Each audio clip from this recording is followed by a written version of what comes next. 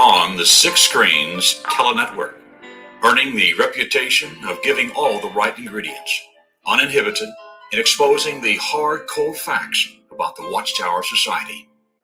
And now, the end, Disney. Well, hello everyone, and welcome in to our midnight program. We've got Linda James. She's known as Apostle Babe, and she's your favorite apostate, and she's got a program called Healing After the Watchtower. So let's bring Linda on right now, and she'll come into the stream. Hello, Linda. Hi, Rick. How's it going? Well, I'm doing good tonight. Boy, I'll tell you what, I don't know what's going on here lately, but boy, we are getting new ones calling in, and I've been really watching the phone lines tonight and the screens here. It's really amazing to me that all good things are happening. And you know, I forgot to send you we got to get together next week for sure. Okay? Yes, we do. It's just forgive me. I don't know what happened this week. I just got discombobulated, but we'll get this off to you so you'll have it. Okay. Okay. For the audience, what we're talking about is for me to be able to have a little bit of control of the being able to push mute on phone calls and stuff. That's what you were talking about. Yeah. Yeah. We're going to give it to Brad too. So we'll definitely take care of that next week. Definitely. Yeah, it's been a busy week. Yeah, it's been a little crazy, but we'll take care of it definitely next week. So sure. I'm gonna cut you loose. I'm here, and you do your thing. And thank you for coming on tonight. Appreciate it. Thank you. Hello, all. This is Apostle Babe Linda James, your favorite apostate, and I like to tell you this every single week because repetition is part of brainwashing, but it's also part of memorizing something to where you can study for tests and things like that. So if you repeat things over and over and over again, it could be brainwashing or it could be kind of studying for a test. So I always like to repeat that I'm your favorite apostate, because then maybe someday, when you think of me, you'll think to yourself, oh, that's my favorite apostate. So there's my little thing here. So I'm not being incognito about it. I'm being straight up front. So being that I'm being straight up front, it's not undue influence. It's not being done to you in a manner of deceitfulness. I'm being very honest. So it's ethical is what I'm doing. It's ethical and it's me joking around at the same time. So I like to do that with you. And again, being an apostate is so, the word apostate has just been so defunct and so horrible. There's so much horribleness associated with being an apostate. And really, being an apostate is simply someone who changes their religious or political view. And this is something that is something we are entitled to do. As a matter of fact, within the Universal Declaration of Human Rights, we do have the right to change our religion, and that actually falls under Article 18 under freedom of religion. So, the organization goes to court on a regular basis under, freedom of religion, and they're entitled to in many, many areas. But the members never realize that part of Article 18 also gives us the right to change our religion, our religious viewpoint. And it also gives us the right to question and to decide whether or not it is something that we want to remain in.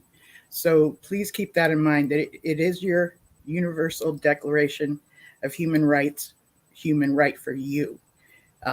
Again, this is a universal human right, so universally. So it's not just something that's for one country and not another. Today, I wanted to kind of go over the 8 criterias for thought reform by Robert J. Lipton. Robert J. Lipton is someone who, back in the day, was studying prisoners of war that came back from the Korean War, and from also he was studying,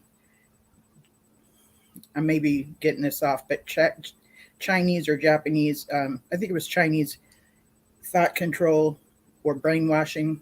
Brainwashing is like an old school term, but today we use terminology such as undue influence and manipulation of belief system and stuff like that. But what he did was he studied the prisoners of war that had came back, and he asked them, what were some of he learned the techniques and tactics that were used on them. And that's how he came up with these 8 criterias to thought reform. Okay. And that's something I wanted to go over. But I also wanted to talk about this week. I've been noticing on different videos where people have been talking about what has happened in Germany and how absolutely tragic that's been. JT and Lady C did a wonderful show. I mean, many people have done really good videos sharing their thoughts, and it's been very nice to listen to them. And I'm noticing that underneath these videos, we have Jehovah's Witnesses coming in, and they're very angry. They're very angry. And, last week I was like, let's kind of be kind for a season here, and it's kind of these accusations of us taking advantage of this situation. And when in actuality, what they're really not seeing nor understanding is that how it's affecting us as ex-Jehovah's Witnesses or former Jehovah's Witnesses, how our heart is broken too, and there is, there's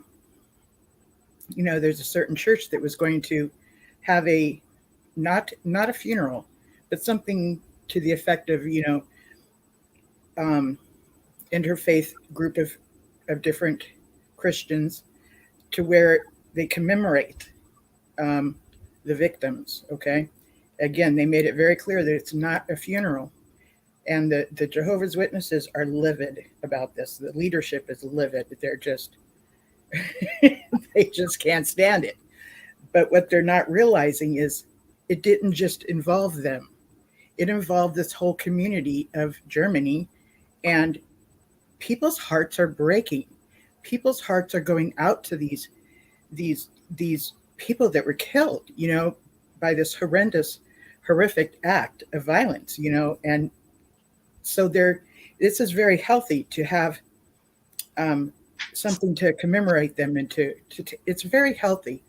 So I don't think the organization is realizing it. They were invited to be part of it, and since they don't involve themselves in interfaith situations, which, by the way, let me take you back to the Australian Royal Commission. There was a time during the Australian Royal Commission where all of the churches or all of the charities could get together to decide what would be a sufficient form of compensation for victims, the redress scheme. So I thought that was pretty cool that the Australian Royal Commission told everybody, go sit in a room and you guys decide together, what would be a good redress, and kind of come up with something all similar. The Jehovah's Witnesses would not be involved in that either because it was an interfaith gathering, meaning it would be them along with other religions. So they took no part of that either. So they didn't get to even, take part in what the redress scheme would even look like. Okay, back to today. And the community and the churches and of that area wanting to hold this commemoration of some sort to, I believe that the community needs to have something to go to mourn, even though they weren't Jehovah's Witnesses. They heard of this. It's a traumatic event that they know of. This is traumatic. So their hearts are going out to these people, the Jehovah's Witnesses, but at the same time, it's like this could happen to them. And there have been situations where churches have been, visited by someone and they've had a gun and done this. So this is actually a very healthy thing. But from an article I read, the leadership of the Watchtower wasn't okay with it because they didn't check with any of the victims of the organization that are still alive, I guess, or the victims that have died or their families, to take them into consideration. That's something I read in one of the articles, which I don't know how they would have been able to get in touch with them. I'm not real clear about that. But, and even a long time ago when there was a lot of fires at Kingdom Halls, there was one that happened in San Diego, and there was an LGBTQ plus church, okay, that gave them money because of this horrendous fire that they had. Like they, and of course the organization doesn't, care for that, for the gay community or whatever, but this church or the gay community, their hearts went out to them. And I remember reading the article, and it was like, it doesn't matter whether we have the same belief system or not.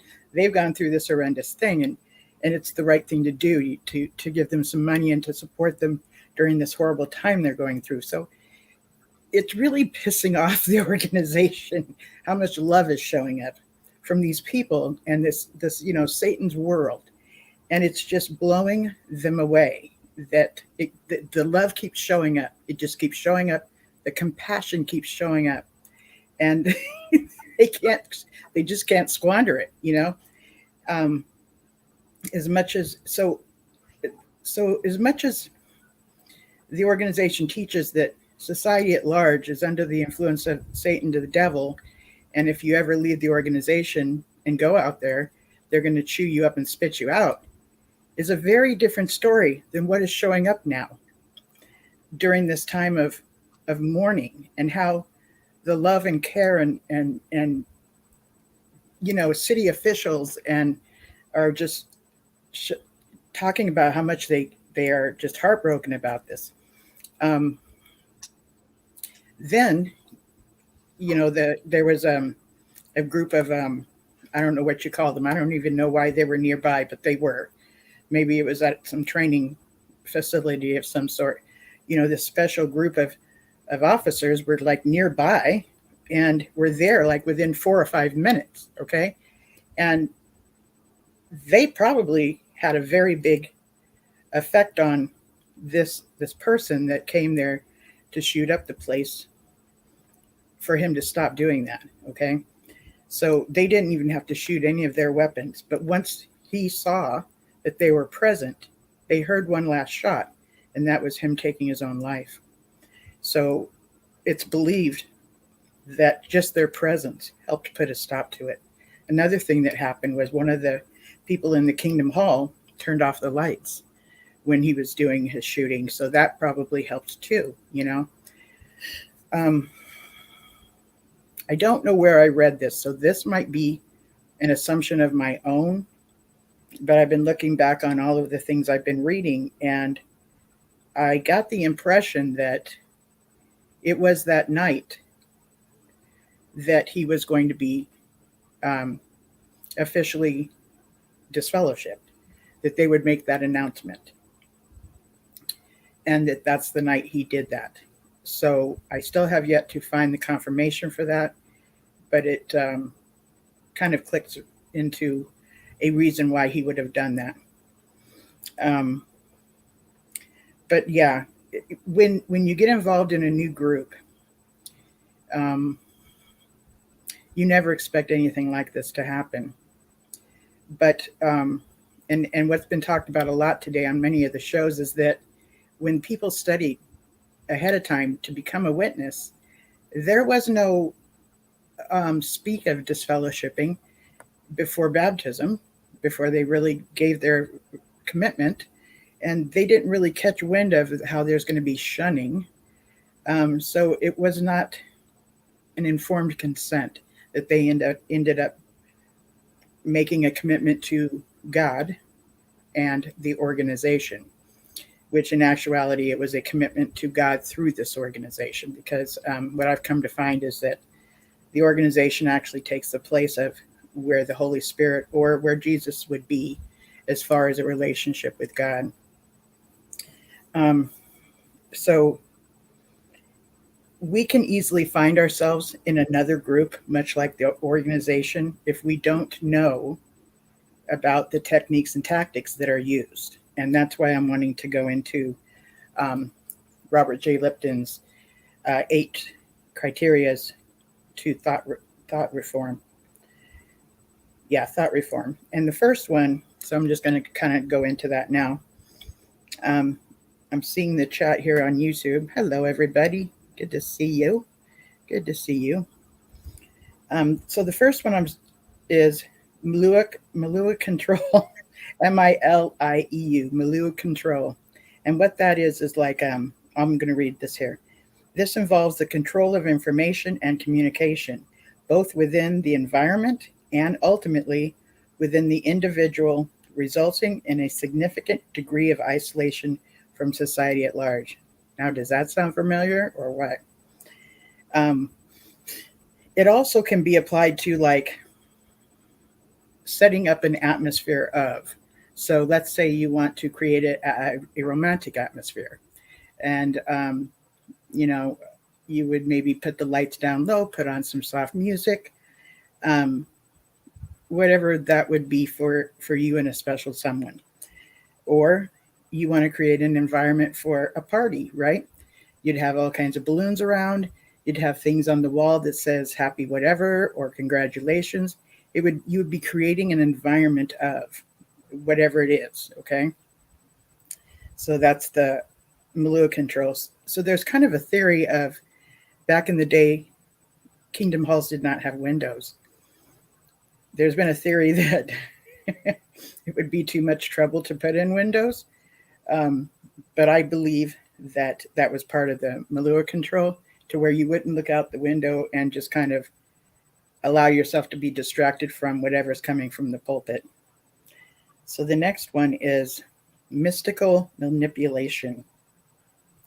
The manipulation of experiences that appear spontaneous, but is in fact planned and orchestrated by the group or its leaders to demonstrate divine authority, spiritual advancement, or some exceptional talent or insight that sets the leader and or group apart from humanity. And that allows a reinterpretation of historical events, scripture, and other experiences, coincidences and happenstances, oddities, or interpreted as omens or prophecies. Okay.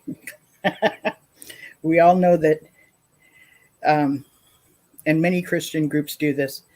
They'll take certain scripture and declare it having to do with today's events. So it can be prophecies, coincidences. Sometimes somebody will get to church late and there's a parking spot available for them right up front. God made sure they'd have a parking spot, even though they showed up late, right?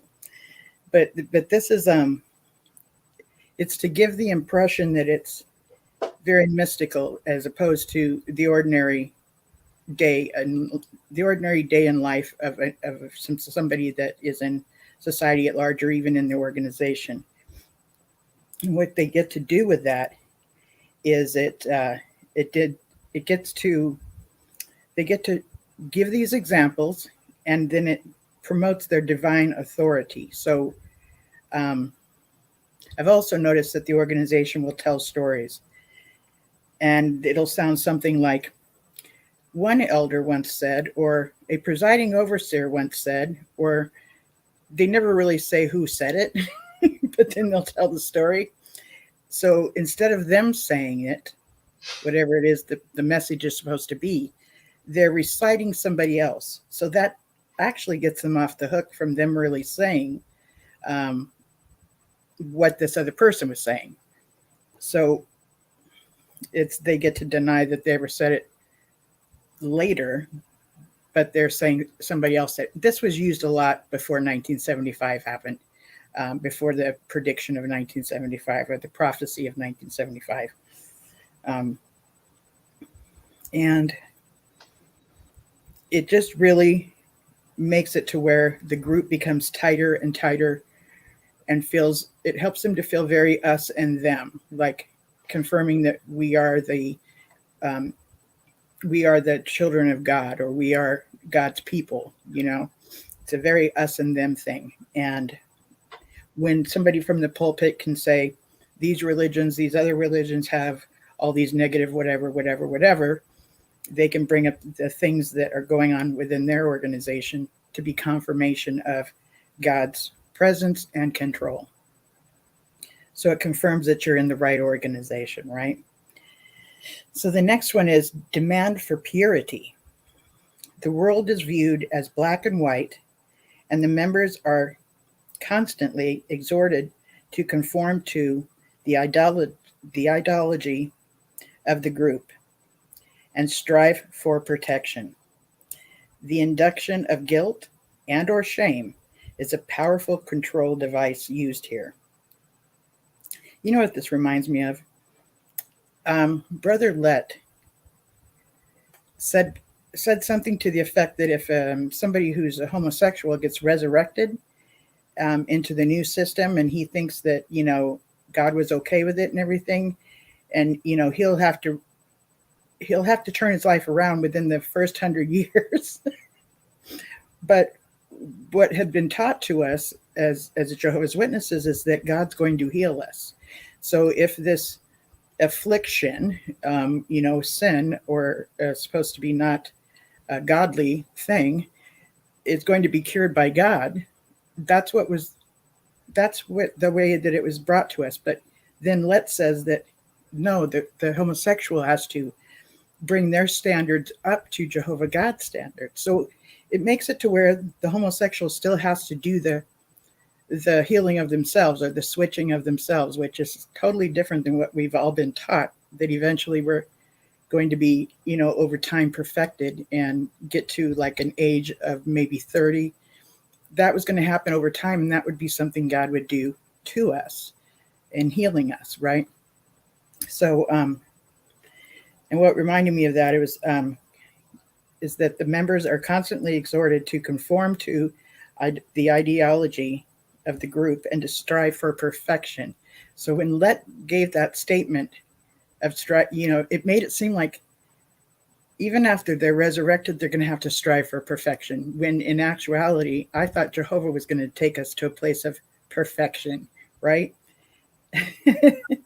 And then, I think it was Jeffrey Jackson that in another thing, it was doing a symposium where Jeffrey Jackson was talking about how in the book of life, people's names are written in pencil.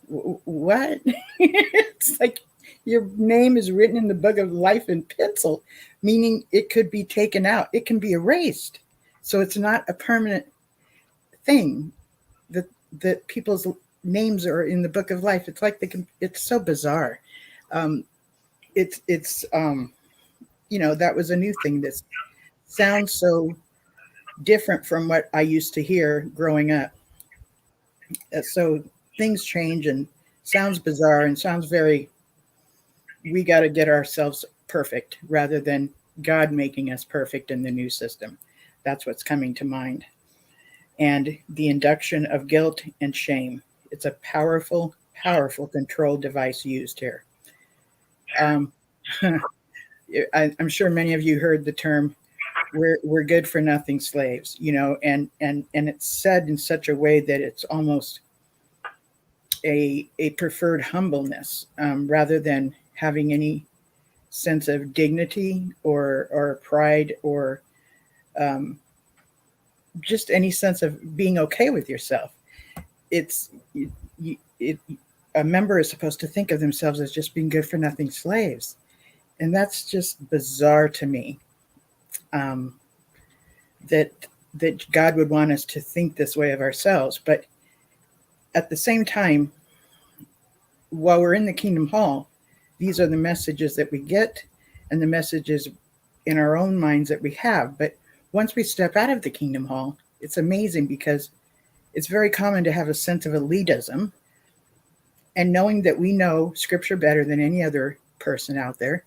And of course, if we're going to share the gospel, of the Jehovah's Witness religion, we have this sense of we're the teacher and we're there to give the gospel, of the Watchtower, which is basically paradise. We're selling paradise. So, so we're very good salespeople. We were taught to be wonderful salespeople. I didn't know this growing up. It was called Theocratic Ministry School, right? So, but I'll tell you what, it really helped me. I was a hairdresser. That was my career, and I would also sell hair care products and stuff that would support whatever I did to their hair. So I would want to give them the proper hair care for them to walk out the door with, so that it would help maintain that look that I gave them when they walked out the door. So I remember there was a contest at one of the jobs I worked at, and the contest was whoever sold the most Tony and Guy products, hair products, would get to go and be educated by Tony and Guy. So Tony and Guy are like the Vidal Sassoon of 20 years ago, okay? So they were like the modern of modern hair care or hair designs of the day, okay, at that time. And I'm not sure if they are now, but they're just the hippest of the hip, right? And back in the day, Vidal Sassoon was the hippest of the hippest in hairdressing and hairstyles and all that. And I easily won this because I could sell the products because I believed in them. And that's what we do at the door. We sold Paradise because we believed in it, and we knew we were offering something that they needed. And it was easy for me to offer something my clients needed by offering them the products that was also in the store for them to buy as well as pay for the service that they got from me. So I ended up winning this opportunity to be trained by Tony and Guy. I was so thrilled. And it was like an $800 training. So that's something that hairdressers will do. They will, yes, they get their license and stuff, but in order to keep up with the latest trends of what's going on in the world, most of them will go and do further education on a regular basis. So for me to get to do that, it fell into that category of doing further education on a regular basis. I was thrilled. I had a blast. And even one of the directors came up to me and said something to the effect that, do you go to these, do you do training on a regular basis? And it was a compliment. And I was just so thrilled because I loved being able to learn these new styles and being able to do them. And so just the education I got to get was exciting. So there's that, the guilt and shame that's used on the inside of the Kingdom Hall, but then on the outside, we can have all this confidence and even elitism in sharing the gospel of the organization, which is basically paradise and how to get there, and being able to see our previous loved ones, whether they were a Jehovah's Witness or not, So the next one is confession. I've heard many from the old school of the Watchtower say things like, I don't even understand why you went and confessed any of this stuff. Because it used to be not taught to do. But over time, it became very, very much a thing to do. If you had sinned, it was important to go to the elders and admit what you had done, and to get their advice on how to just do life better. A lot of times, unfortunately, it was a trap, but it also gives the organization, what is the word? Basically, it gives the organization things to use against you later. Okay. So for instance, I've heard that if someone makes a practice of a certain sin, then it's a disfellowshipping offense. And what is a practice? If you've done it more than 3 times, if it's the 3rd time, it becomes a practice. So marking down the history of whatever sin they've done, once it gets to the 3rd time and they go to the elders again because they're struggling with this certain sin, then they would get disfellowshipped on that 3rd time. But it's one of those things that people don't even realize is a thing that the elders will do. So confession. Sins, as defined by the group, are to be confessed either to a personal monitor or publicly to the group. There is no confidentiality. Members' sins, attitudes, and faults are discussed and exploited by the leaders. Yes, when you go to the elders and confess a sin, yes, that's supposed to be done with confidentiality and you're told to not mention it to anybody. But unfortunately, if there is a disfellowshipping that happens within the organization, they'll have what is called a marking talk. So it's still used as an example, even though they don't say your name. If anybody knows, and see, I didn't used to pick up on this. I did not pick up on this when I was in the organization. I didn't understand that. Once somebody gets disfellowshipped and you hear the marking talk, then you have an idea why that person got disfellowshipped, even though they never say the person's name. It's very passive aggressive, and I think it's very distasteful, to be honest, but that's a thing that they do. And it's a way of exploiting the members. It's a way of expressing their faults and making them more vulnerable within the congregation and looked down upon, to be honest, And again, it's sins as defined by the group. And let's face it, the Watchtower has a lot of sins that group has. It has a ton of sins. I've never even heard of somebody in mainstream Christianity getting disfellowship for smoking, but within the Watchtower, you will. And so that's how that is. So that's under confession. So those confessions can be used against you. The next one is sacred science. The group's doctrines or ideology is considered to be the ultimate truth, beyond all questioning or dispute. Truth is not to be found outside of the group. The leader, as the spokesperson of God or all humanity, is likewise above criticism. Does this sound familiar or what? So they are the ultimate truth, beyond questioning. You can't find the truth outside of this group.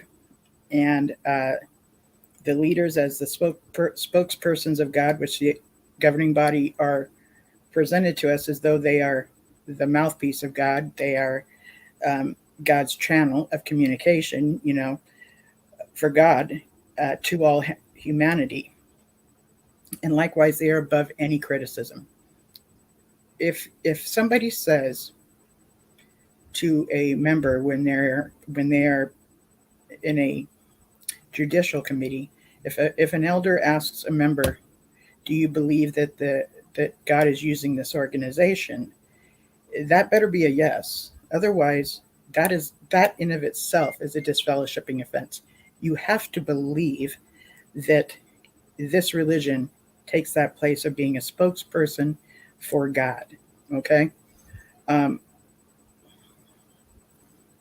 If they ask them it's not, I haven't heard of situations where members are asked if they still believe in Jehovah, but rather, do they believe Jehovah is using, this organization, which actually means the governing body? Is God using the governing body as a faithful and discreet slave to communicate to his people, So there's that sacred science. Anything that comes in literature It's spoken of as spiritual food given to us, at the proper time, so as to keep us fed from Mother Org. Okay. All of these things fall under this sacred science that would not be found outside of this organization. I mean, that's how it's taught to us. You're not going to find it any other place. So basically, remaining inside of the group is safe. Going outside the group is unsafe. It will erode your faith. It will be dangerous. Terrible things will happen to you. You are literally turning your back on Jehovah God himself if you leave the organization. That's the way it's looked upon by the organization. So being that that's the way we were taught, of course, when we went door to door, we had a sense of urgency and obligation to recruit people, because this was their way of, being safe. This was their way for their possibility of being resurrected or living through Armageddon. Okay. Now the next one is loading the language. I think this is one of my favorite ones. I'm always so intrigued by loaded language. And so I'm always intrigued by this. The group interprets or uses words and phrases in new ways, so that often the outside world does not understand. This jargon consists of thought-terminating cliches, which serve to alter members' thought processes to conform to the group's way of thinking. Okay? Example. I'm sure you've all heard this and maybe even said it yourself. If you ask another person that is a Jehovah's Witness, so how long have you been in the truth? That's code for, when were you baptized? When did you become a Jehovah's Witness? And, they'll say, oh, it's been 15 years or 2 years or 3 years. So how long have you been in the truth means, when did you become a Jehovah's Witness? But that's a jargon that the outside world wouldn't even understand. How long have you been in the truth? And then it's talking about thought-terminating cliches. An example of that is when we as members are reading some of the literature or listening to people from the pulpit talk about just the thought of leaving the organization, terminology such as "where else can you go" is a thought-terminating cliche, and it's a rhetorical question that equals, there is no other place to go. This is the only safe place. This is the only group that God is using. Okay. So if you hear things from other people who begin to share maybe something very logical or meaning a member hears things from the outside world that helps them maybe critically think, they will quickly go into thought-terminating cliches. And that's something we were trained to do. And you'll see it when you talk to somebody and try to share anything with them. You'll see how they'll close up. You'll notice the body language, and they're just not going to receive it because it's from the outside world. It's not a reliable source. If it's not filtered through the organization and handed to them, it's of the world. So it's of this world that's under the influence of Satan. So they're not going to receive it, right? That's that thought terminating cliche. This information is coming from the world, which is under the influence of Satan. So they won't receive it. So there's that. And I'd like to speak of what he's talking about here is loading the language. I like to speak of loaded language as and all kinds of groups will do this that are high control groups, high demand groups.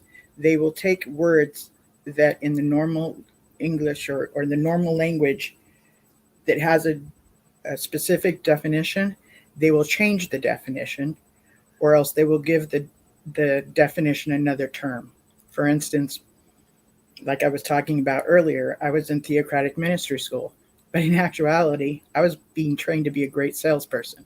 So I didn't know I was, I thought it was theocratic and godly, okay? But in actuality, I was involved in something that made me a great salesperson.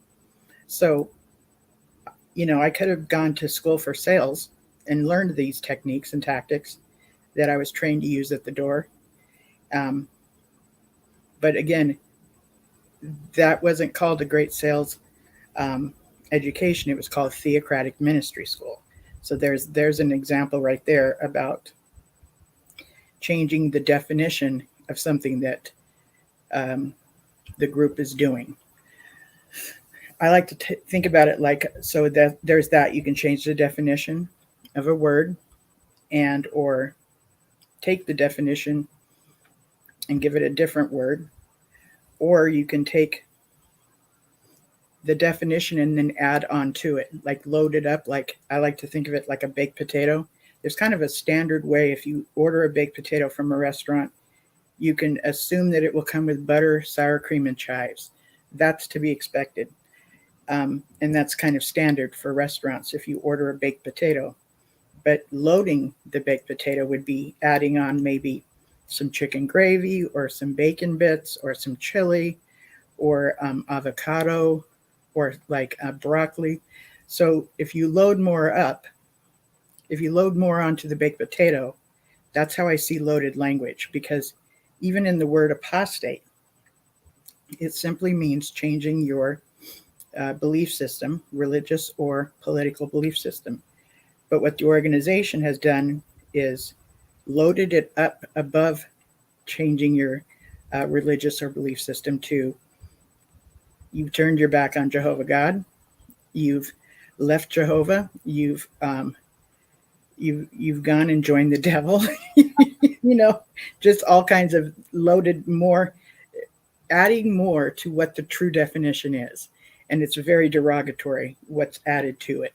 So that's kind of how I compare the loaded language thing and how I like to think about it, like a loaded baked potato. So doctrine over person. This is a big one.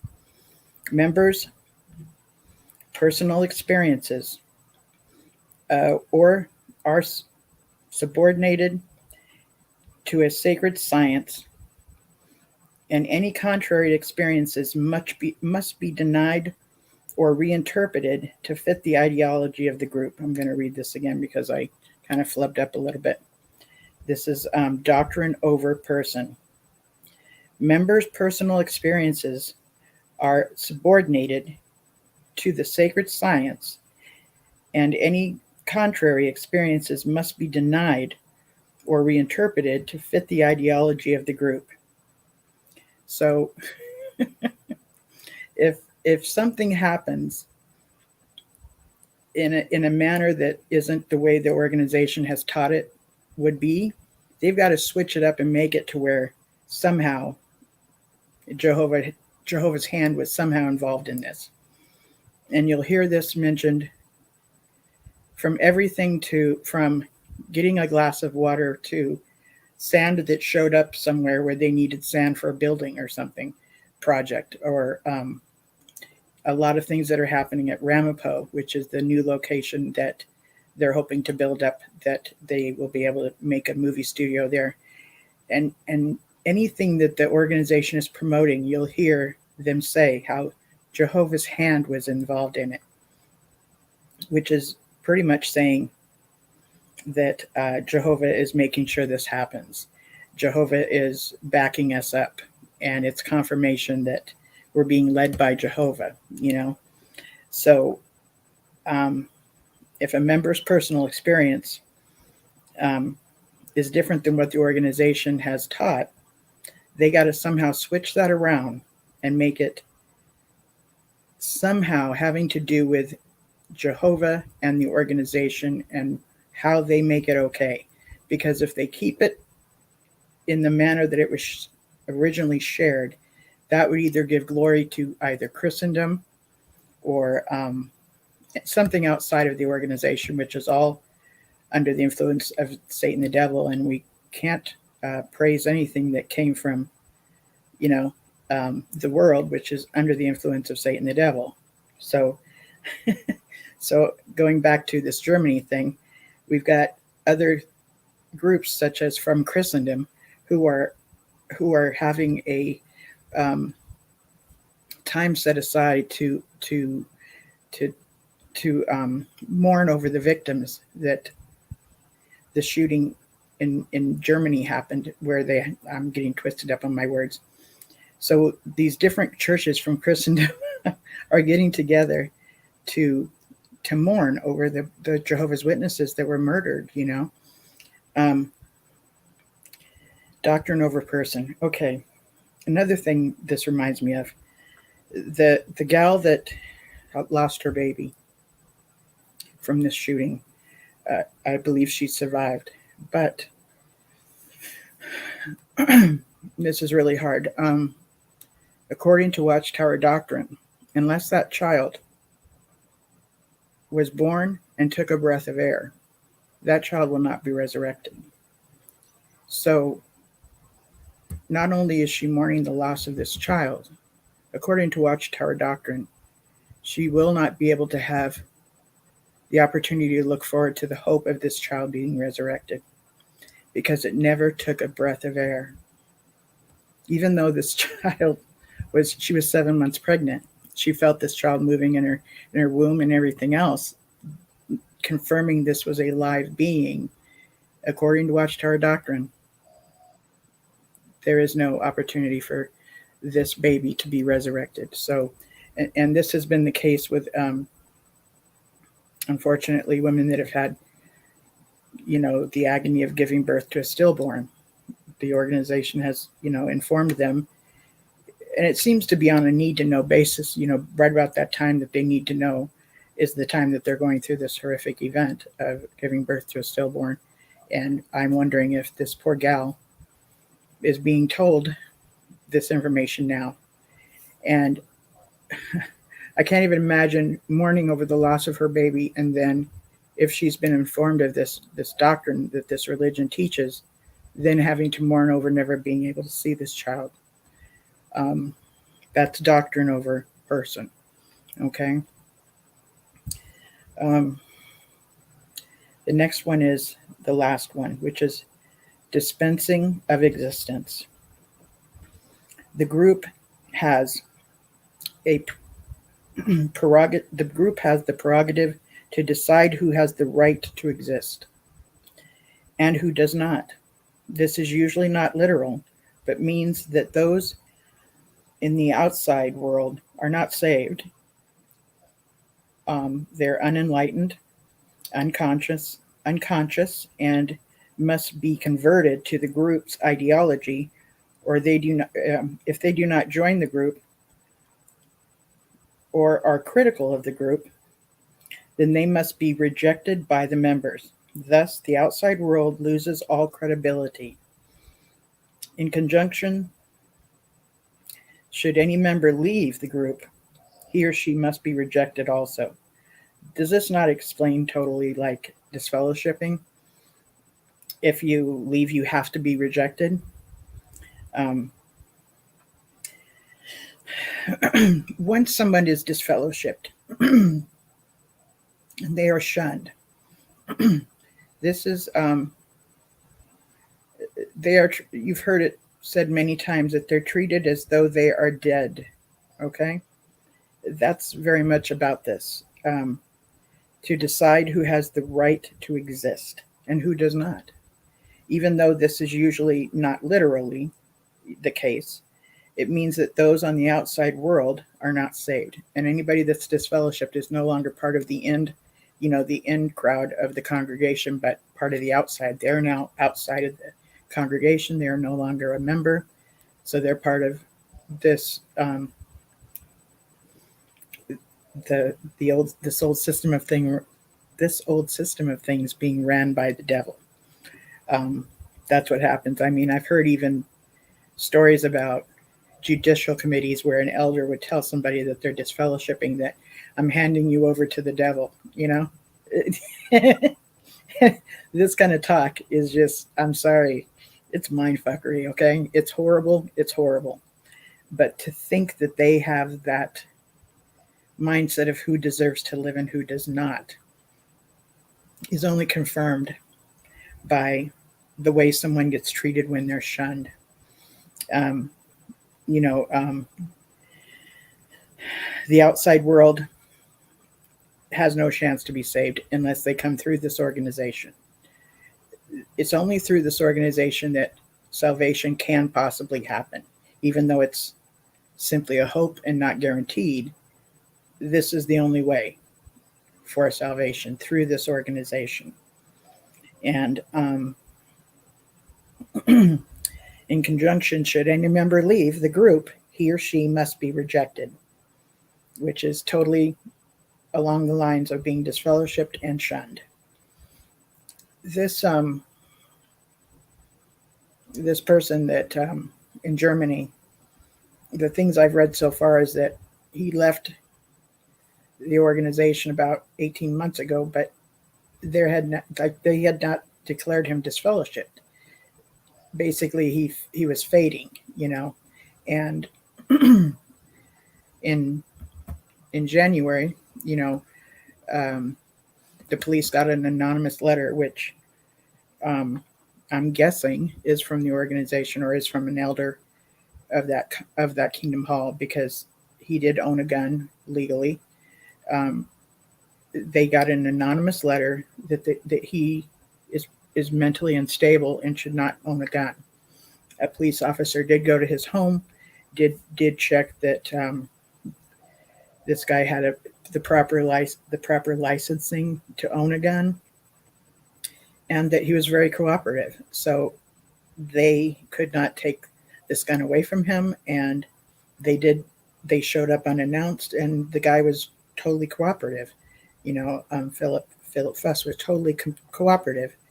So even though they got this, you know, put out this warning, it didn't end up protecting them, unfortunately. And they were planning on, from what I read, they were planning on tightening down on whether or not people would qualify for owning guns there. And one of the things that they would have to do is pass some kind of a mental evaluation or something. But that's been in the process. It hasn't gone to that point yet. But one of the reasons that they're able to own a gun, or two of them that I read about, is for hunting and for if you're part of like a sports team that does shooting. But those are okay reasons to have a gun, you know. And I'm not trying to get into whether it's okay to have a gun or not. That's not the point that I'm trying to get at. I'm just thinking about how this man got by with having this automatic weapon. It was all on the up and up, you know. And the organization brought up that he had a problem with the Jehovah's Witnesses or his previous employer. So there's those things.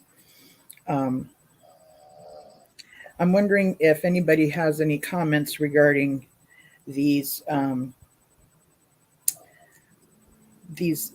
criterias to thought reform, if they can identify to or recall any of this when they were involved in the organization or any other group. If you would like to call in, this would be a good time. And the number is 727-731-6701. And you can... Mr. Babe. Hi, Kurt. How are you? Babe. This is Kurt. Hello. Hi. How are you? Good. That was a very good explanation of those 8 points and how you applied them to the Watchtower. I'm very impressed. Very. Thank you very much. It really was. One thing you mentioned there, well, there's a couple of things. One thing was about the loss of the baby in that shooting, and the Watchtower saying, that the baby's not a living soul until it takes its first breath. There's been arguments about that in the fundamental circles of Christianity. I won't get into it. Of course, I could go over it in about 5 minutes, but I think the bottom line is two things. Number one, I don't think anybody knows from the moment of conception, Right. the moment of first breath, when a person becomes a living soul. I don't think anybody knows that. Number two, it would be very arrogant for someone to think they know and to suggest that that baby, would not be in a resurrection. So those two things. And one other thing you mentioned there's some more things I might bring up later. But the governing body member, I can't think his name. You said his name where you come back in the resurrection and you got up to 100 years. Okay, that was Brother Lett speaking of homosexuality, and that a homosexual would need to bring himself up to Jehovah's standards within 100 years and change himself up. You're right about that. And I just wanted to mention, in case you didn't know, but he gets that, or they get that from Russell, because Russell taught that. I don't know if you knew that or not.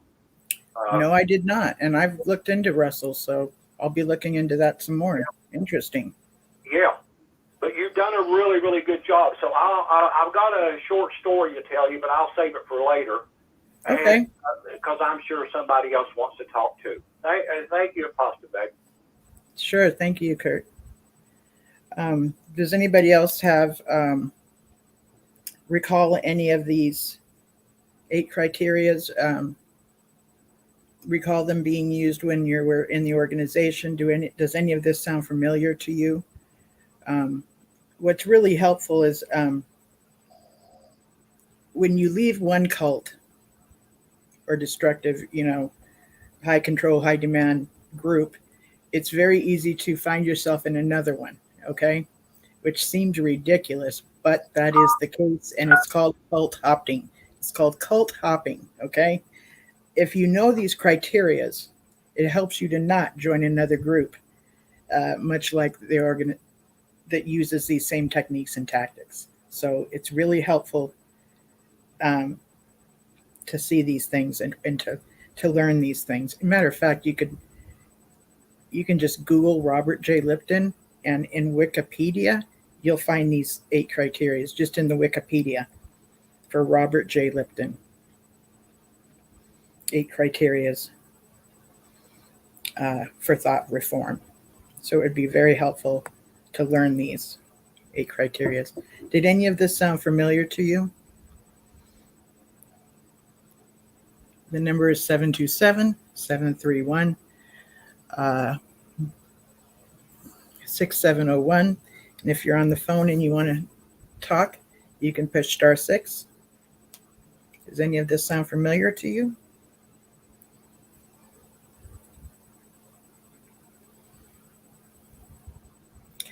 When they started doing the Zoom meetings, and they were doing the meetings through Zoom at the beginning of this pandemic, it was very important that even though you were in your home, you dressed up in a suit and you dressed up in your meeting clothes and sat in front of the Zoom computer, and was dressed for a meeting. That's an example of Malua control. Creating an atmosphere outside of and beyond the Zoom meeting into the members' own homes. That's an example of Malua control.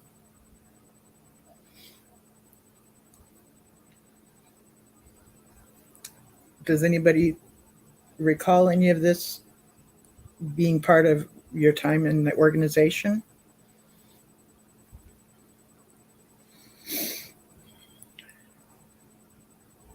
I've also been on Twitter.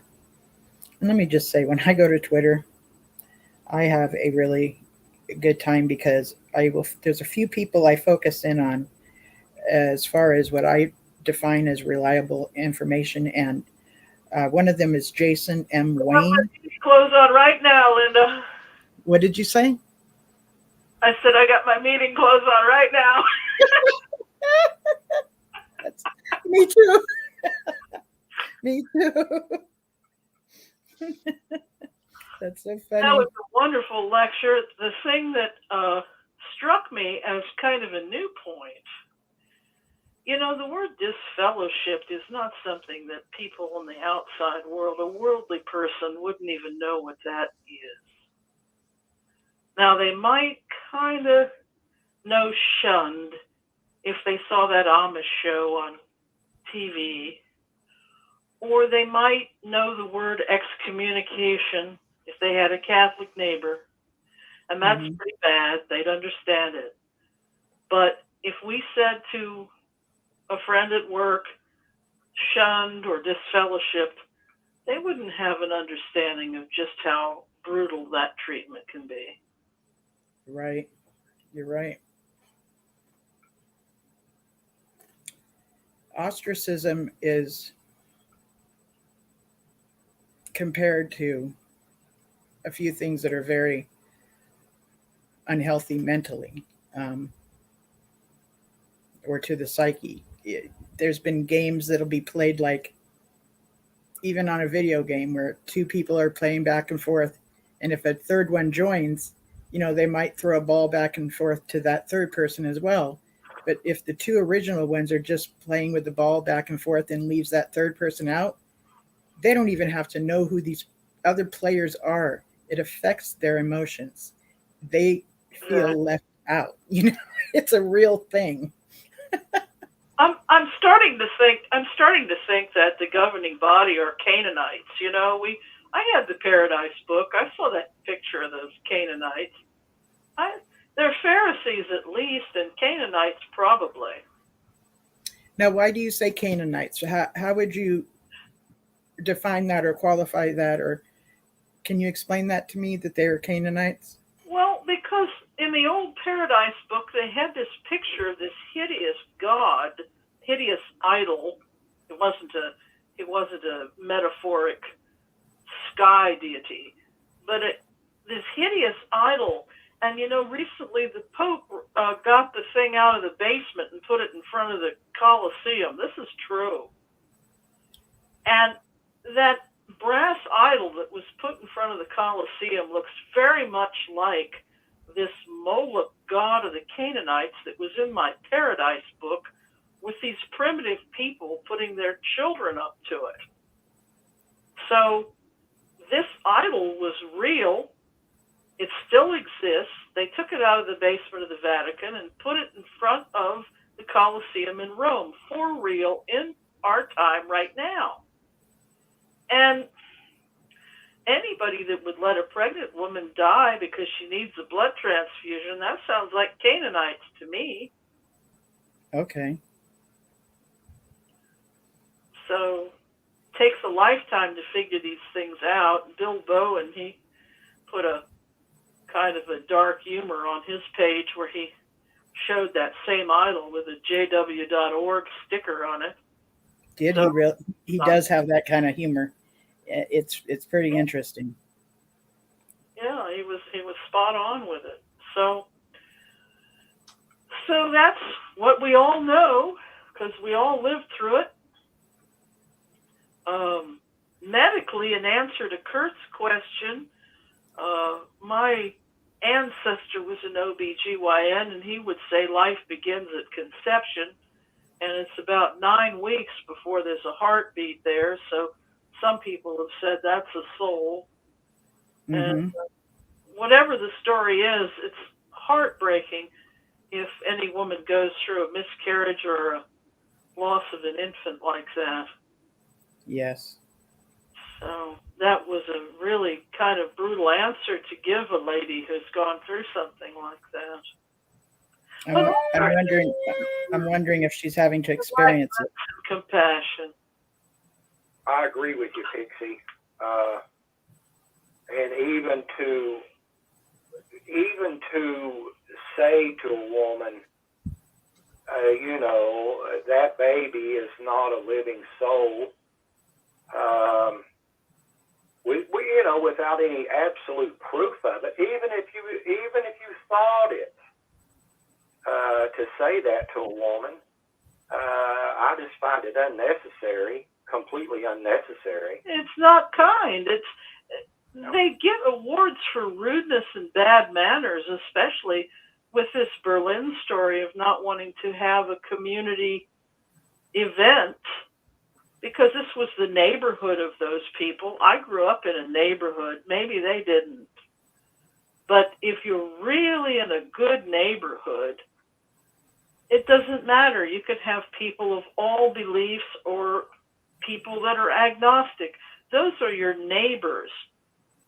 And that's a very old town. Hamburg must be 900 years old, that town. I know Paris is very old. So those people have had a community there and a town square for much longer than the witnesses have even existed. They're just cruel. They're cruel-hearted. That's what it is.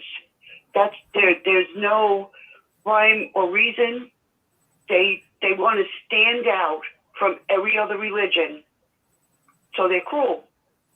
Yeah, they are. And I was mentioning earlier, and somebody had brought it up, I have friends in Pittsburgh that lived in that beautiful neighborhood where that synagogue had a terrorist action.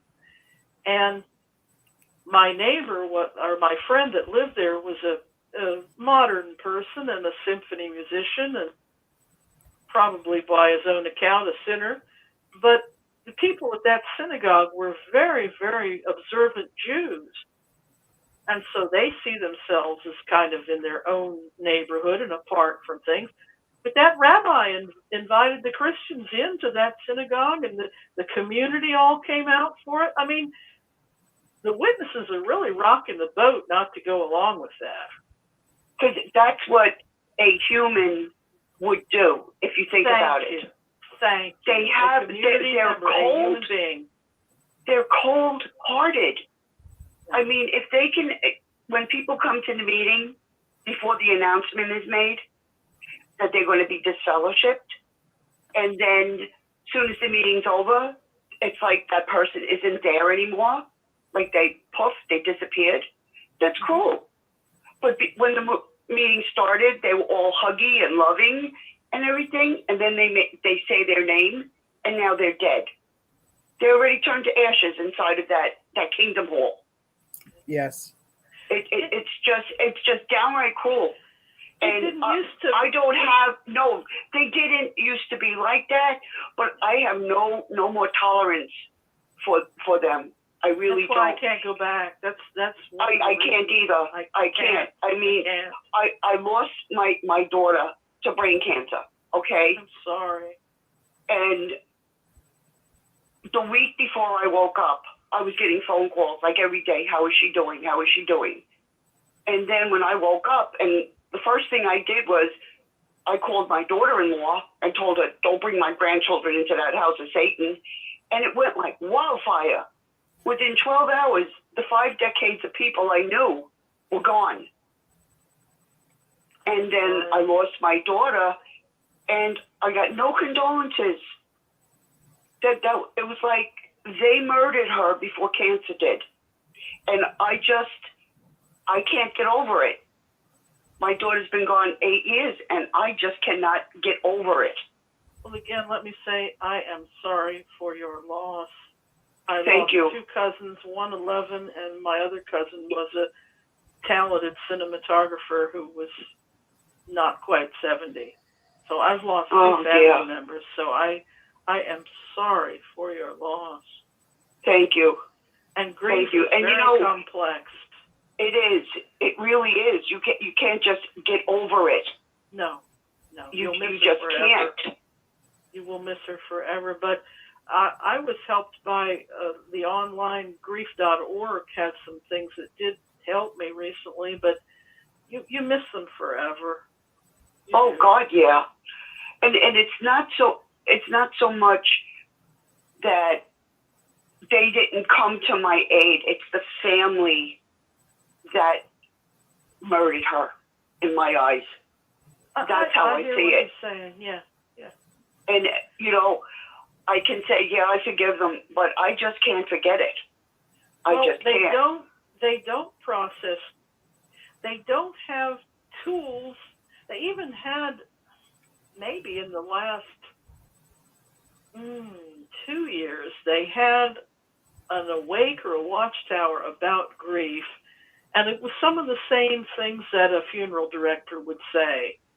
It had some good tips in there, but I don't think very many of the people read it or put it into action or realize that this is the sidebar here in this article is what the funeral director would give you in a pamphlet too. Yeah, and you know what else? They're hooked up on, well, they'll come back. Yes, but in the meantime, just like your life. Even if there is a heaven, even if there is a paradise, we're not going to debate whether that's true or not. Exactly. It is what you just said, the meantime. The breakfast the next day, and my mother's been gone 2 years. There's not a day that I'm not, thinking, well, I realize now I don't need to get her breakfast, but yeah, Wow. they cross your mind. Yeah, they do. Yeah. Those that are not familiar with your story, can you kind of share a little bit of what you're talking about when you said you felt as though they murdered her and why you experienced it that way? Okay, well, she was fighting brain cancer for 9 years, okay? Okay. And the doctors had told her that she wouldn't see the age of 30. And she told them she would see the age of 35. Okay, I was brought up in the Watchtower from age 3. Mm-hmm. Okay, and I left 10 years ago. So I was in 53 years. Okay. These brothers and sisters, they're acquaintances, okay? Because they're not friends. Because friends don't do this to friends. I would get phone calls or I would get emails. How was she doing? And this was all the way through her illness. And my father would call every other day. My mother would call every other day. My sister would call every other day. And it was, it was like I had the support. Yeah. And then when I was in the Kingdom Hall and 3 announcements came that woke me up that night. And then I went home and I started researching the organization. And it was like, I can't go back, not after what I know now. And my family, they sent me horrible emails and, do not contact me. I mean, here I was with my daughter who had just lost her husband 2 years prior. No, matter of fact, 2012, she had lost her husband 3 months prior to this of me waking up. He committed suicide. I see. He didn't want to fighting the cancer. Exactly. Fighting the cancer, which was that's really valiant to last 9 years with that particular thing. And so then your story, kind of part of that other story, is in the middle of that. Exactly. So here I am taking care of her with her cancer, with the chemo, thinking that I have the support system and waking up, which is traumatic enough after spending 5 decades in that thing. And then everything was like, the floor was kicked out from underneath me. I hear you. Can I ask you something, hon? Are you saying that the daughter that you were, the one with the brain cancer, was that her husband that committed suicide? Yes. He took all her medication so he wouldn't have to see her suffer anymore. Oh my. And meanwhile, they had an 8-year-old child, my granddaughter who lives with me now. She's now 19. She found her father's body. So it was a big mess. because my daughter was with me to go to her chemotherapy appointment. He was supposed to get her on the bus. Instead, he took all her pills and killed himself. Oh, my. So all this, like, it was like a snowball. It just kept getting bigger and bigger and bigger. And then I had to take care of my daughter, and thinking that I had this support system, at the same time finding out the Watchtower is nothing but cruelty and hypocrisy and child molestation and all this other stuff. And then they're all gone. And it's like, oh my God, you know, it was just horrible. It was just horrible that everything just collapsed. And in the meantime, I had my daughter. Thank God I had my husband. We've been married 50 years. But, you know, it was just the most horrendous thing that I could think of. And I have no tolerance, no patience for those that are still in their ignorance. I stay away from them when I see them at court. They genuinely don't know. I understand that. I really do. But it's like I'm taking my frustration with the people that I knew out on those. That's why I stay away from them. I won't go near them because I can't promise how my tolerance will be of their ignorance. Well, do you know what I'm saying? Toxic narcissists too, and I understand exactly where you're coming from. I went through a lot here because I lost my fiance and my mom very together, and my dad 20 years before, and I quit my career to do their care. But your story, that's something else. I really hear you, and I really have compassion for you, and I understand. And I understand. You know, and even people in my family that were never JWs, they say things like, well, they were the best JW they could be. And I'm like, you have no idea what you're saying. You have no clue of what you're saying. A lot of them don't have manners or an etiquette book. They never went to the library and got a basic etiquette book. They don't. And it wasn't that way in the old days. It wasn't. I had an epiphany this week as I was saying my prayers going off to sleep, and I thought, well, what's the next show going to be on Saturday? And it dawned on me that part of the problem, not only when they pushed my dad out when they got the new elder arrangement, because my dad was wonderful and his best friend was terrific with the congregation, and they were kind and good. This elder thing was cruel from the start. Yeah. And also, all the Bible students are dead. All those people that had Christian grace and compassion and knew their Bible are gone. Right.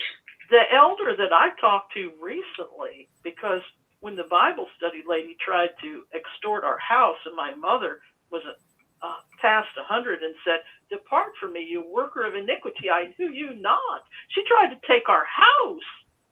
Yeah. So after my mom dies, then the Bible lady calls me, and I called and I said to the elder, I said, she tried to take my house. He said, oh, she's the best pioneer we have. I said, she wasn't interested in my family's welfare. She wanted our house.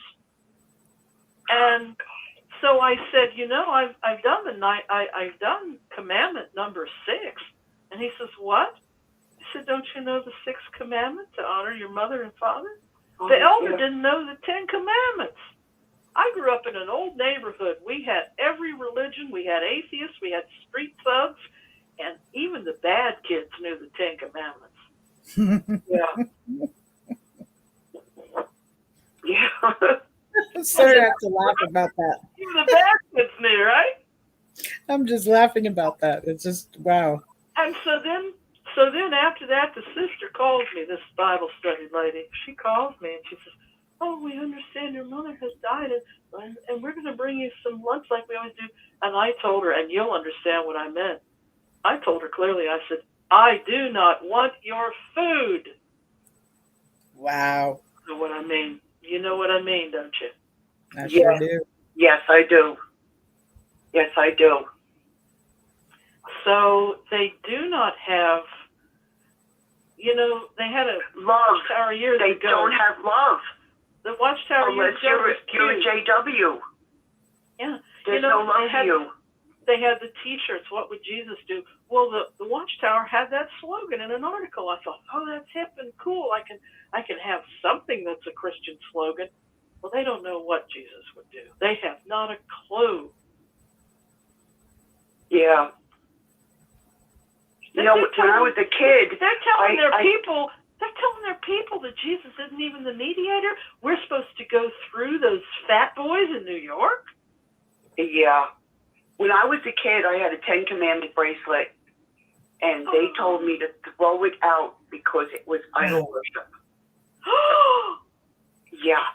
No, I was only 10 years old. You could have that if it didn't have a cross on it. You could have that. No, it didn't have a cross on it. It was like the little, the 10 Commandments. You know how it looked like the little stones curved on top, square on the bottom?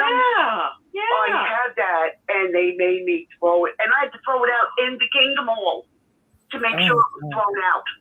I was 10 years old. Well, that's not right, because as my dad would say, that is Bible. Yes. That's not Bible. That is Bible. They said it was equivalent to having a cross. And Okay. oh my God. Okay. So I threw it out. I got scared. Well, that should open your eyes a little bit, because that's Well, I was a little kid. I didn't think about it. Sure. I didn't think about it because I had the same books you had with the kids falling down in the pit. Yeah, The there's Paradise our book. Lost, There goes the Paradise bicycle. Became. There goes the And the dog. Yeah. There goes the dog. Remember the dog? Yes, I do too. You remember that picture of Mullet? Oh yeah. Oh yeah. So I just found it on Bill's Facebook page, and I was showing it a minute ago, and I wanted you to confirm it, if you can see it here. Yeah, that's it. And if you notice, there's a contribution box right there. Oh no! There's a contribution box right next to the idol. Oh my God. That makes sense, doesn't it? Yes, it does. It really does. It's hilarious. You know, on that story of throwing that bracelet away, the 10 Commandments, that is just outrageous. That was in 1966 because I was 10. Oh, I believe you. Just the idea of that being an idol is just outrageous. And of course, they're according to their doctrine, you know, they're supposed to respect the spiritual nature of the 10 Commandments, even though I guess they teach it was done away with the law covenant. But it's just, the law was spiritual, according to Paul. And so that spiritual aspect of the 10 Commandments we should be aware of and observe, because all of those commandments are very important. But yeah, in any court of law. Yeah, but just the idea of that being an idol is just, to me, outrageous. Yeah. I have a question. Hello, Brad. Did the bracelet, how did it word the 10 Commandments? Did it say thou shalt not? Thou shalt not, yeah. Yeah, that's why. Because it's the same, I guess, in their eyes, and I'm not saying it's right, but in their eyes, they didn't produce that piece of jewelry, so another religion did produce a piece of jewelry, and it's worded the way they would say it, not necessarily how the Jehovah's Witness Bible would say it. And I mean, they don't let you use a different kind of Bible when you're doing talk. Yeah, the King James, Got to be a Jehovah's Witness Bible, so I assumed that that's why. You know, like I would point, as a kid, I would point out things like, oh, what's wrong with that thing there? If it, you know, it's a painting that depicts Jesus doing something great, well, that's another religion has done that, and because we're the one true religion, that's probably wrong. So I think the idol worship, when they said that, was literally the only thing that they could think of to explain it. No, that's idol worship to a 10-year-old child. Yeah. But even if they tried to explain it to an adult, it wouldn't make sense. It never made sense to me ever. But you know, I think that's why. I think Publishers Clearinghouse still sells that bracelet to this day. I saw one about a month ago. Oh, goodness. We'll have to each get one. Yes. It was so pretty, too. It was I saw it in Publishers Clearinghouse a month ago, and I'm like, I'd like that. Maybe I need that. You know, another thing, kind of change direction and get your all's ideas on this. I think Pastor Dave explained one of the 8 points she brought up was about the group, like a cultic group, there's no truth outside of this group. And I think we maybe could apply that to this shooting where the Watchtower or the local congregations are not cooperative with some of the churches around that want to recognize these victims. And that's an old story with the Watchtower. We all know that. Now, myself, just to change to the next point, myself, I've been to one wedding, my son's wedding at the First Baptist Church, and I've been to a couple of funerals. Both were at Baptist churches, and everything was great. I remember that wedding. Of course, it was my son's wedding, but a lot of people there, and they were very nice, very, very nice. Also,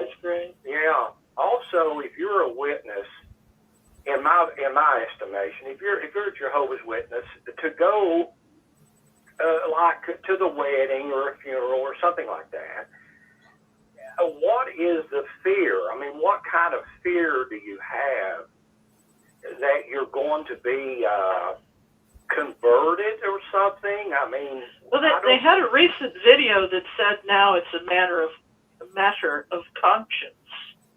Okay, I knew you thought to that. And but you know, they're told every week not to do anything, so most of them probably didn't even see the video on their own station about it. And if they did, it's a matter of conscience, so it must be no, which is not what that means. Yeah, because their consciences are already trained to be no, to be in the negative. There's no positive anything anywhere. That's for the future. And the so sad in thing the meantime, you just exist. Yeah, the sad thing, funerals are always sad, but maybe people that have left the organization, they might wonder about that. And any funeral director, they've got podiums where someone can get up and say a few words. They've got chapels and podiums and gravesides. So even if a person doesn't have a church, funerals are separate from churches anyway. Yeah, but it could be, as Rick said earlier tonight, it's an infomercial. Yeah. They want recruitment. They don't care about, the person who died. They're not going to get a donation anymore from that person. So, that's old news. Let's move on let's get some more people in for their donations. Yeah. Where'd Brad from Australia go? I want you to meet Brad from Australia. Brad, okay. Okay. I'll let you talk to the lady. Hi, Brad. Hello, lady. How are you? Christine, I believe her name is Christine, yes? Sticker that you used to see on the back of people's cars all the time that represented Jesus instead of fish. Yes. That's another thing. Like, I always thought that's a pretty cool way of showing the world what you want without putting a big cross or a picture of Jesus on your car. Like, it's a nice way of displaying the world that you care about Jesus. But no, that was always wrong to do. You couldn't put a fish sticker on the back of your car or anything like that, the same as your bracelet. Yeah. And I'm thinking back, every time I ask those sorts of things, they'd say that, like when I was a kid, they'd say that same thing. Oh, that's idol worship. How? Yeah. Not worshiping But they Jesus. can have JW.org, though. But they can have the JW.org as a cube. That's okay. Yeah, that could be anywhere. And another thing is, the Bible mentions that as the Israelites were walking through the wilderness, they built an idol that they had to bow down to. I never could understand why, having a photo or a picture, having a bracelet that affirms your faith was worshipping an idol, but bowing down to a snake idol is definitely not idolatry. Forget about that. That's not that. Yeah. Not just it took idolatry. Hezekiah 700 years later to break it. It's also magic. Like, it could cure you of things. Yes. You know how I feel about that, Brad. If the idol works, it's all good. Yeah. Can you just see yourself getting behind the back end of a car and bowing down to the little fish? Yeah. People think you're crazy. Yep.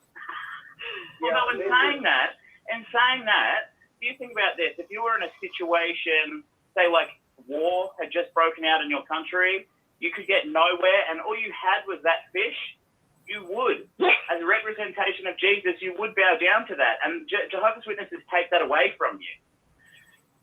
You know what I mean? Like, at some point, say you were in a war-torn country, and the only thing you had left was that bracelet with the 10 Commandments on it. You know, and you needed that to affirm your faith, to get through something terrible. God is going to help me. Jehovah's Witnesses have taken all of that away. It's so wrong to do that. Why don't they have a JW.org? They put it in the shape of 8 chubby men. Yeah.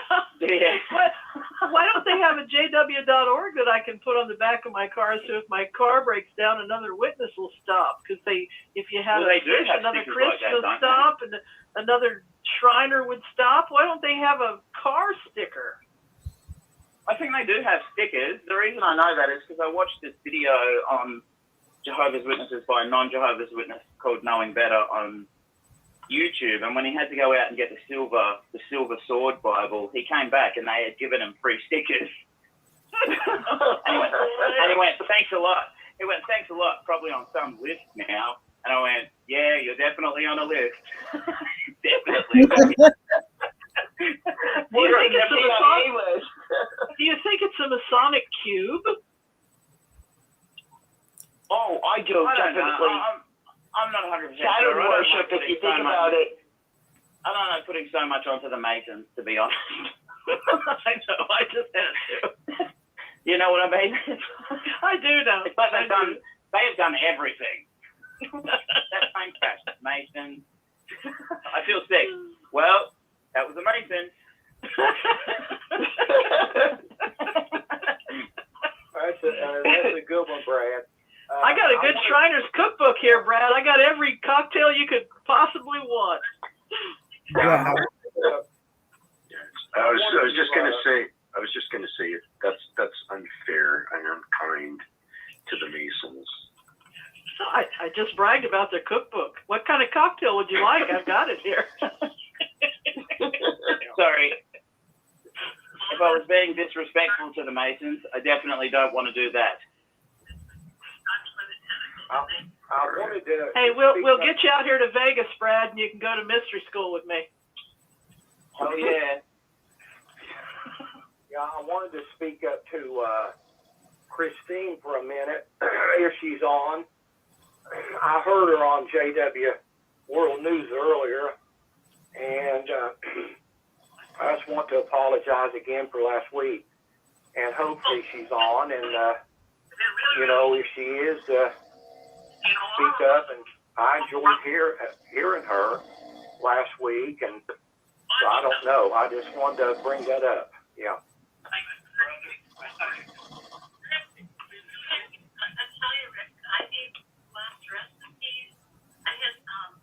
I am hearing the show of.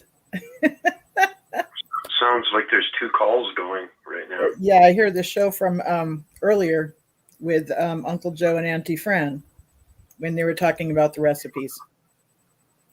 I don't know how that's going, but somebody who's listening is playing the previous program at the same time. Probably.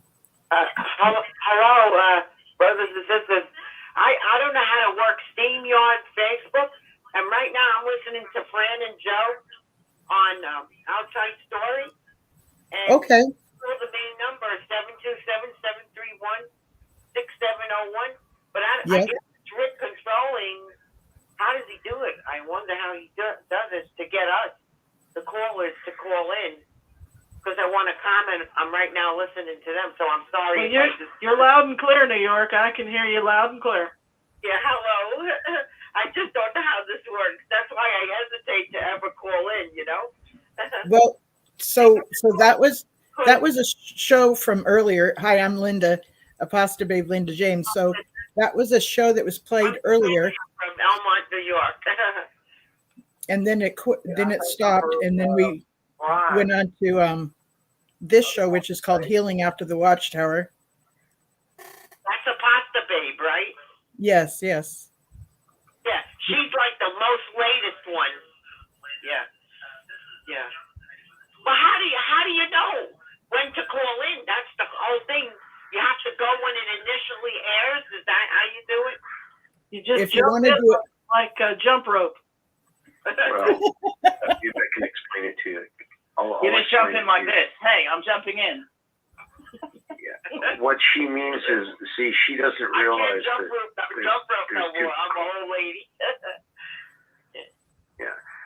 The other show that you're listening to is pre-recorded.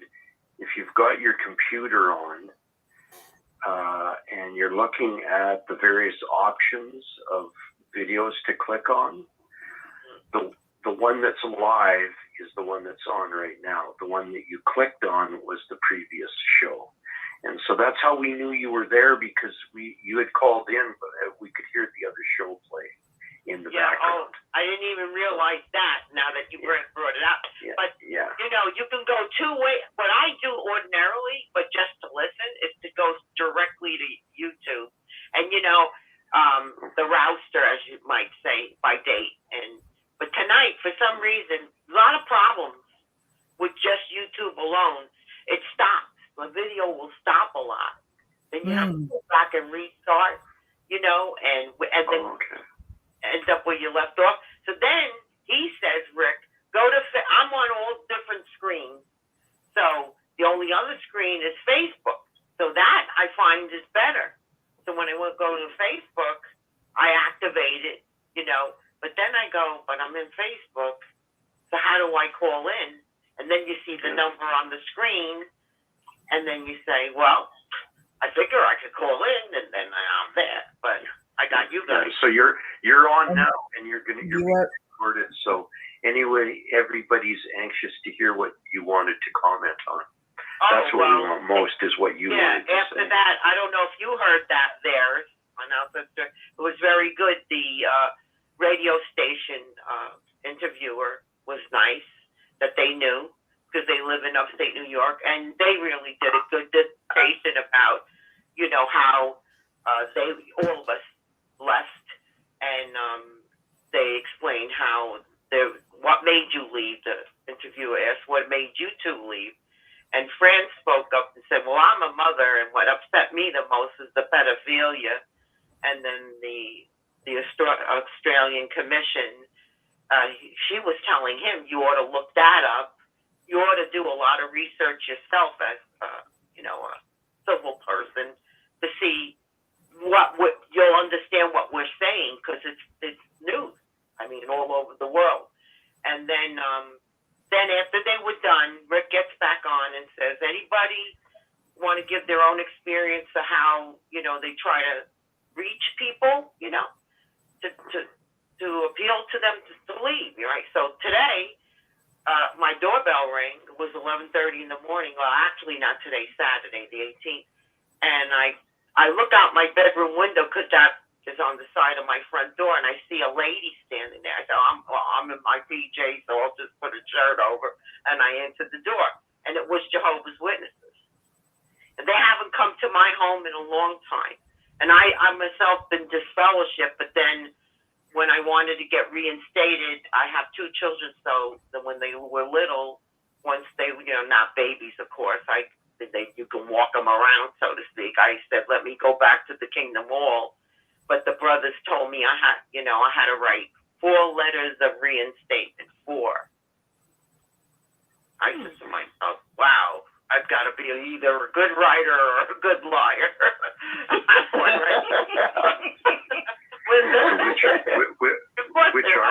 What is this? So I did it,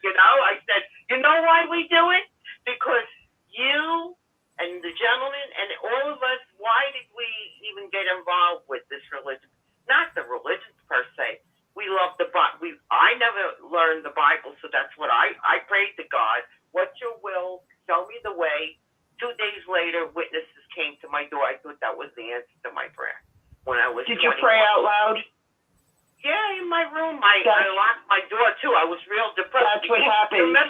You remember the price freeze? And I don't know about your state, but in New York, there in the mid 70s, there was a price freeze. And now you call it inflation, but I couldn't get a job for 3 years. And that gets you down, taking 3 buses for jobs. So as a young person, I wanted to help my parents. I lived there, but I was helping them because my mom ended up with cancer. My father had schizophrenia. He never worked, and got to help pay bills and stuff like that. So that's a pressure on me. Where my brother was free and footloose. He was an electrical engineer. Leave him alone. We grew up, both of us, functionally poor in this home. So you got to go. Thank God you got food, place to live. Yeah. And you're safe, right? So you were in the city then? No, I'm in where I'm living now is smack dab in the middle of Long Island, which is Nassau County. Elmont kind of is the first town right past the Queens borderline, but New York City's another world. Believe me, it's another world. Oh yeah, I grew up in Mastic Beach, Long Island. I heard of Mastic Beach, yeah. Yeah, that's out by Riverhead. Riverhead, yeah. That's even another world. That stuff over Oh yeah. East and South Shore. Yeah. Yeah, you haven't been there in a long time, huh? No, 30 years. Yeah. So going back to what happened yesterday morning, I looked at the ladies, I said, and I told them, you're Jehovah's Witnesses, right? Of course, I'm one, you could pick out a Jehovah's Witness blind. Anyway, I said, you're Jehovah's Witnesses, right? And I looked at the lady, she's a little Hispanic, right? I said, I think she looks familiar. So then, let me tell you something now. I told the ladies, and who they were was her and her daughter. And her daughter was not quite high school grad age, but older teen. She's very sweet, standing in the background. And I basically talked to the mother, and I said to the mother, I totally left the Watchtower Society. But I did not ever, and I will not ever. In fact, right now, I'll die for you two. Yeah. No question about it. I said, I will not leave Jehovah and Jesus, our mediator. The way we get to Jehovah is through Jesus. Nobody else. Not through any imperfect man. And I'm sorry to tell you this, but those 8 men are imperfect. And I am not going to, my salvation is not through those 8 men. And I felt that way before I got baptized. I was telling them this. And she's paying attention. She's not getting mad or annoyed or giving that constipated look face, That's a good sign. They give, how you can read people with their faces. Mm-hmm. And I said, my teacher was Grace, and I would not complain, but I would say, I'm seeing things that are not right. First of all, I'm going to tell you right off the bat, this is a man-made religion. And she would always use the expression, the Rini, and that was my nickname, Rini, the light will get brighter and brighter. And I said, well, that's a nice phrase. But after you hear that over and over again, what are we talking about? Light bulbs here? Yeah.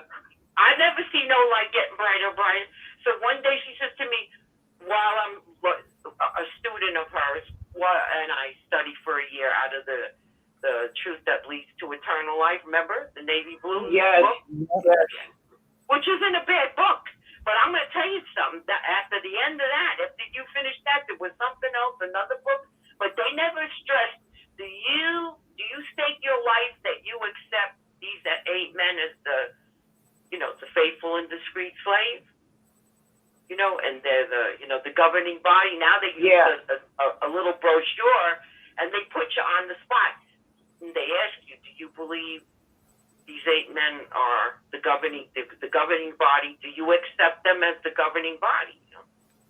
But that Jehovah appointed.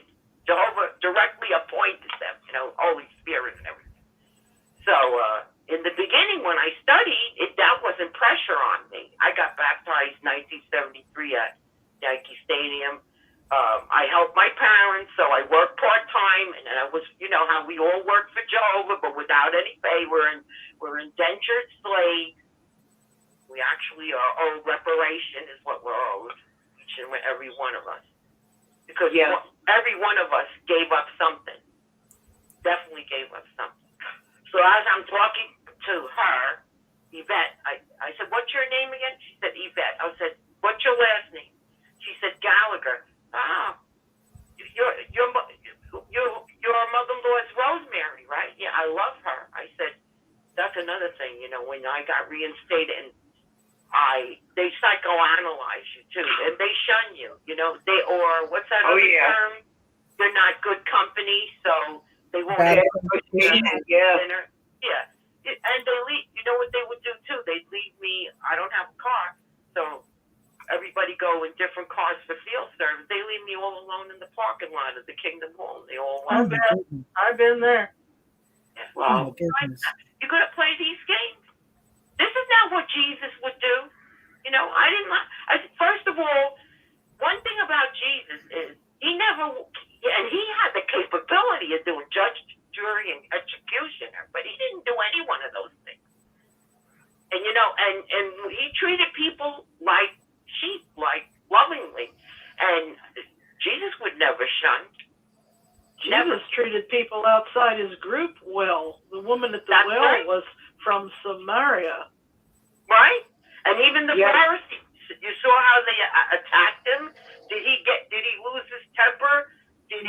Most of the time he stayed silent, but then he picked the right moment. And how did he answer? You know, he answered with the scriptures to the Pharisees, especially that they say, you're committing blasphemy. You say that you are straight from heaven. You're from God. And he said, you are against the law of Moses. He said, I am the law of Moses. Mm-hmm. What he meant by that is I'm the greater Moses, I'm the greater David, I'm the greater, you know, I fulfill prophecy, you know. What did you do? In other words, did he get in an argument and say, shut up, you bunch of schmucks, you know?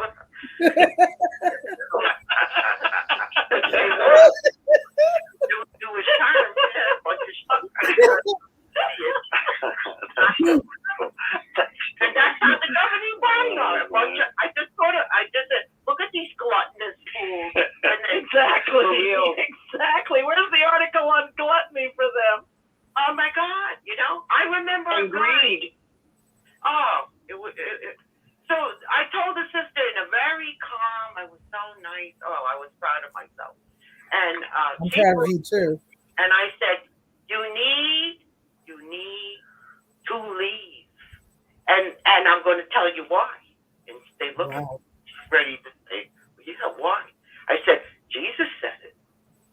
He said, you got to get on that narrow road. And not many are going to find that road. But the broad and spacious road is a lot of them. It's going to pick that road. And the governing body's on the wide and spacious road. Well, they got to be. Look at them. And you don't want to follow them because you're they would sit on the narrow road. They can't fit. So here they go. You know, who's going to argue with that scripture? Because I didn't take that scripture out. So then I said, and another thing to bother you because you have that lovely daughter. And I'm going to tell you, I'm a mother. You know I'm a mother. Yeah, Rena, we always loved your comments in the Kingdom Hall. Who cares? I comment, so what? You know, that's no. I don't like. See, words. Everybody could be so flowery. It's not your words. It's how you act. It's how do you have love? Do you really have love? Exactly. Well, you know, I said, you know what love is? Not loving who can help you, can do something for you, and, you know, be good to you, all that. Somebody who hates you. That's the kind of love. Do you have the love to return back to your enemy? That's what Jesus meant. Exactly. So I said, so that I know I got that love. Believe me, all my life has been, you know, I have to sift. You know when you bake a cake and you sift the impurities? That's my life like that. It's like my head above water and I'm almost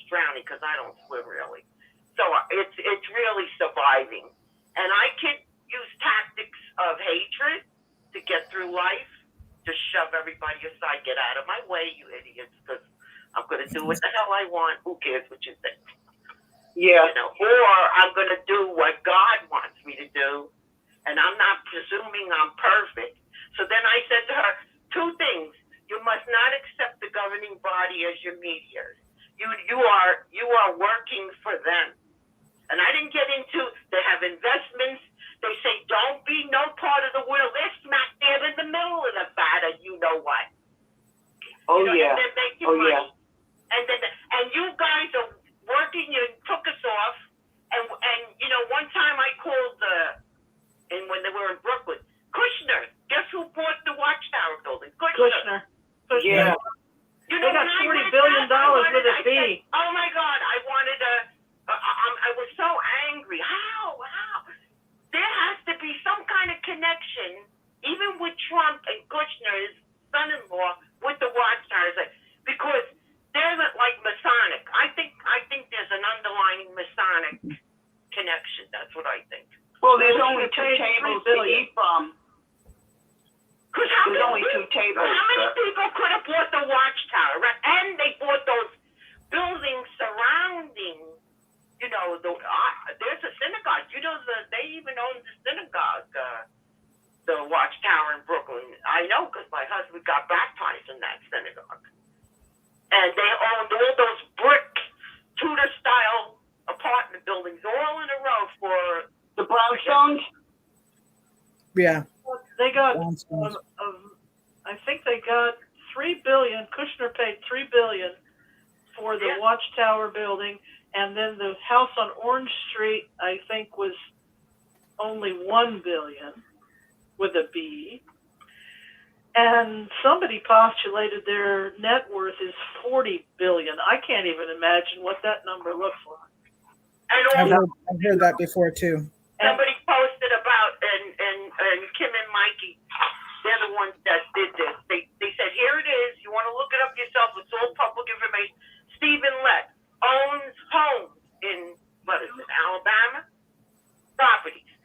Somebody could say, well, why can't they own homes? Well, they tell the Bethelites to take a vow of poverty. They have yet to send me a can of peaches.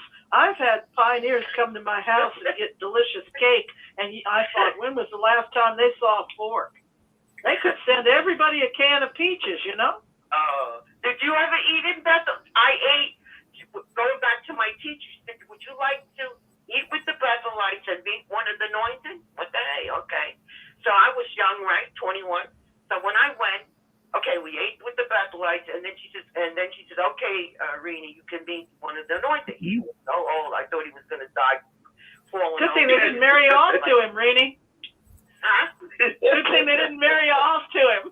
Oh boy, he looked like he was going to drop dead in his chair. He was 94, crouching over, and I said, just be careful, because I respect all the people. So I said, talk slowly, calmly. So I thought, what should I say to him, and what should I ask him? And this, you know what popped in my head? I said, brother, as I may say, I'm learning the Bible, and he's smiling at me very shortly, not brightly. And then he says to me, I said, he doesn't talk at all. So I said to him, I'm impressed by Paul, who became, Saul, who became Paul. And I go, he was an actual murderer of Christians and stopped on his way to kill more and struck him blind and said, Saul, why are you persecuting me? Like you hurt one of my sheep, you're hurting me directly, right? So I'm so impressed by him. And then once he listened and paid attention to get his sight back, go to my servant Ananias in such and such a city. He will restore your sight. He had to have faith, right? He either had to go that way or the other way. And he listened to Jesus. And from that point on, he served Jesus. And I said, brother, and I paused, and he worked. He worked. He had a job. He was a tent maker. And Peter, too. Peter was married. He had to work. Jesus, I said, Jesus worked. He was a carpenter. I go, so why? Why did they work, brother? Why? And I said, why don't you go to work? Why don't you work? Oh, that's a four-letter word. And I said, why don't you ride the subways? Why don't you walk up to the homeless? In fact, why don't you not only help them with the Bible, but help them in other ways? You know, I would stake my life that Jesus would saw somebody didn't have no place to live. He'd make a point to make sure that person had a place to live, and food to eat, and clothes to wear. I know he would do that. He wouldn't brag about it, but he would do it when he saw it.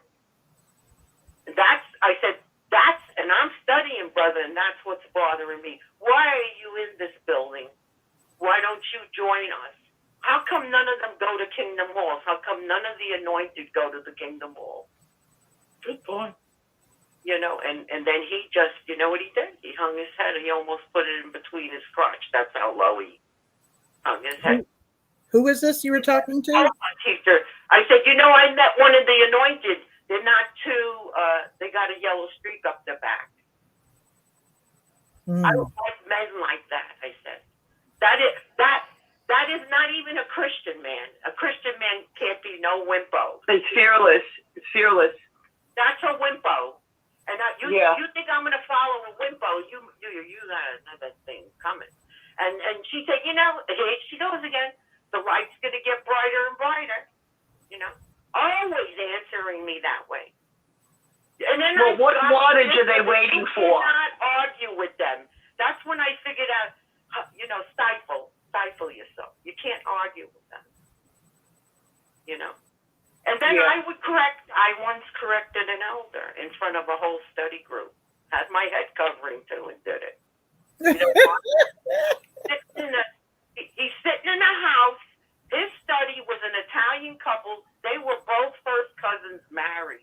In Italy, my kind of Italian, that's a no-no. It's a no-no, but some very rich people do it. Yeah, but guess it's not very smart to do it. Two babies, son, born well, you know, nothing deformed, and died.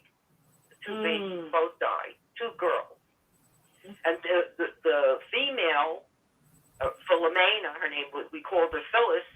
She had a Russian sister come to the door, and she heard the name Jehovah because she was Catholic. Then she changed to Pentecostal. Pentecostal knows the name Jehovah but doesn't say it, just says Jesus. And then the Russian sister, elderly sister, she was real nice, Anna Bobbitt. She went to the door and she taught her, did you know God has a personal name? And then Phyllis started the study. Then a little farther along, you remember the book studies in everybody's houses? They had study. Yeah. Then they ended that, you know, But then they had it in their home. Now, Sal, his name was Sebastiano. But, yeah, and we called him Sal, and I didn't know this, but he had a rifle. So when I heard that he had a rifle, that hurt my conscience. You know, when you say, when you stumble a brother and sister, you have to speak up. So I took them both in confidence, and he was going to be, he wanted to be a ministerial servant. I can't recall exactly, was he? Or he just started? In either case, he was a servant, right? He wanted to do that. And here you have your home as a book study. You really shouldn't have a rifle in your home. And you have a little girl. Then they have a little girl. And so I said, well, if they don't listen to me, I'm going to just tell the elder, you know. And so I told the elder that studied with them, you're going to do the study? Can I sit in? And he said, yeah. So we were all at the dinner table, so to speak. And I covered my head. He's conducting. He's getting mad, too, because I was prepared. So I pulled the Watchtower to show. You know, people in America have the law, the right to bear arms. It's an actual law. And there's many states of the union that people have guns in their homes or on themselves in case somebody tries to hurt or break into their house, something, whatever, kill them. So they want to protect themselves, and they'll say, well, the law allows me to have a gun. Right? But you know, we have people that are. I babysitted for a family learning in the truth as Irish family. Father was a policeman. He come home from work. He was very depressed too, and he was studying the Bible. So I told him, John, don't break your head about it. If your conscience is telling you you can't do that job no more, you could still be a policeman, but do civic, office That's work. duty. Yeah. Don't stress about it. He said, "What I see, Severi, you don't know." I go, I know. And now that you're alert Christian wise, see, your mind now. See, your mind when you're a Christian works in sync with your heart, but your heart and your mind are right in the smack dab in the middle of your soul. So you got to keep all those three entities protected. How do you do that? Anything that tries to cause you to go another direction, you say, hell no, I'm listening to Jehovah God and Jesus Christ, and that's who I obey. And if you go any infraction away from them, then think about it. Like, I committed fornication. Now, if I have my way, I would go back to my virginity, And I'm going to tell you, I was 21 and 32 a virgin when I met my husband. And I know that God was trying to keep him away from me. I know. You should have saw what he did. And I thought, well, Bernard wants to learn the truth because he's coming to the Kingdom Hall. I had to buy him suits, because he worked in the racetrack, He didn't have those type of clothes. And he showed he wanted to listen. But God read his heart. And for whatever reason, I sensed, Severi, you better not continue. I told him, I said, you don't understand. I'm a virgin, and I'm a Jehovah's Witness, and I cannot date for the sake of dating. You would have to have intentions of marrying me. Now, he didn't exactly answer and say yes. So I says, well, if you want to know me, this is what I'm all about. This is where I'm at. You want to follow, you follow. If you don't want, sayonara, Take the road, Jack. Don't come back, So I took a friend with me, a sister, which she wasn't really. I'm finding out she's a backstabber. Behind my back, she stopped me from marrying 3 different brothers. By telling these brothers that she knew that she went to high school with. It's funny how she went to high school with all these 3 brothers. And without me knowing it, told them, you don't want to marry Severi because her father has schizophrenia. Yet her mother had MS. I would never do that to her. I would never in a million years be disrespectful like that. Never. Is she still a witness? She was an alcoholic, believe it or not. She was like a female Morris. She was, she drank she was Irish and she drank the hard stuff. I'd go in her bedroom. She'd have that standing rack full of, it must hold about maybe 12 to 14 bottles. The next week I'd go in her bedroom, it was all empty. Oh my goodness. And I told her, and I didn't believe, the rule, how the witnesses drum into you to say, if you go to your brother or your sister and you try to tell them, you're going in the wrong direction, you have to be kind to them, but you go at first to talk to them and then they don't listen to you. What is it? Then you got to say, do what the Bible says, bring another person. When the second person comes and they still don't listen, then that's when you got to go to the elders. And once you go to the elders, forget about it. That person most likely will get this fellowship. I never would do that, you see. I would just go to the person and I would say a prayer and say, not every single time, but I say, help this person to realize they got a problem. Yeah. But if they really have the disease, if they really have a disease of alcoholism, they need a hospital setting to get over that before they can get a 12-step.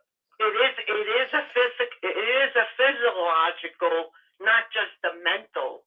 Yeah, and disease. For some, maybe with Tony and his story, I'm not going back, but I just hope for the people that are still in there that maybe Tony needed a hospital and he can go back and let them at least know, hey, if people have this and they really have it as a disease of it and it's severe, they're going to need a hospital. You can't just... Yeah, he would be the one that would set them straight on that too, because of the way he is. He would be the only one that could set them straight. But look what happened with Ray France. Who knows? That organization may be way beyond any help. Oh, I think so. I mean, if they're going to keep covering up this pedophilia and everything else, I mean, look at that. That's even worse. You know, the person who's committing pedophilia most probably was a victim of pedophilia themselves. Well, the only setting for them is the jailhouse, the prison. Yeah. Because they can't be cured. No. There's no program for that but the prison. And or the gallows. This evil system of things, the society, the way it runs because of the media now. You know, you I don't know, I'm 71. Give me back the landline phone, the rotary. I love old fashioned. The less you know, the better off you are. That's my mentality, you know. Definitely. I don't want to know. Yeah, and here with all anything that you never want to know is shoved in your face not even second, every half a second of this. Yeah, well, they're conditioning everybody. That's what it is, to accept it. Well, I'm desensitizing you to it. Force me, put me. No, definitely not. I'm on you with that. I'm not going to get vaccinated. You know, I'm not. I'm against that. Yeah, so am I. And I tell my kid, my son, he's a teacher. They forced him to get it, and his wife. I said, why'd you comply to that? Oh, don't give me that you wouldn't have a job. Go find another job in another state. Another field. Yeah. Yeah. I said, one that wasn't pushing that. And then he tells me, no, Mom, and I'm not as conspirative. I got common sense, Timothy. Realist. Let me tell you something. The day you correct me, you came out of me. I didn't come out of you. No. I don't like when my children, now, what are the millennials and the yuppies or whatever the heck they are. I listen. Even I said, my daughter just today visited me, and her best friend is lesbian. I said, man, she's Italian. I said, you're going to tell me, I met the mother. You're going to tell me the mother and the father. What's the father like? So my daughter Vicky says, he's an Italian, Mom. Well, there's Italian and Italian. There's Italian that could kill you, and then there's Italian that's like a little bit on the wimpo side. What type of Italian? I said, because my father is not a wimpo. He'd kill me if I was a lesbian. He'd kill me. You know why? Because that's disrespectful to him. And that is not normal. And I love people. I met homosexual. In fact, I once went to the door, auxiliary pioneering. I had rifles pointed at me. Firemen pointed a rifle at me. Get off my property. I said, you should be ashamed of yourself, sir. I got the same job as you. He said, what do you mean? That's an idiot, right? I said, well, why are you a fireman? To dress up or to save life? He says, to save life. And what do you think I'm doing here? And I said, and did you ever did you ever see a Bible shoot bullets? You think this Bible's going to shoot bullets at you? I said, listen to me. Don't you dare do that again, because I could have you right now. Let me tell you something. I got permission to come to your house. I had to go to the police station, report there, in order for me to go door to door in your neighborhood. So I know what the law is. I follow law. Looks like you don't know what it is. But I strongly suggest that you never point any rifle at anybody. And I certainly am. If you're going to point a rifle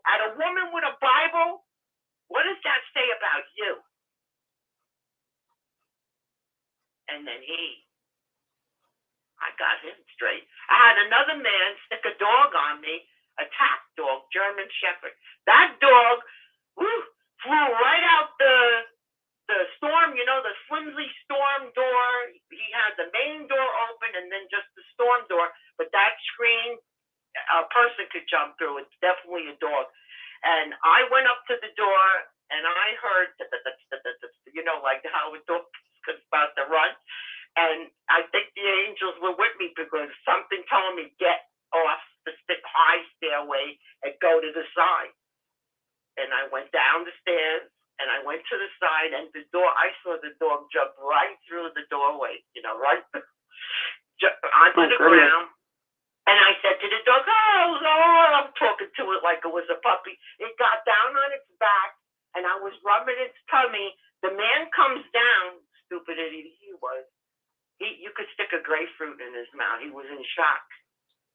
and he says to me, he said, that dog should have attacked you. Look at this. You send the dog to attack a girl, a woman. What's the matter with you? So then I said, you know what, sir? One thing for sure, you're not a Christian. Number one, you sick the dog on me. That's not a Christian thing to do. So, please, don't ever use that word if you think you're a Christian. Number two, I could have you arrested for doing that. That's an assault. You tried to assault me. And I ain't going to blame the dog. I'm going to blame you. And he said, and I said, and number three, actually is number one, the angels are protecting me, and I have to be a good person now. I can't be a liar or a thief or whatever to come to your door to try to teach you the Bible. So my behavior has to be good. Then the angels protect me. And they actually, who do you think controls that door? You know what he said?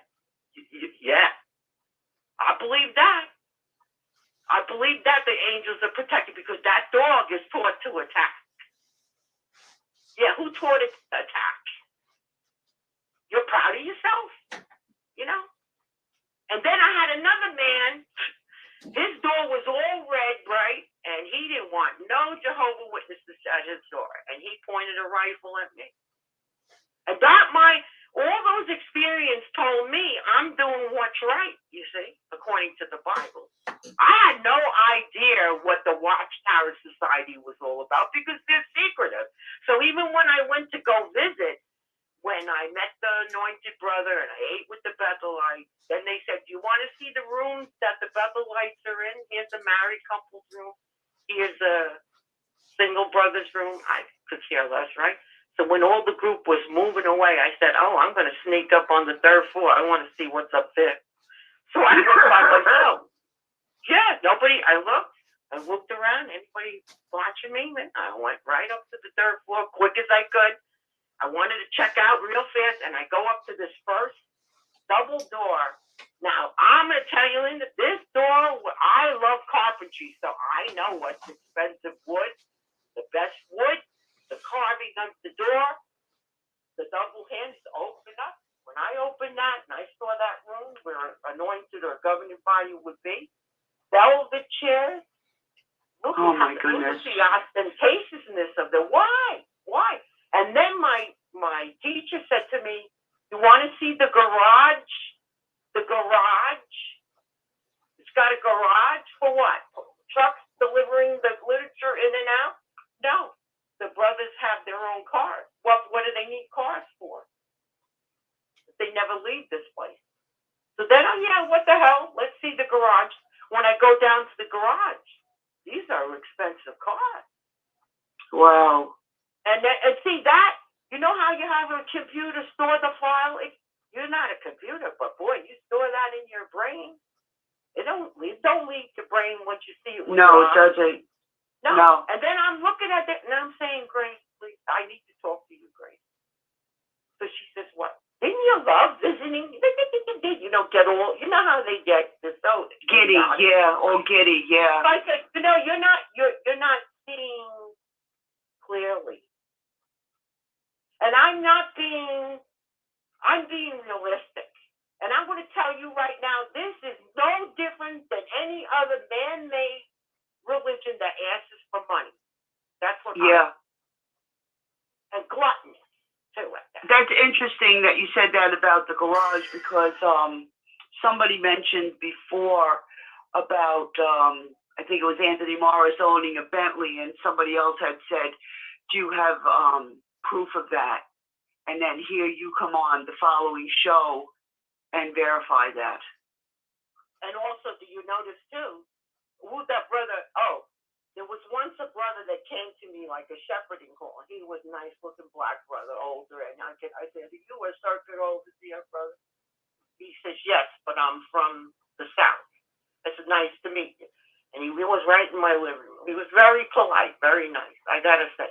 I said, and I used that, and I said, "Brother, I gotta ask you something. Now, don't get nervous, okay? Don't let your feathers fly away here. But I have to say something to you. And I don't like to be called white. I'm not exactly white like a piece of paper. I would say I'm like rose beige. You know, I don't want to be identified by color. But and I don't want. And when I look at you, I'm seeing you from within. The way you present yourself, the way you talk, how the person. That's how I see you. So mind you, just think of that now, okay? He says, yeah.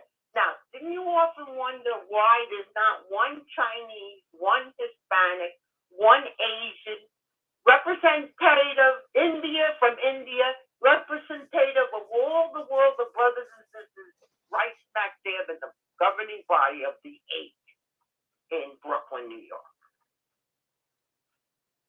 Since the beginning of this religion. And if you really, look, you got hold of a 1974 yearbook.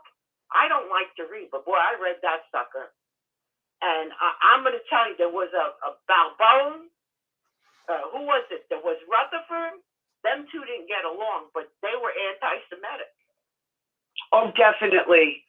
Okay? Definitely. So when you read that, when you see that, hey, look at this. Wait a minute. What?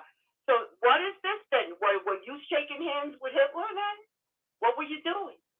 What are you? There's German Jews, you know. There's German Jews. I would have sworn anyone claiming to be anointed are like German. I would say German, definitely. Something about them. I wouldn't say Jewish. They don't. None of them look Jewish. Now you see the one that looks like a light-colored black person with a round face. What's his name? Samuel Hurd. Yeah. Now I got him with a suit. I did this. I did research. He had a Rolex watch.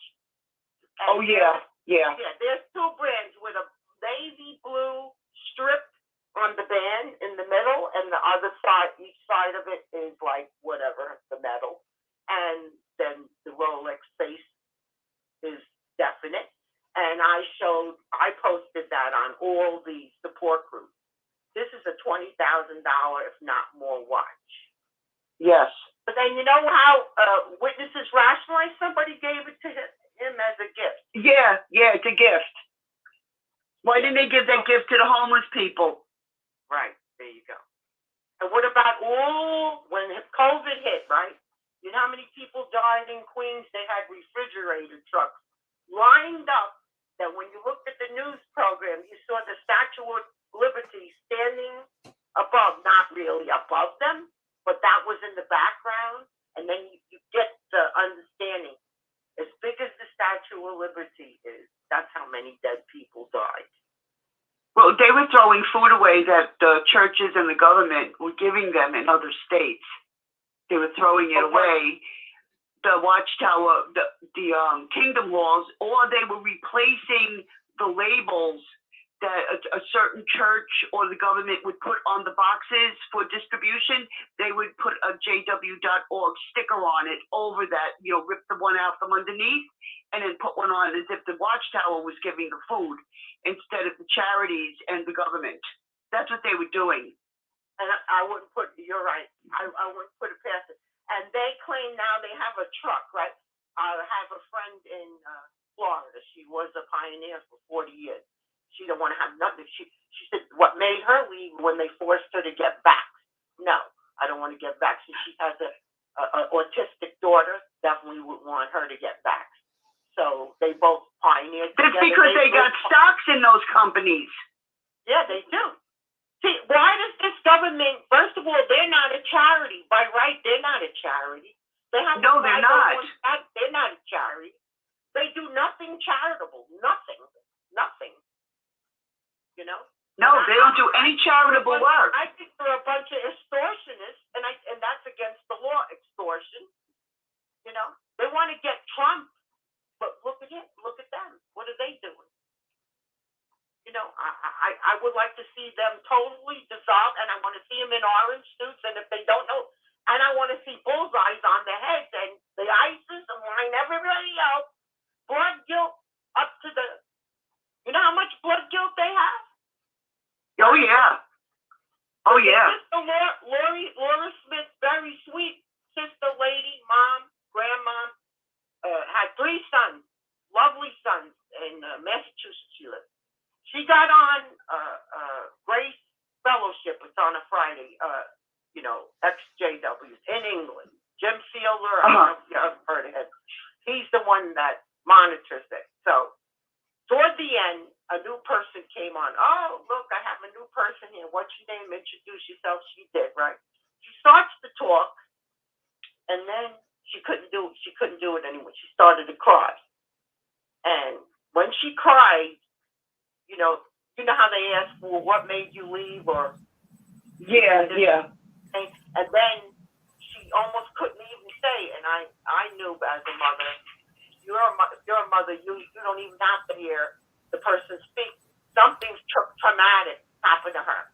So Jim said to her, if it's all right, sister, if it's difficult, you know, you don't have to talk anymore. And then that gave her courage to continue. And she said, my son committed suicide. And just before he had to get back to me. Oh my God. And nobody knows the story in between that.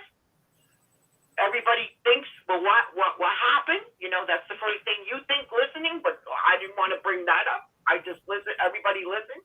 But when she said this, she said, and the brothers told me that my son did what was wrong and he would never get resurrected. That's when I blew my top. I said, don't you ever, listen to me, Laura. I don't know her from Anna. I said, don't you ever allow anyone, I don't care who they are, don't matter who they are, don't you ever allow anyone tell you that your son would never get resurrected. Get away from me, Satan. That's you don't. Oh my God! How can anybody say that to a mother? How could they do that? Jim was afraid of me when I said, "Don't listen to those stinking, lazy, stupid fools that are the false. They're not the faithful in the streets. They're Pharisees. They're Pharisees. That's what they are. Every one of them. They smile through their teeth, and all the while they want to take their place backstabbers. That's what they are. Yeah. A lot of people just like that song from the 60s, remember?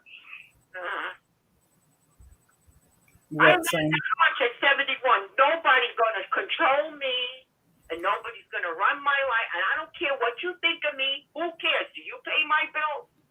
I don't care what you think.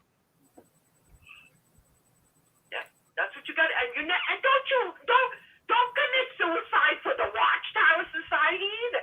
And say for all intents and purposes, maybe he was a homosexual. I don't want. Maybe he was. Still, what did you do to that young man to make him go in that direction? That distraught. To make him that distraught. Yeah. Well, I met homosexuals. Okay, I met one at the door. He was a pretty tall guy. He opened the door. Right, first words out of his mouth were, "You people hate me." Wow. And then I was taken aback. I stayed calm. I said, "Excuse me, sir? What do you mean?" So he said, "You're a Jehovah's Witness, right?" I said, "Yeah.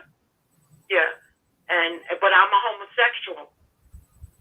And when I say, wait a minute now, you just brought up something.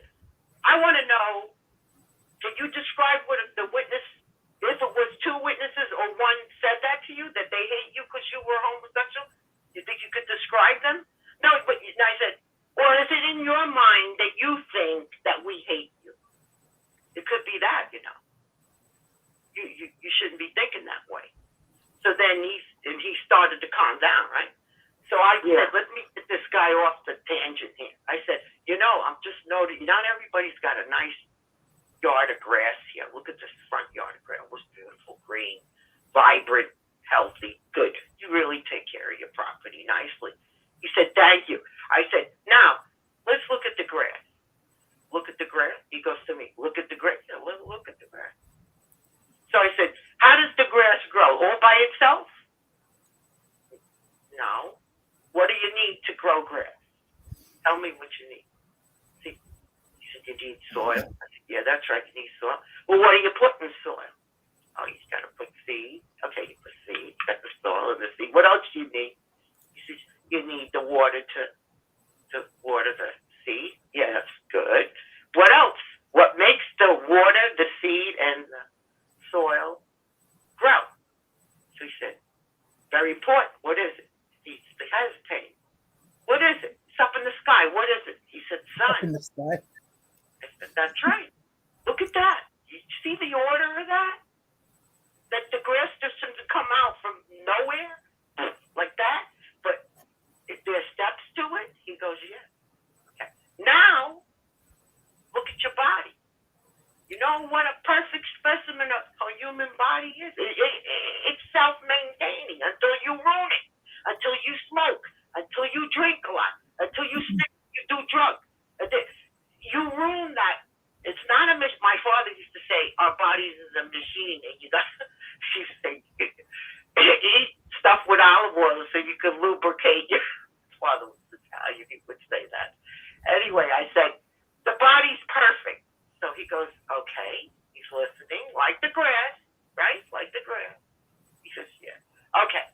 Now, when God made, I'm going to show them Adam was the first man. I said, here, read it. Read how God made Adam. How did God make Adam? He made him from the soil? I said, that's right. Well, you can't do that today. We're born from male and female, right? That have the ovum and the sperm meet and becomes the embryo, and then the embryo grows into woman, and that's it. That's how life starts. That's what God did too. That's another perfect creation. But the point I'm trying to say is, God, when he does something, he's a God of order, not of disorder. What you think, what Joe thinks down the block, Mary, whoever, who cares?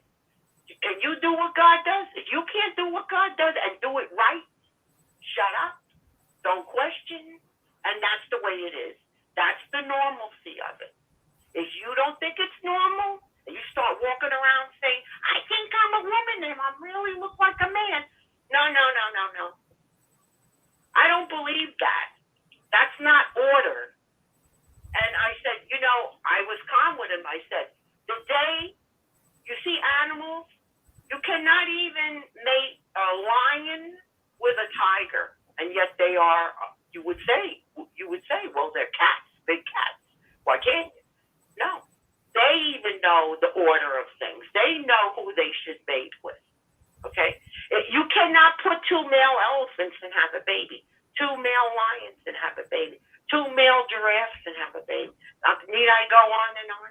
The day that you see that, normally, not in a petri dish, not done by science, the way you see it with your own eyes on earth, I'll join you and say homosexuality is normal.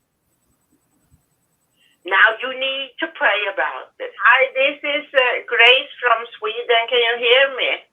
Yes, how are you? How are you? I don't know really. I'm okay, I guess. Oh, Hi, Grace. I worry about I've been that way lately, just being in this world. It's very depressing. I worry about this Brad, or what his name, from Australia. He said something in the chat like an hour ago. He's not feeling well.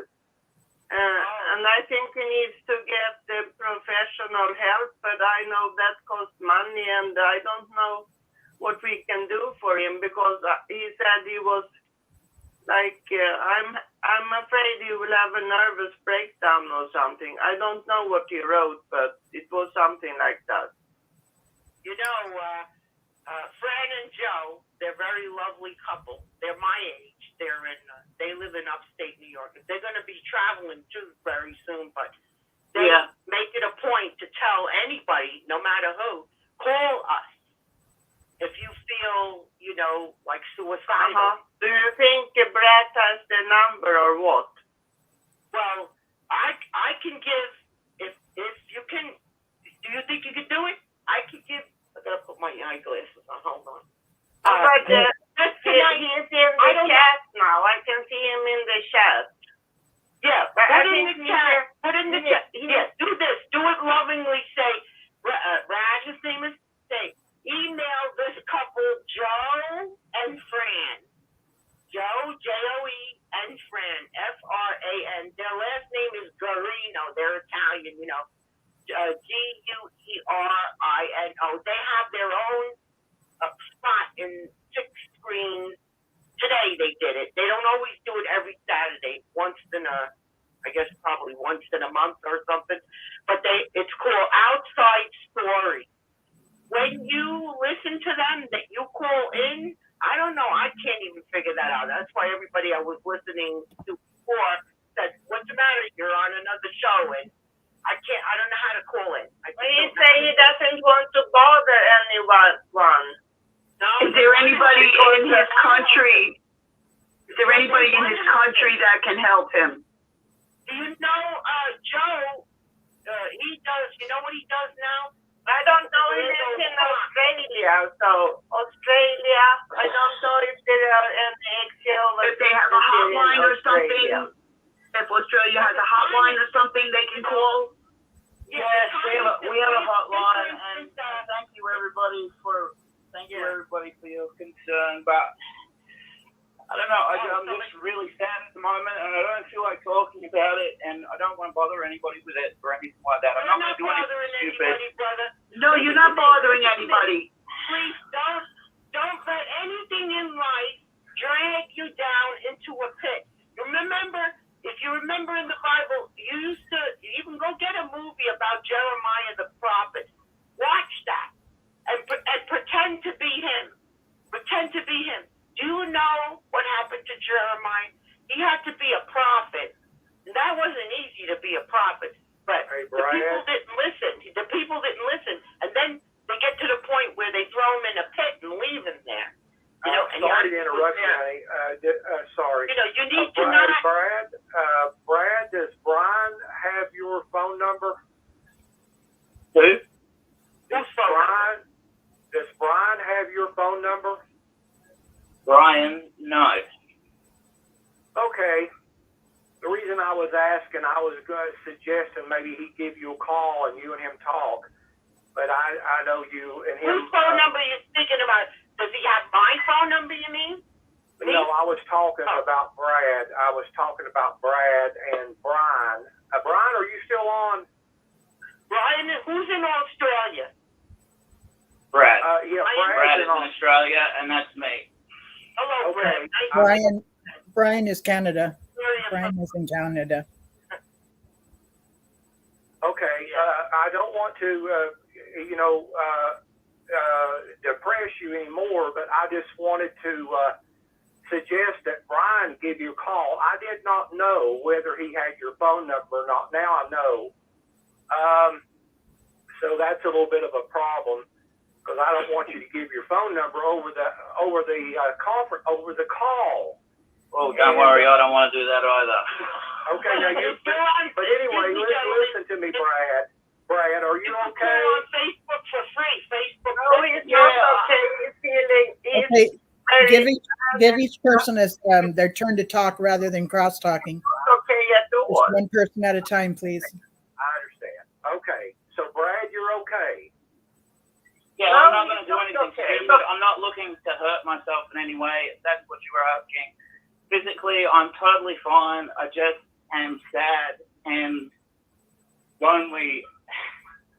And it's just like, it feels like life is just piled on top. And, you know, usually you would go to your family for this, but they're Jehovah's Witnesses, so they don't care. And my wife, you know, it feels like my wife hates me. And it's getting so hard. Brad, can you go in the immediate area to even another church that offers counseling even? And just... I don't want to go to a church. You don't want to go no to offense. Oh, what I don't about want to go to a church. what about a therapist?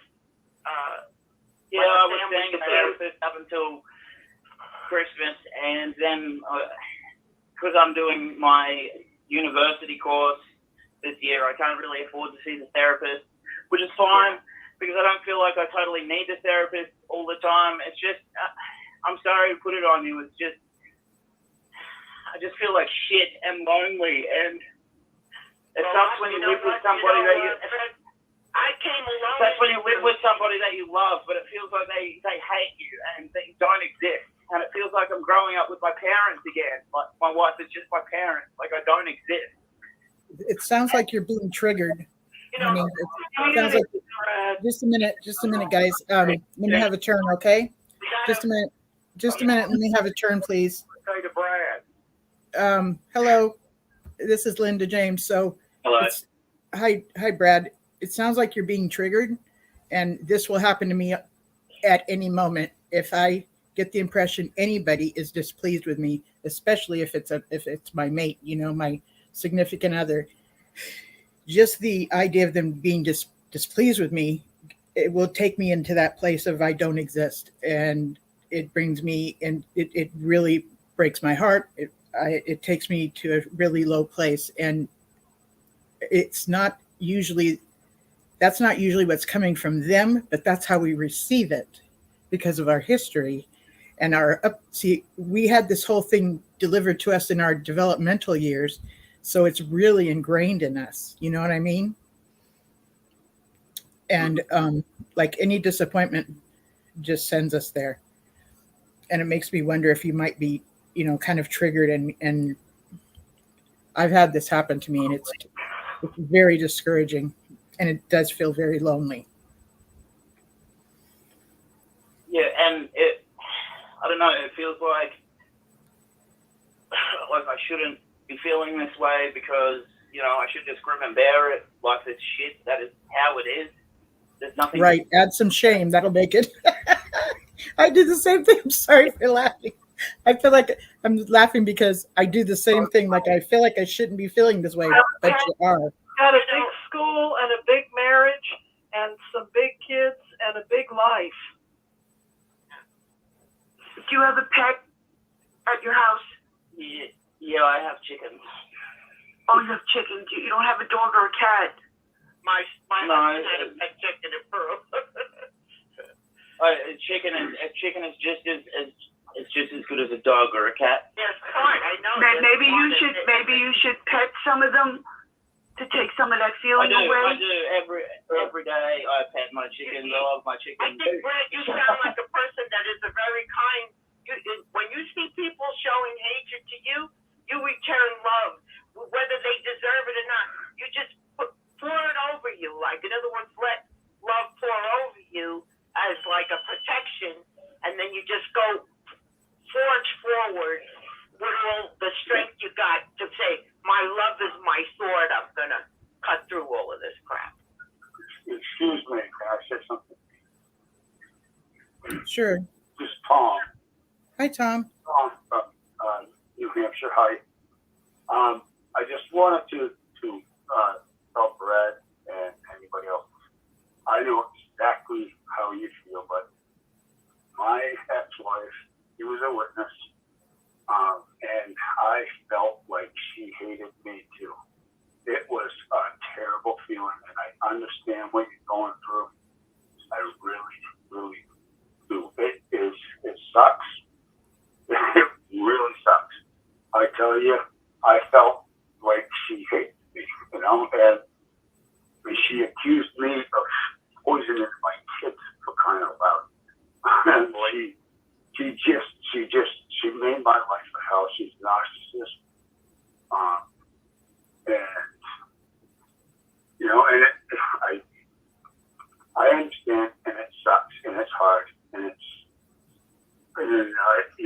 I can't give you any advice on how to do it. But all I know is I just stayed around for my kids, but I have to sleep in my car, you know, because I had, you know, a 5-acre lot, and so I parked my car way away from the house, but I was always on the property. They knew where I was if they needed me, but I could not even go in the house half the time because she treated me terribly. And, you know, and it was hell. I lived through that for a long time. Finally, she divorced me, and now I'm with somebody that I really, really so happy with. But I tried. I refused to. I made a commitment for life. You know, to me, I took it seriously. So I never cheated on her. I always provided, you know, materially, you know, for the family. My paycheck went into the mutual account every week. But I could not stay in the house, because whenever I was in the house, it was 9 times out of 10, all of a sudden, you know, I'm terrible and this, that, and the other thing. And then it was hell, you know. So I'm just saying that I understand. I don't have any advice for you. All I can tell you is that, you know, it's hard. Thankfully, she actually pulled the divorce thing on me, and I went along with it. And now, finally, my children, you know, they were young at the time, and now that they're adults, they realize that, hey, guess what? That isn't as crazy as she said, you know. But, you know, it was several years of torture, anxiety, depression, because I had no control. I could not really, you know, be there for my kids, even though I wanted to. I stayed, but I did what I could, you know, and right, wrong, or indifferent, that was my experience. I understand, and everybody's situation is different, but I just want to let you know that you're not alone. I've been there, and I understand exactly how you feel. That sucks, really, to feel like your wife hates you. And I honestly, that's the way I felt when she's telling me this is like, you hate me. Why? I'm a nice guy, you know. So anyways, I just want you to know that I understand, and somehow I'd love to be able to talk to you, but I don't know how to do any of that, so I thought I'd have to jump in right now. Fred? What do you know? Fred, are you eating? I appreciate it. Are you eating and sleeping? I'm eating, but I don't sleep in the best of times, so no, I haven't really been sleeping at all lately. That can affect your mood. Has your 4 wife hours kicked you out of the house? No, she hasn't done that. It's more like complete indifference. Like I don't exist. Okay. And And just to be a little fair, it's his wife that turned him on to 6 screens. I know she's got some good stuff going on, you know, so I know hopefully this is only a season that he's going through, but she's the one that found 6 screens. My wife. I love my wife. I love my wife. Is she resentful of your school? No, she's not resentful of my school. It's just I don't know, and it's so many things, and the worst, like we can't break up because she has 2 kids that I didn't make, and one of them is her daughter Alana. I have no legal right to Alana at all. And if she leaves me or I leave her, I won't get to see Alana ever again. And I cannot not see Alana every day. I understand. I hear you. It's bullshit. I think it's going to be bullshit that okay. She made me love her child. It's not mine. And now it feels like she doesn't want me. And I've already developed a relationship with that child. How many Yeah. days has this been going on for? How many days has this been going on for? Like a week. You see how this religion does this? Look what it does. Like, and they try to use the scripture, if you follow Jesus, your family will be your enemy. They twisted that. That's what Jesus said. Did you, You know? Brad, And did you another have a big fight? They always Or did- brag about headship, right? You respect the man. No, as the no head. fight. But right now, the wife isn't respecting him as the head, so she's going against the Bible directly. She's going against So Bob is a non-believer, him as and scripture and stuff sometimes might serve him, but And Shit. okay, so No big fights or anything like that. Just okay. It feels like a series of straws that have broken the camel's back. We Yeah. can't get the same days Have you off sat in together. have you sat in the kitchen with coffee with her? Yeah. To I've tried. Doesn't want to talk to me. why? You're not there, Brad. Because everything is too much. She's never been the sort of person that likes to talk about anything serious. It's always just let's talk about the weather or a movie or something like that. Anytime it gets into something serious, she doesn't want to do it. Well, And me being brought up a Jehovah's Witness, that's one of the only things I can talk about is serious stuff. right. yeah. Well, I'm trying to picture this in my head. Are you at home now?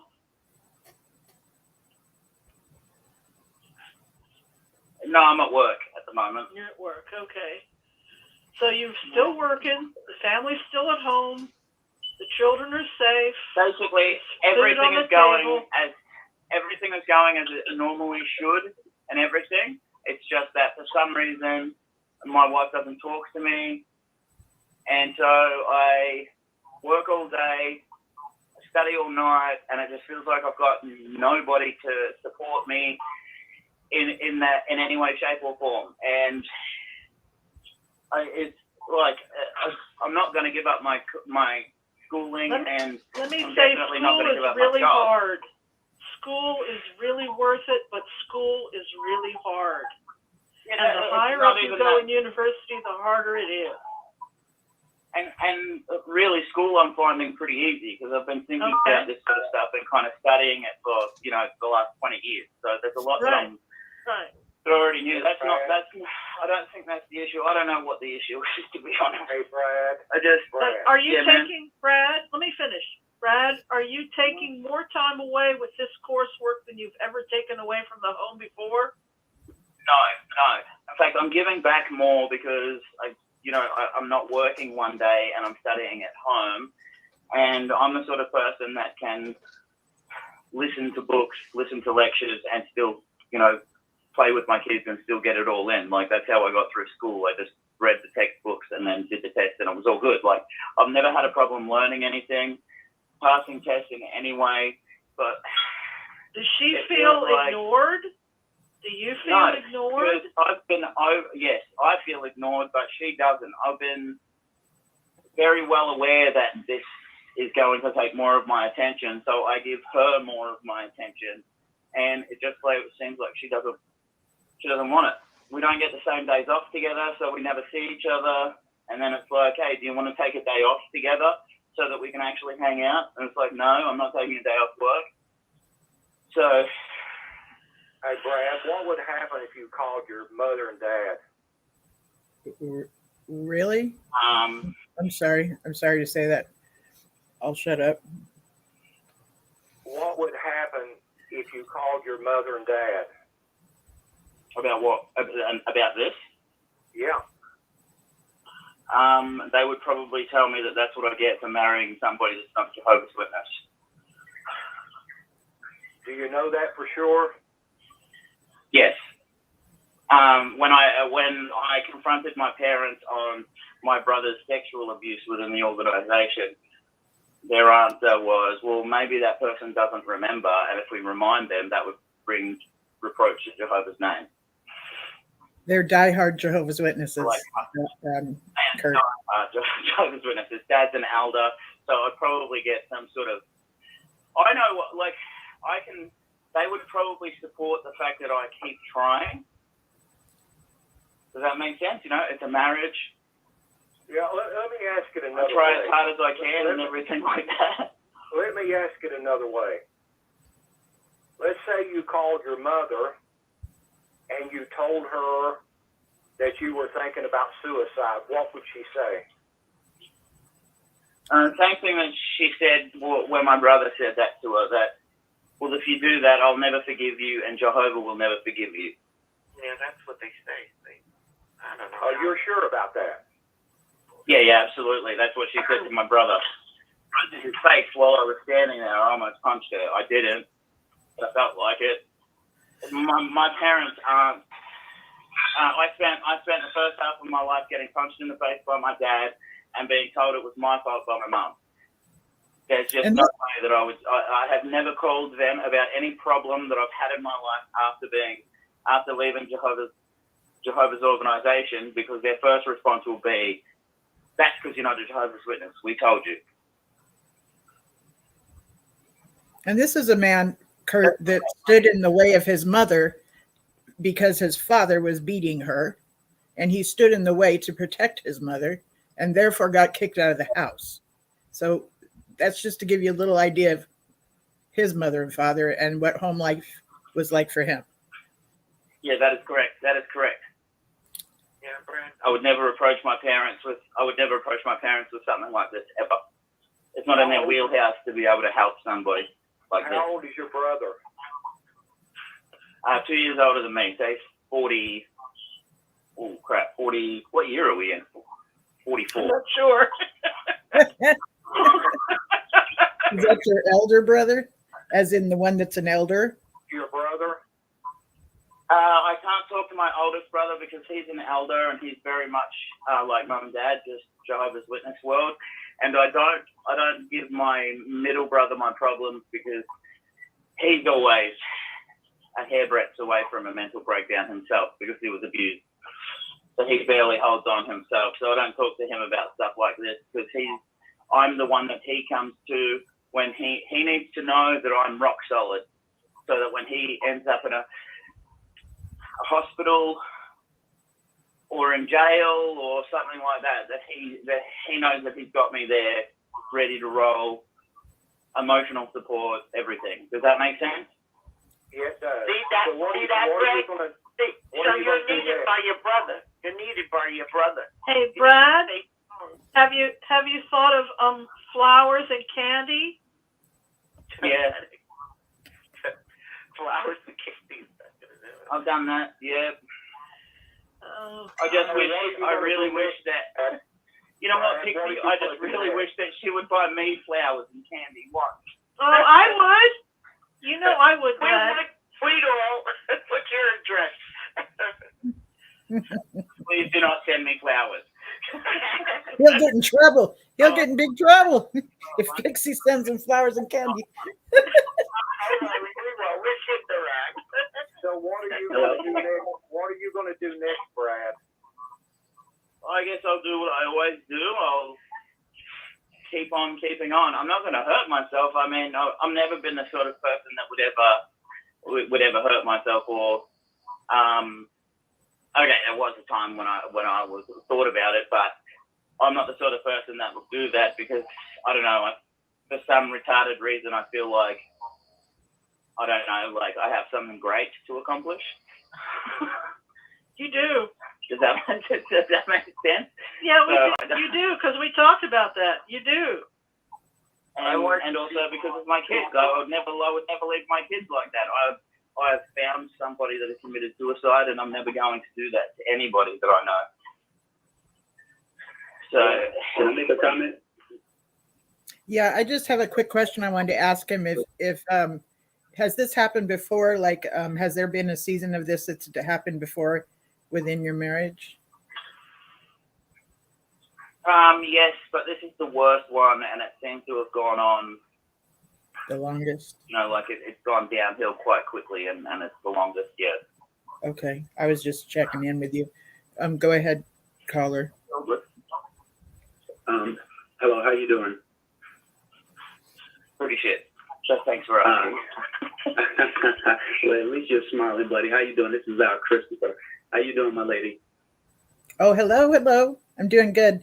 We've got Brad here. He's having a tough week or month or just tough time in his marriage. And I'm telling you, I've been there. I get it. It's heartbreaking. And he is not one that shares, and everybody had to yank it out of him. And he finally admitted what was going on.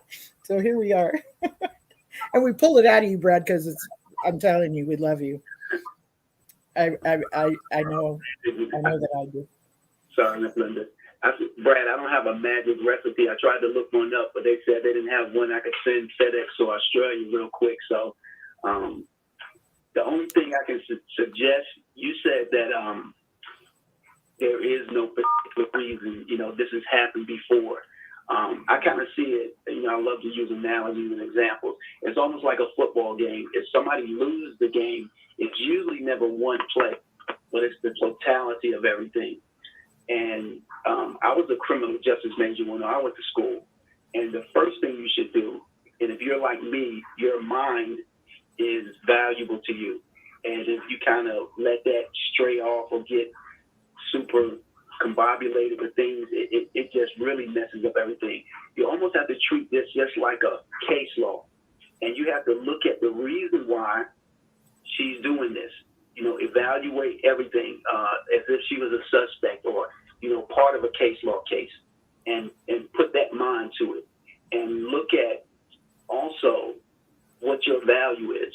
Your value is with the children. Your value is with her. So whether it's a person involved is in her ear, as they say, making her act out, that's a temporary thing. And the reason I say that is because of your value. This is how much your value is. Your value is as much as you show. So if you go along with her emotional side, then you're going to play right into her cards. So she's going to be the judge, jury, and the lawyer, and everything she says is going to be the verdict. What you need to do is continue to show, don't overly show and make it like a facade, like it's false. Do for the kids, do for her. Honey, I thought about you today. Leave a message on the refrigerator, sort of like candy and wine, like Miss Pixie was saying. But you have to do things subtly, and you have to control your emotions, just like a lawyer that you're going to be. You have to control your emotions, just like a JW going to the door, and the person saying, well, I don't want you guys here. You have to keep everything in perspective, Brad. Not saying that my words are going to help, but sometimes it's more than one recipe. And you have to put all those things together to come up with the solution. And here's one more thing, Brad. Can you hear me? Yep. Okay. Let me ask you a question. I know this is going to sound strange. It's going to sound strange to the audience. Last March 1st at 6 o'clock in the morning, what were you thinking about or worried about? Hold up. You don't have to answer. That's because I can if you want. Unless it's a light. Oh, no, I do. Right. But most I have times, a dark memory. Right. But most times we don't remember. So because everything passes, like we said, it's for a time, a season, or these things will pass away. And those things do pass away. Now, everybody goes through emotional turmoil. Now, I can give advice. Now, if you're similar to me, and I think you are in some ways, it's harder to take in advice. But you have I was listening, and I caught the tail end of everything. Everybody is giving you a strong support. One thing, family is not just blood. Family is not just marriage. Family is what you have here. Because as soon as I hear your voice, I know that's Brad. As soon as I hear Pixie's voice, I know that's her. As soon as I hear Miss Linda's voice. So it's a recognition. And people look for you guys to come on. So you have a family. It's not by blood. It's by kinship. It's by what we have in common. That's why I got on, just to throw these things out to you. And I can hear the concern in everybody's voice. That should replace one of the calls was saying talking to your father, or your brother. And I know it's hard to talk to family who don't, accept you not being in the organization. But you have a big sister, or you can call me a cousin. You can call somebody else an uncle. You have this right here. Now, the only thing you have to do is say, take that, what they call that woosah moment and say, you know what? It's okay for right now. It's okay for right now. Now, tomorrow, like they say, every day brings forth its own problems. You can't worry about today. Today is gone. Today is tomorrow. Today is next week. It's right here. So put everything in perspective, just like the lawyer you're going to be, just like case law, just like the football games, never one play. Reevaluate what you've done. Show your value. Don't overshow it. And just be yourself. That's the only thing you can do. Okay. Thank you. I appreciate that. I'm not very good at being subtle, though. I don't know if anybody's noticed, but I'm sorry for that. Down the line, it's like, oi, talk to me. I love you. What the hell? Right.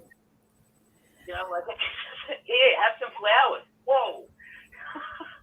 I'm not very good at being subtle. I know what you mean, but it's very difficult for me to be subtle. But it's also kind of, I guess, the main thing that's getting me down is that for 10, 12 years, I've raised her children, and with no ask for thanks in any way, shape, or form.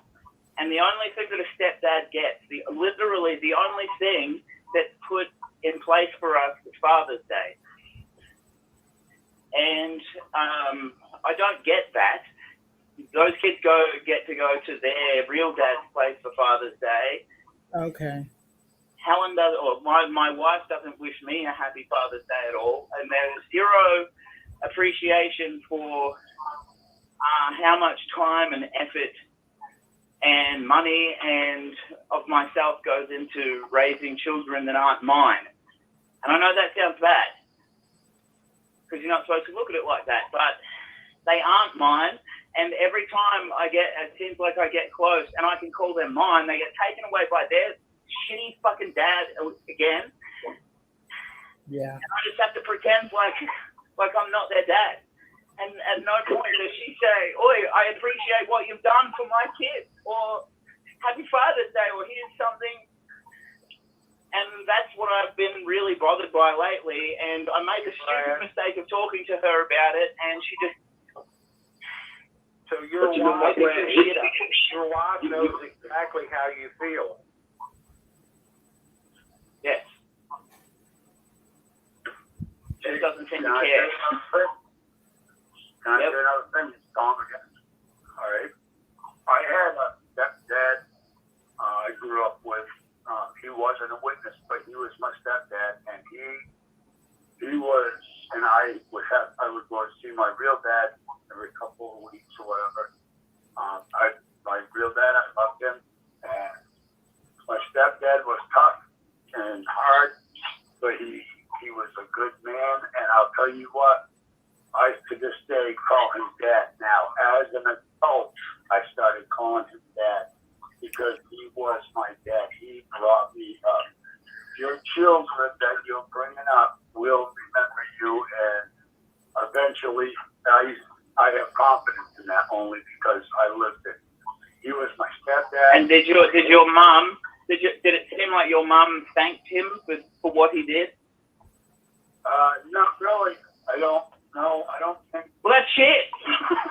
I don't think she did, but I'll tell you what, though, as I got older, and I started, when I was old enough to actually think about everything, and then my stepdad was still always there, and he actually, he had 4 other kids, plus, me and my brother that he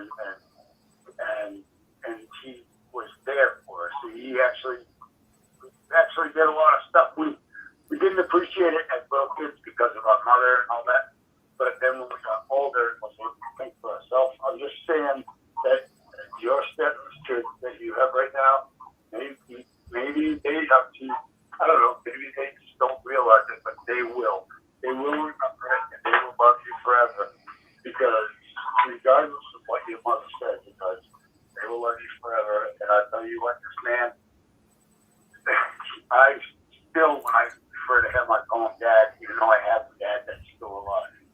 He had just passed away a couple of years ago, but, you know, and I had been calling him Dad for a long time, because but after I grew up and knew him, I started realizing what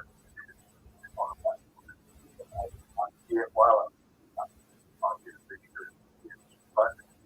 So you're quieting down or something, like it's hard to hear you, Tom, for some reason. Never you and love you, okay?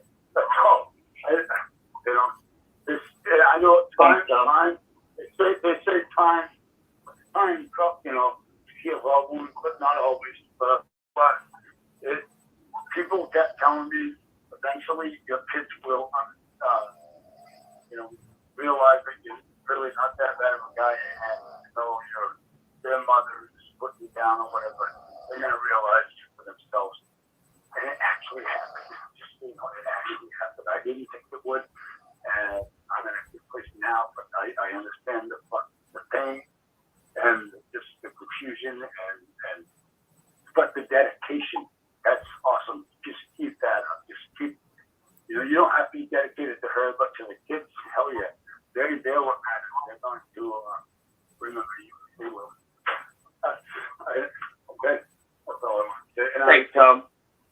You're welcome.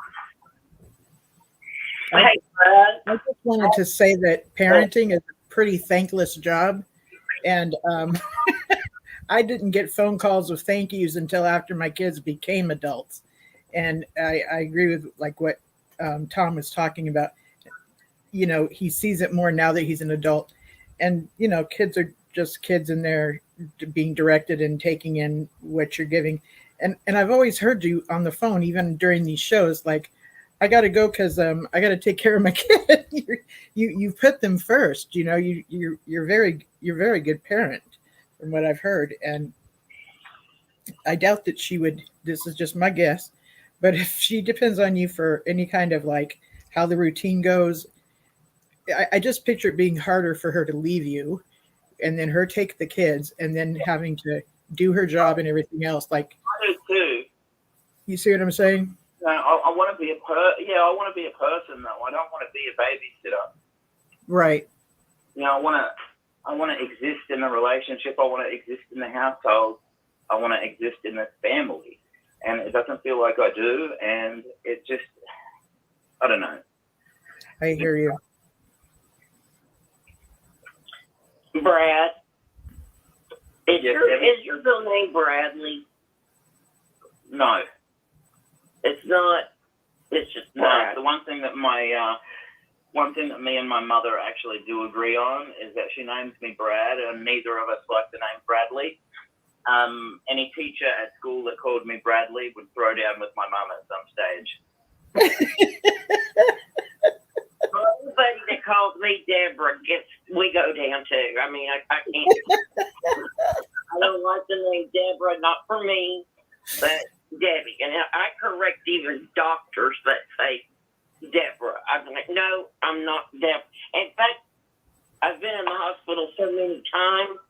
When I get a name being put on, in parentheses, it says Debbie. That's what you call her. Because a name is really important. But I just wanted to tell you, you know, you're talking about basically being a stepfather, right? And not feeling appreciated. If you were not there,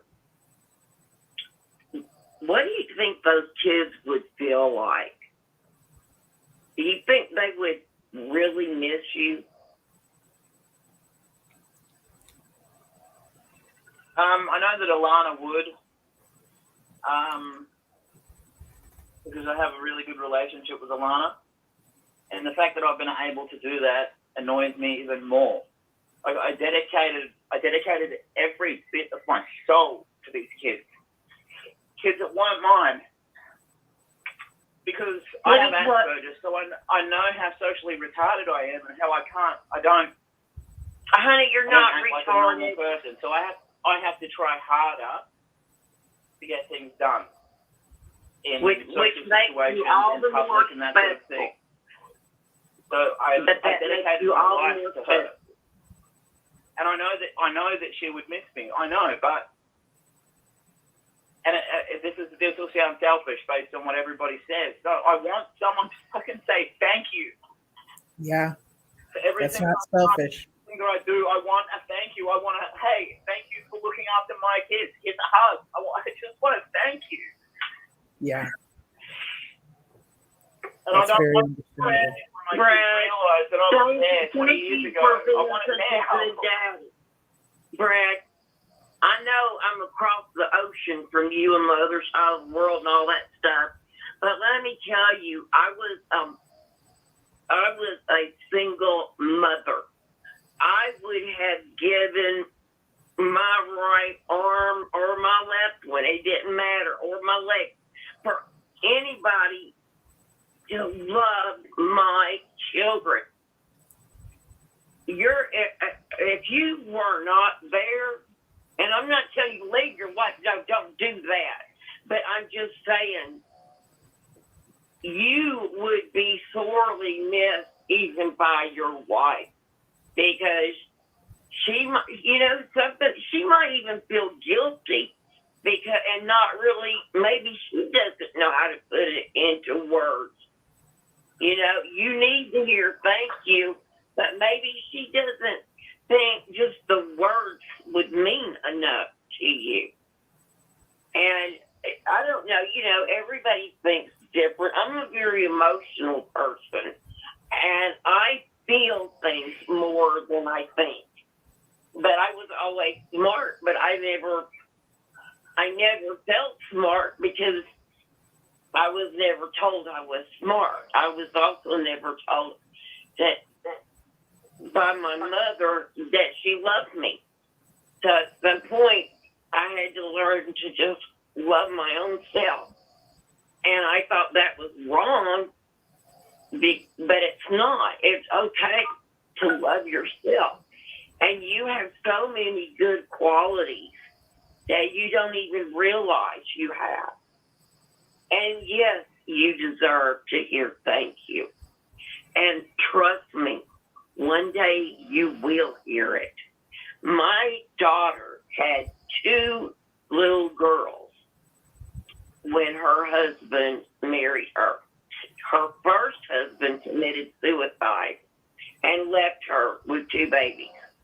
But he also got her pregnant when she was only 15 years old. And I stupidly made him marry her. The only thing my oldest granddaughter remembers about him is that he hit her over the head with a beer bottle, and she saw blood running down her mama's face. That's all she remembers about her biological father. But she had another baby right after that. And I thought, oh my God, what's going to happen now? She's still a teenager. She's got 2 little girls, and then she met this guy named Larry. And then one day she comes home and she says, hey, this is my husband. They got married. And that was 25 years ago. And those girls, she had 2, and then together they had 1. And Hannah and Casey are 27 and 25. And that's their daddy. The one that's there every day, that raised them and loved them. And this has always been like, what? To me, they went to him when they started their period, and not their mother. And that was like, really? He didn't demonstrate. Oh my God. I don't know I don't mean to make this sound wrong. I just mean. No. Hey, it's okay. You're not sounding wrong, because Alana came to me when she got her period and wanted everything explained to her and everything. And so I do, I explain everything. Well, that's good. Kids especially need details. And in this case, so did Hannah. And she took a tampon to him to see how does it work. And he demonstrated it with a glass of water. And I'm thinking, I didn't go to demonstrating. That never happened. I just went, this is what you need. This is what's going to happen. This is who you need to talk to, other than me. But what you say to her though is what she needs to hear that from her daddy. You're her daddy. I know that, and I feel that, and I feel that she appreciates what I do, and that's excellent. I love that. That's what's the most important thing is what she feels for you and what you feel for her. I guess what I'm not complaining about that part. I'm complaining about the part that's not most important. The part where the part where you want to hear thank you and I love you from your wife, right? Yeah, I want I can't. Alana will see that I'm feeling upset, and she will come and say, "Hey, I appreciate you. I appreciate the things that you've done, and it's great." But it's not my wife. You know, if someone comes up and punches you in the face, and then someone other than that person says, "Hey, sorry, that person punched you in the face," it doesn't feel the same unless that person that punched you in the face says sorry, right? Exactly. And I understand. I'm not trying to shit on my relationship with Alana or anything like that, because she does appreciate it. But I would like the one person that is refusing to appreciate it. You know, the one person that I don't want to go home and cry to Alana that I don't feel appreciated. That's not right. Putting that on a child, right? Yeah, you're right. With that, that's horrible. And I don't. Yeah. But I want that one person that's supposed to notice. That one person that's supposed to care. The person that I chose out of everybody in the world to be with, and that chose to be with me. Mm-hmm. I want to appreciate that one place. It's okay, Debbie. Thank you for your advice. Thank you, everybody. But I'm really sick of getting recorded crying now, so I'm gonna put myself on mute and shut up my store and try and figure out what I'm doing for the night. Thank you, everybody. I appreciate you all so much. We all love you, Brett. We know exactly. Thank you. I wanted to share something too that. I love you, Brad. Just let love be your path, you know? Even if you don't contact you, like, show it. Always show it. That'll keep you strong. Can anybody contact you, like, through Facebook or anything like that? I'm going to say goodnight to everybody. Okay. I'm glad you called in tonight. Linda has all my details, and so does Debbie, and either of those can get you into contact with me. Thank you. Thank you so much. Okay. I want to talk to you, Brad. I really do. You're a good man. I feel for you, and I relate to everything that you're feeling, just so you know, and I would really love you to actually have a conversation. So I will get a hold of Linda somehow. Okay, thanks. Have a good night, and I hope you have a great day. I don't know what time it is over there, but have a great weekend. And I'm gonna do my best to get a hold of you, as I really want to talk to you, Brad, because I can tell that you have a good heart. You're a good man, and I feel for you 100%, brother. I really do. And Brad, you have no idea how many single women would love to have a man and thank a man to love their I know, kid. but I don't want any single women. But you don't want those I want women. my one. I know. Good night, Brad, and I will do my best to get a hold of you. Good night, man. Thank you. There's another thing I wanted to suggest, and it might seem counterintuitive, but like I was saying earlier, that being a parent is a very thankless job. and you've probably done this already, but complimenting her on what a good mom she is. You know, she probably needs that just as much as you need what you need to hear as well. So I'm just putting that out there, not saying you've done this or not done this, but, you know, just putting that out there in case that would support anything. Tried that. What? Well, don't stop trying. Just keep it I have going. tried that. What do you do? I Do you do it tell her regularly? that she's doing a great job with our kids, and that she does that I appreciate everything she does. Okay. Right, and well, for one, because I do appreciate everything she does, and also to remind her that I exist, and that I deserve appreciation as well, but doesn't seem to do anything. Seems like it might not be a natural thing to her or something. Well, I know that. Pretty blunt. How exactly do you say I deserve to be appreciated too? How do you say it? What tone and with what words? Give me a sec. I'm just going to serve this customer real quick, and then I'll tell you. Okay.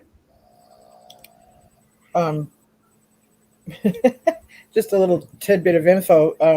Earlier when I forget her name, she was talking about how you can't put a tiger and I believe a lion together to have offspring. Yeah. He goes, he's in the chat going, yes, it's a liger, Liger animal. So I went and Googled this, okay, Liger, and it says, and I don't even know if I'm saying it right, the liger, Liger, is a hybrid offspring of a male lion and a female tiger.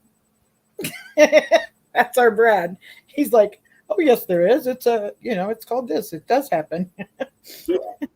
And he's like, and it says, Smart. what? He's just very smart and creative. Yeah. So it says the liger has parents in the same genus, but of different species. Anyways, he knew that could happen. It just comes to his mind right off the bat because he's like that, you know. Yeah. Well, people with Asperger's have a genius, IQ. They're just sometimes they're super smart in certain things. Is that your phone? Nope, that sounds like it's coming into the studio for Rick. Oh. And it sounds almost like his ringtone. So, yeah. Well, when one of my grandkids calls me on or somebody calls me on Messenger, that's what my phone sounds like. Yes. And I never can figure out how to switch over to it, and I lose the call every time.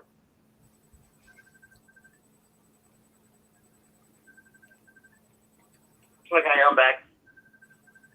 Okay. So talk to me like I'm your wife. Tell me what you tell me.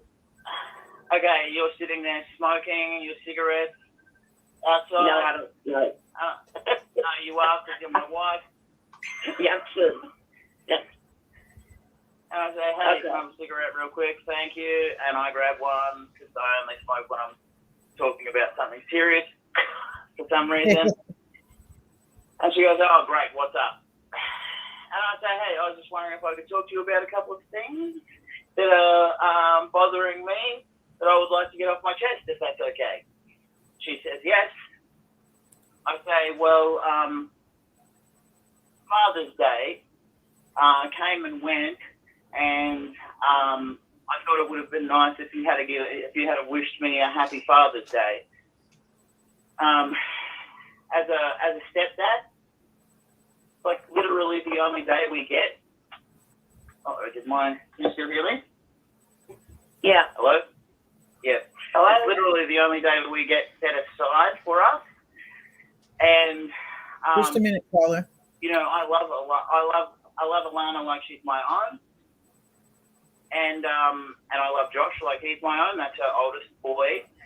And I just feel like it would be nice if you wished me a happy Father's Day, like you wish the father, you know, their actual father, a happy Father's Day, because I believe my job is a lot harder than his. And you then just she will say, and then she'll say something like, oh, well, you know, whatever, happy Father's Day. And I'm like, oh, no. I appreciate you saying it now that I'm mentioning it, but I'd really like it if you could say it on Father's Day. You know, like, I get that you're saying it now just because I'm mentioning it, but it would be nice if you could say, hey, I appreciate what you do for my kids some other time. That's not right now. And she'll say, oh, okay, yeah, I'll take that on board. 2 months later, hey, you know how you took that thing on board? Just wondering how that's going, you know? And then 2 months after that, oh, you know that thing? And then, you know, I'm not pushy. I know what I'm like when I talk. Or sometimes I can be pushy, so I purposely don't do that. And, yeah, it just kind of just goes nowhere. Does that make sense? Yeah. Totally.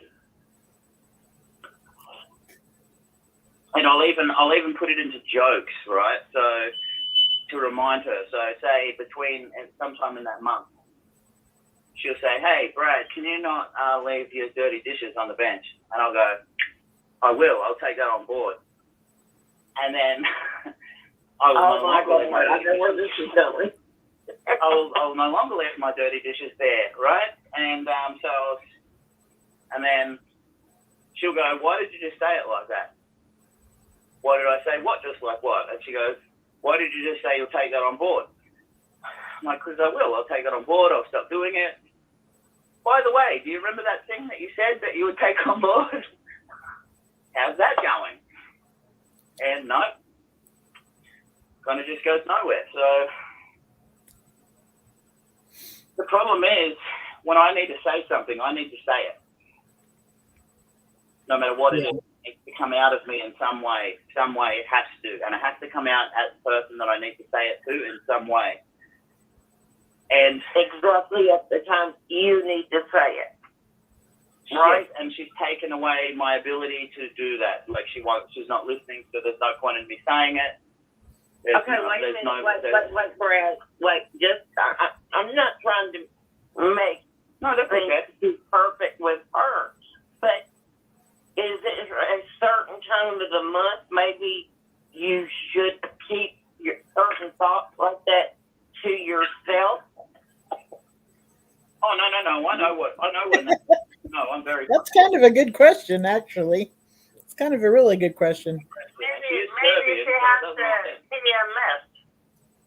And we have another one that's... PMS is not just right before a woman's cycle.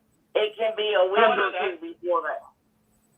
Absolutely. And I'm like, I want you guys to know that I'm quite a logical person. I'm not stupid. And I'm not saying that you're suggesting I'm stupid, but I'm very logical. I know about biology. I know how it all works and what it does. And I'm very good with that sort of stuff. I'm very conscientious. Well, that's good because women don't have a clue. Women don't have a clue how to deal with it. Do you believe your wife loves you? There's another gentleman that wanted to talk to Brad. Was that you, Kurt? Or was that someone else? Yes. That was you. I don't believe that she does. I like, but that's always something that I've struggled with because I have Asperger's. Love doesn't really make sense to me. So no, I don't believe she loves me, and I don't believe she shows me that other than letting me just hang around. And I've told her you don't quite understand. You might be reading the clues wrong. That's thought. And that's why I talk to her, right? Yeah, so but I know that I'm getting the cues right. Find the words. You might have the words, and she might just have the feeling. You know what I mean? Mm-hmm. But I guess thank you is not a very hard word to say when I've heard her say it to many other people. You know, like saying, I know that we always take for granted is the people that do love us, because we expect that they're going to always be there.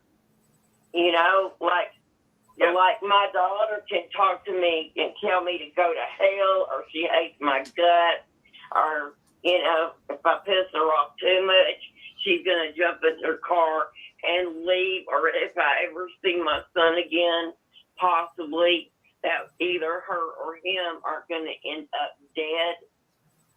No matter what, I'm going to have a dead child, which, I mean, he could already be dead. But it doesn't matter how she talks to me, I still love her.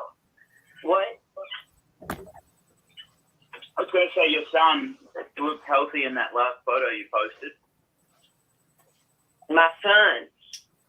Was that your son, the one you posted something on Facebook a while ago that said he's finally found? And it was like this young man sitting in the backyard.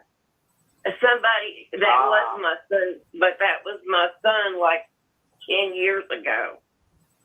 Oh, well, he looks very healthy. And somebody said they found him, but they found an old record of him being arrested.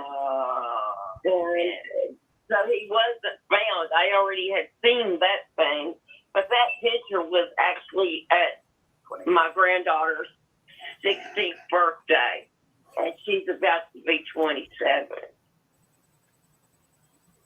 But no, I haven't seen my son since June the 2nd, 2019. And it doesn't matter what either of my kids ever do or say to me, I'm still going to love them. And I think because they know I'm going to always love them, they take advantage of that and think I don't have feelings too. Because oh my God, you know what though? I started many, many years ago with my kids and my grandkids.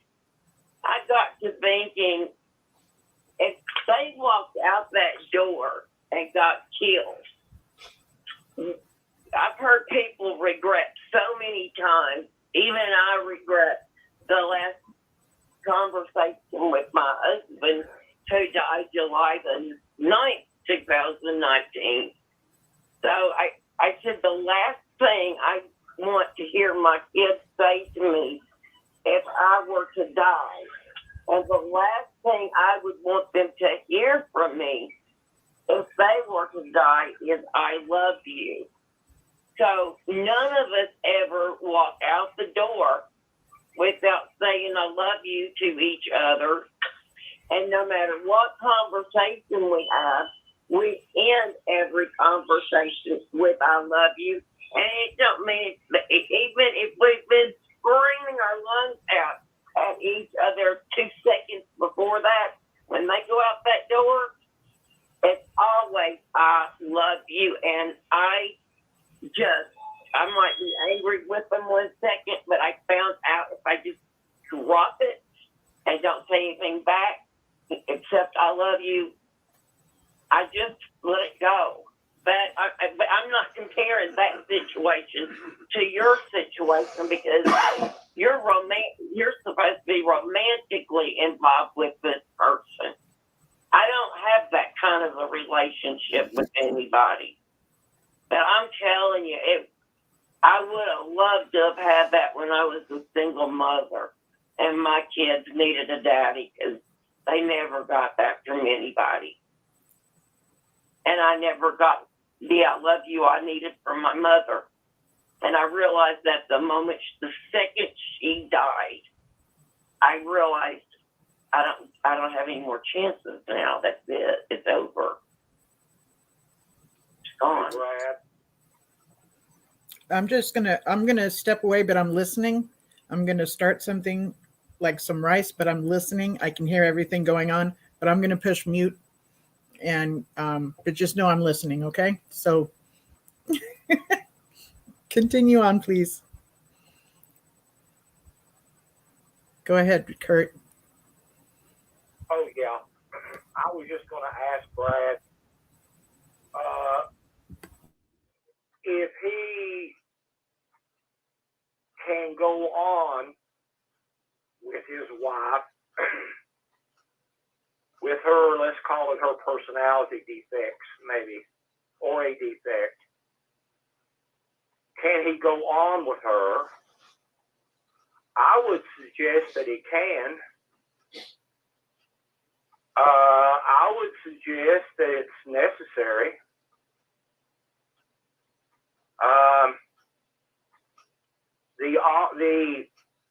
The options or option, well, two options: either stay and bear it, or get divorced, separated, divorced if he's married. I guess he's married to her. Yeah, he's married. Yeah. But he already said that divorce is not an option because then he will lose Elena. Exactly. Yes. Thank you for that. So that's not an option. Thank you for that, Swedish babe. I didn't. We got a pasta babe and Swedish babe. Thank you for that. I didn't hear that earlier. Yeah. Thank you. Yeah. You know, we all know how difficult. I'll tell you what I've often thought. Not lately, but I've thought, I've been married, same woman for 50 years. She's a lot better person than I am. I'll leave it at that. But it's been really hard. I've often thought, how can two people, man and woman, have a relationship that lasts more than a week? Now, I know some of you won't agree with that statement. I work with men, you know, they sleep with their wives the night before. They may have a couple of kids or 6 or whatever, and they would come to work and talk about their wife. Terrible. Terrible. And I often wondered, you know, how can you sleep with a woman the night before? You know, I don't want to turn us all off, but you can have two people married. Just as a reminder, and they go to bed on Monday night. On Tuesday, or sometime that night, one of them kills the other one. How does that happen? How does that happen?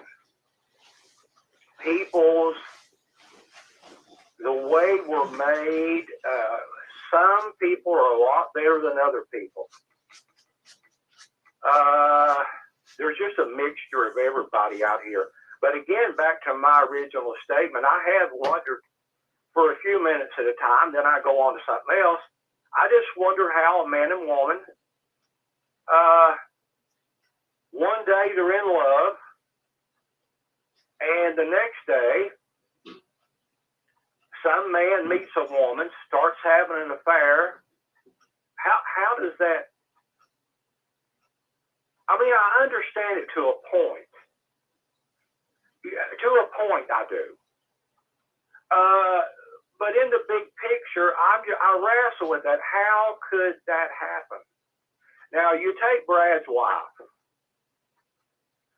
He says to her, you know, I'd like to be appreciated, you know, verbally, given, you know, that's not hard to do. That's not hard to do. She could do that even if she didn't mean it, just to keep the peace.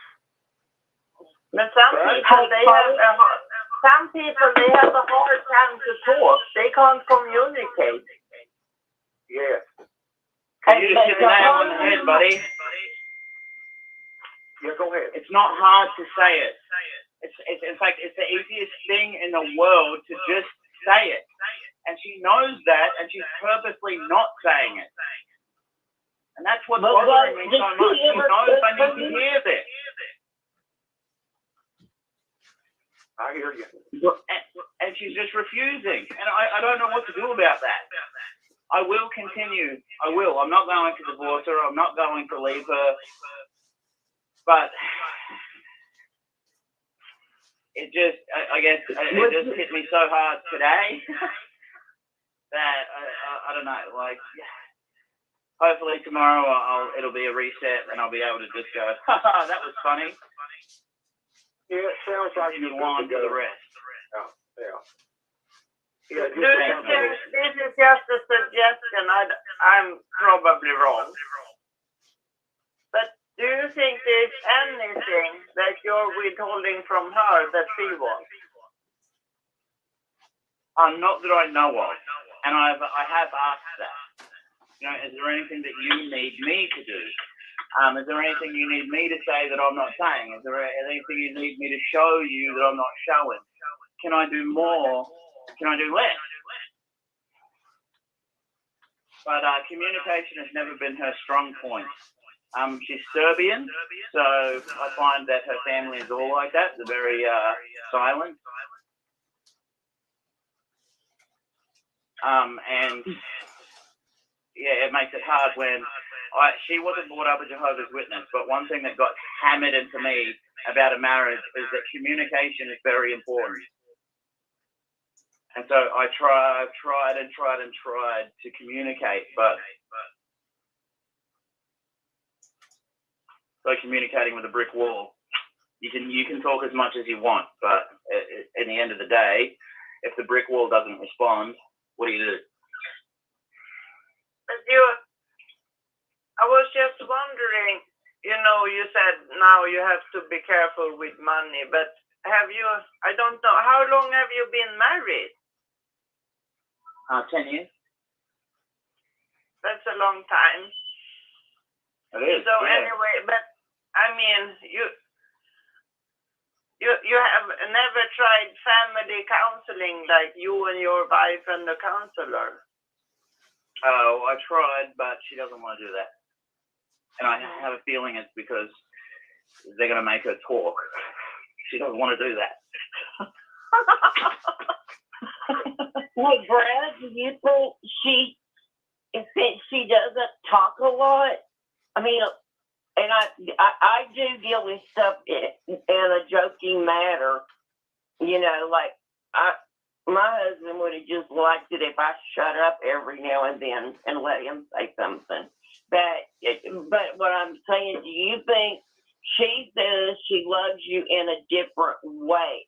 Like maybe she cooks you a really nice meal, and that's her way of saying, I appreciate you. I'm not 100% sure what way that would be.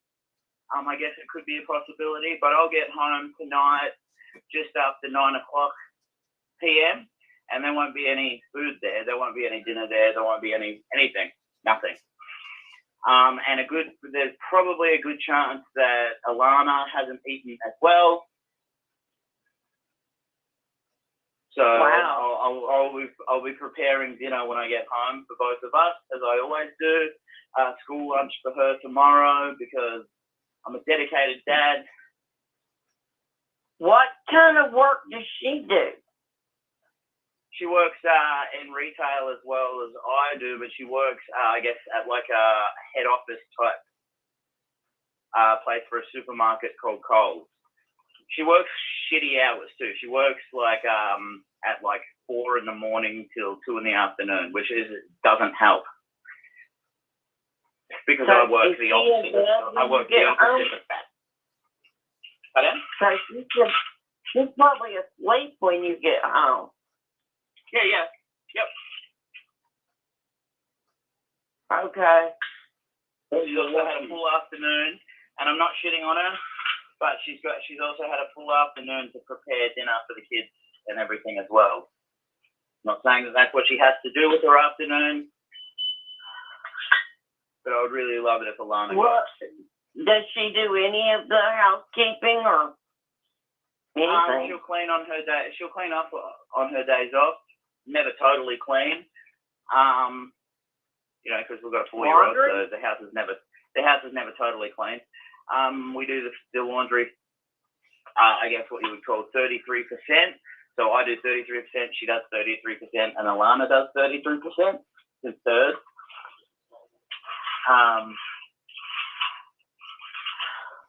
Are you the father of the 4-year-old? Yes. You have two boys with her, right? No, one. I've got one with her. That's the only child that I made. She's got a boy and a girl. And she has custody of both of them. But does she have custody of the other two? Yes. That's what Well, she hey, said, kids, you have to tell you Happy Father's Day. Because you are the dad. Yeah, I know. Tell me her name and give me her number. We'll call her. I agree that it is that simple. It is really that simple, and that is the situation I'm in. I can understand why that would be a difficult situation.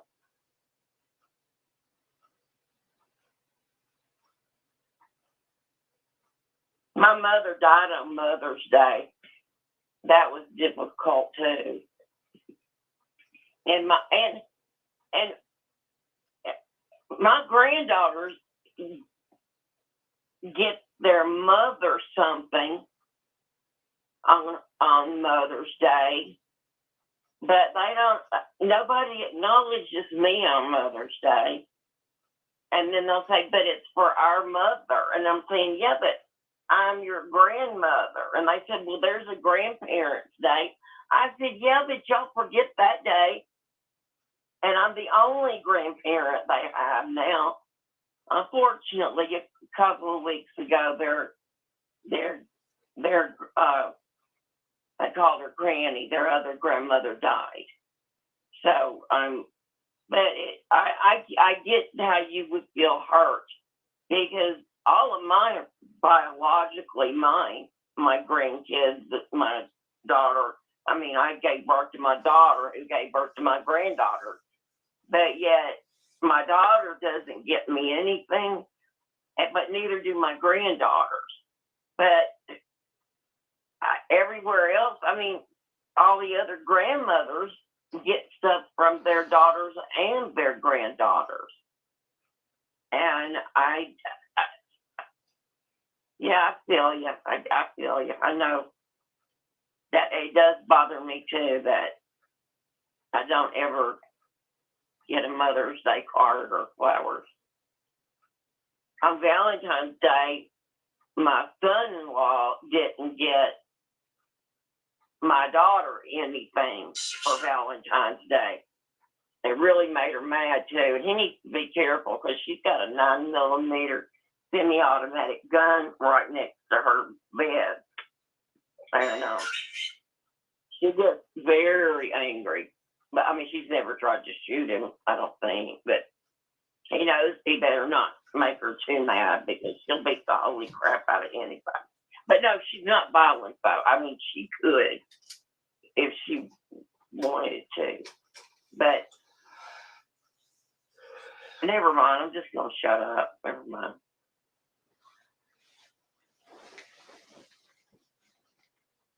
I appreciate everything that you've said, Debbie.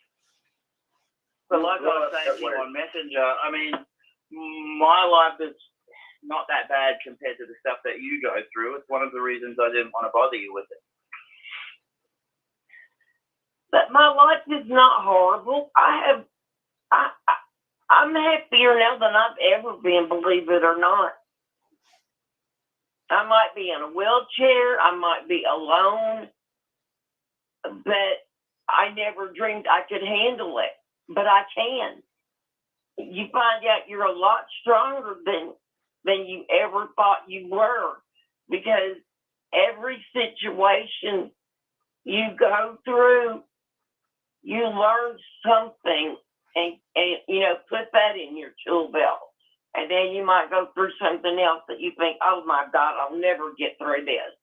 But you get through it. Well, there you go. You got another tool in your tool belt, But I've always also just counted it as a blessing. Everything that's good that happens to me is a blessing. And all I always, who I compare my life to is Job. And I think, well, Job did this and he didn't know what the things were that were bad that were happening to him. You know, I mean, he was said, curse God and die.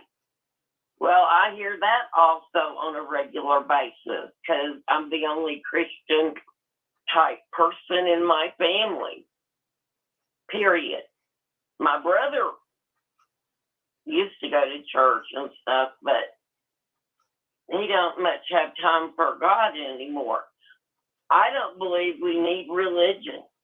I believe that we're made in the image of God, and that I do believe in God and I believe in Jesus.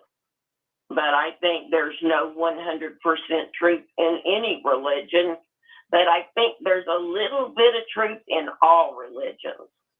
And we just have to do what we feel is genuinely right for us. In my case, I believe in an almighty God, our creator, and his son. Despite it having been explained a bazillion times, I just don't get the Trinity, and I don't believe in eternal hellfire either. I just,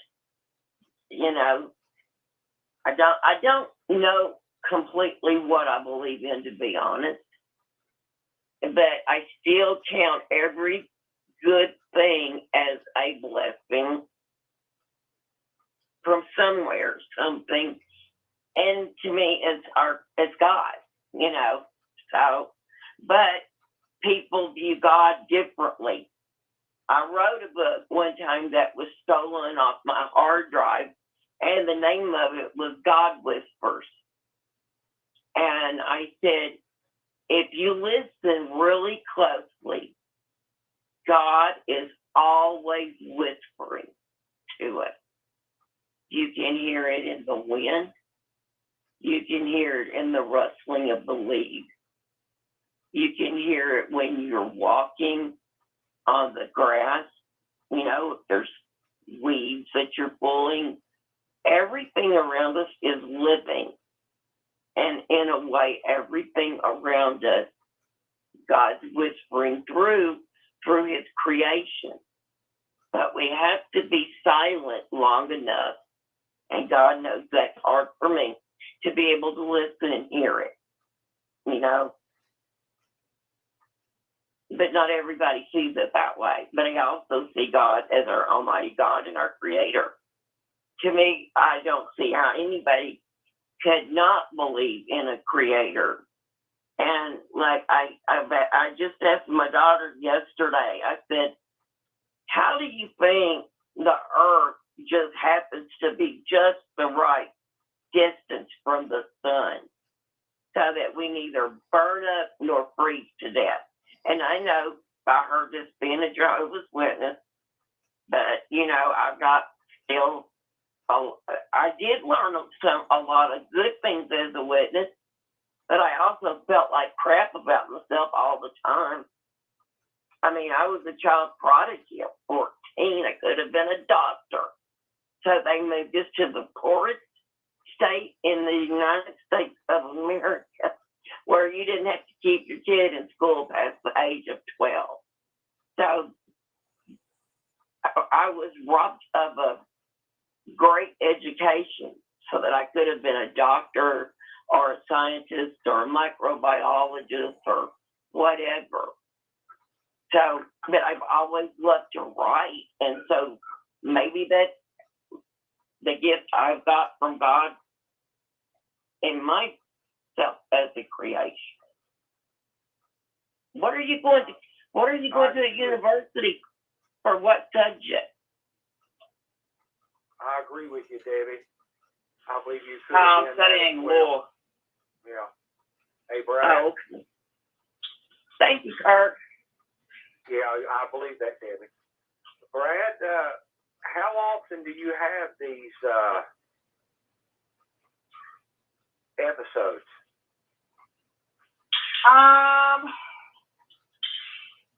Maybe once every 3 months, I guess. Where I feel, but in saying that, nothing has changed. Like it's like old stuff coming back, right? So in 3 months' time, like I might be fine tomorrow, and in a week's time I may be all good. Like it's never happened. Continue on, and then in 3 months' time, it's like, where's my thank you? Like where the hell is that? And then it'll be brought up again in my mind, and then it all comes rushing back. That I should be treated like a human. I should at the very least, okay, if you're not going to say thank you, how about you act like I exist when I'm looking after your damn kids? So you got a history of recovery, and I'm searching beyond what you just said and asking myself, which I don't know the answer, whether you need to talk to somebody. Well, T, I get the idea of therapy and that, but only if it's going to work. Only if they're going to give me, some sort of tip or something that's going to help me. When really, the tip to me sounds like it should be, why can't this person just say thank you? Just say thank you, and I'm all good. Just come and say, hey, thank you for this thing. I know that's the one thing you need to hear. Here it is. I don't know how a therapist is going to tell me, like, do that for me. Yeah, I don't. Does that make sense? Yeah, it does. Yes, it makes sense. It's like you feel really you're not the problem here. That's what you're feeling, and it doesn't that is matter what I feel, how but I many don't hours. You could spend a million hours no. at the therapist, but you're not the problem. That's how you feel. That's how I feel, yes. And I don't want to say that because that probably sounds bad, me saying that that's how I feel. But yes, that is how I feel, yes. But you have been married for like 10 years, and usually after 7 years of marriage, there is a down period, and not everybody can go after these 7 years. They usually get divorced. But you say, oh, I know everything, so it's no use I tell you this, I guess. Oh, I didn't know that. You didn't? No, I didn't know that most marriages end after 7, or there's that 7-year thing. They have a crisis after, like, not most marriages, but I mean, they have a crisis. After 7 years, there's a big crisis. And if you survive this, then you can go on. But if lots of marriages end with like 7 years because it's a crisis, and you don't have to be married. I mean, even if you just pack up with somebody, after 7 years, there's a crisis. I mean, you have survived. Survived this 7 years crisis, and now you've been married for 10 years. So that's a long time, and she has a hard time saying thank you. And she's from Serbia, so she won't change. I feel like she will never change. That's how I feel. I feel exactly the same way. And I feel like she doesn't want to go to family counseling because she probably knows she's the problem.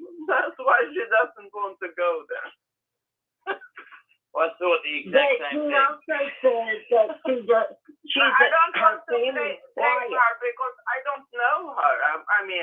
Oh no, and I don't want to lay blame on her either. Like not all of it. I'm really hesitant to say that she's the problem because you know I have Asperger's. There could be a million things that I'm the problem. Do you have different cultural things?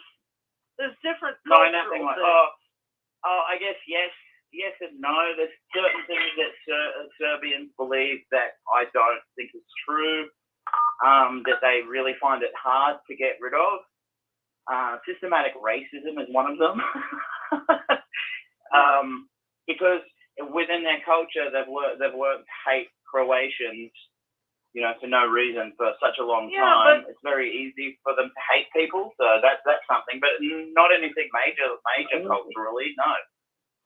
Because, you know, like it's said often in America that, you know, many American women will say, well, I would only marry an American because, you know, they are free thinking about women's rights and things like that.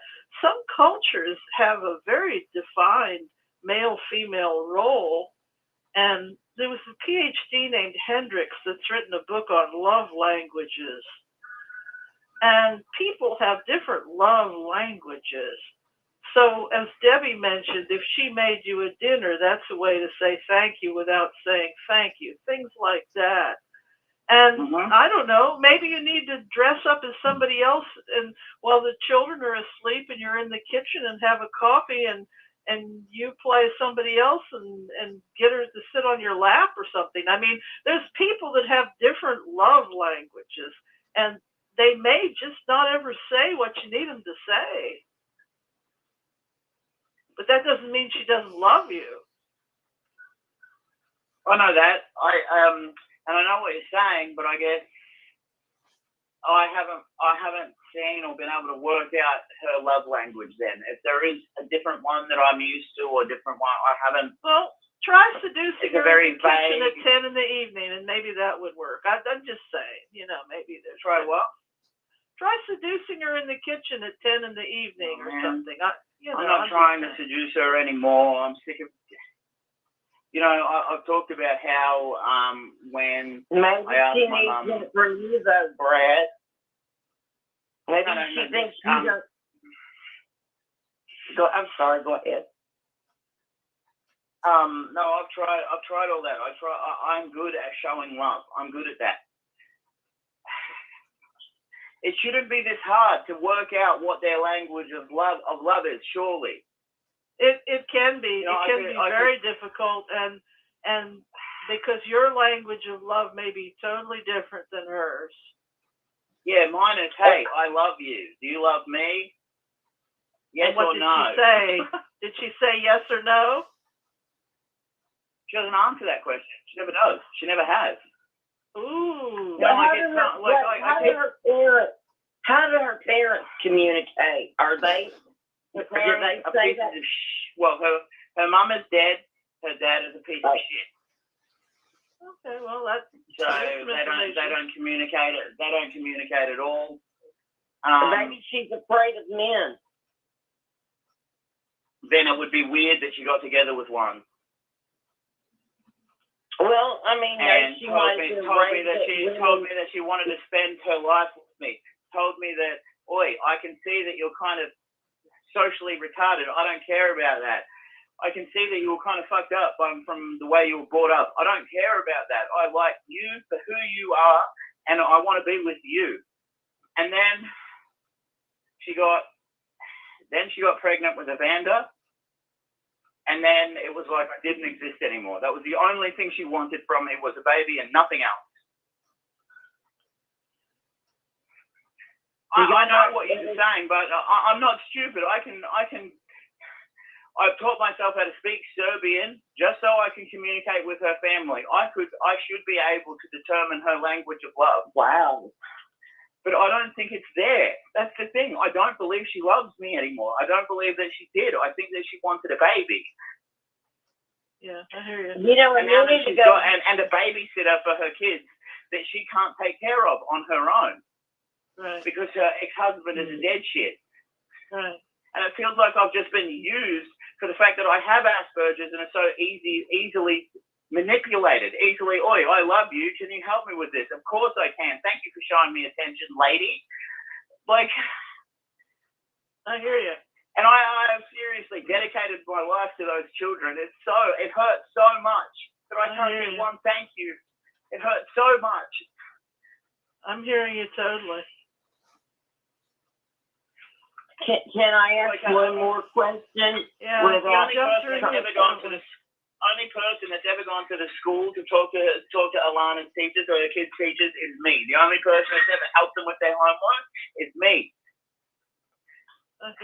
Do you say, like a minute ago, you said, why doesn't she thank me for being there for her damn kids? You know, I don't say it like that to her. No, I treat those kids like they're mine. Alana is mine. I would fight to the death with their dad to prove that she's mine. You're the dad. You're a good dad. Yeah, you're the dad. And I don't ever call them my damn kids. I've never once called them my stepkids. I introduced them as my own. They are your own. You're feeding them. You're their dad. They just had the inconvenience of being born somewhere else that wasn't under my control, but they're mine. And because of that fact, because I can call them that, and I do to everybody, I deserve a thank you. Regardless of what language you speak, regardless, it's so easy. I've told you the words that I need to hear. Two words. It's not hard to say something unless you're choosing to not say it. I'm seeing a dynamic there that might be possible. Did you say a script to her something like, it's really great that we're together, or it's really great that we're a family, or we're a great team, or something like that, where you include the we and see how she responds to that? Yep. And it's just like nothing, you know, like, yeah, true. I'm off to work. I can't dynamic. I lived with this dynamic all my life. I'm seeing it. You're a great dad. Yeah, I really try to be. I think about it every day, all day, every day. How can I be a better dad to the kids that aren't mine? You really are. And you have to try harder when you're a stepdad because you don't have that natural connection with them. You don't get that natural connection. So you have to make it. It's way harder to get that connection. But it can be very strong.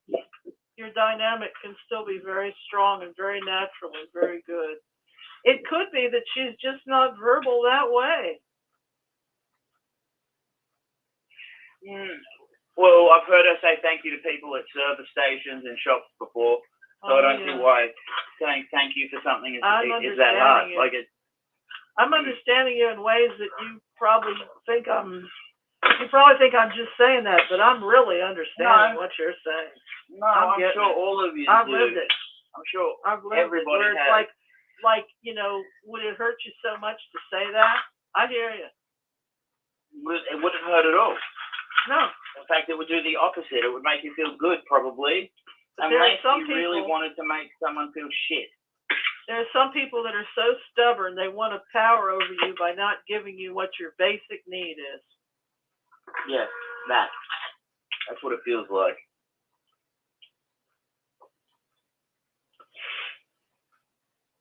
And it makes me angry and sad and alienated. Yeah. I wish I had somebody in my life half as cool as you. Well, you do. And I thank you for being in my life as well. I don't know what I would do without you guys. Thank you so much, everybody that talked today. Well, I hope it helped. I hope we all helped you. And well, it doesn't. It doesn't help me getting the thank you, but it helps to know that other people have gone through the same stuff. Yeah, and just do really well in your school and do well for the kids. And it's a funny thing in life sometimes with people. Sometimes if you pull back, then they'll come toward you. No guarantee there, but sometimes they will. Right. Yeah, I know. I don't. And then other people, it takes 30 years for them to do it. So I hear your situation. Yeah. I just want you to know, this is Tom, and I really want to try to get a hold of you. I think,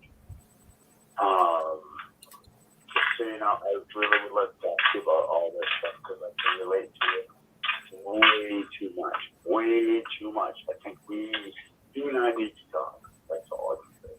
Okay. Well, Linda has all my info, and feel free to get it from her. I tried. I'll try again, but. So I just sent you a link, Tom. I found a link and sent it to you.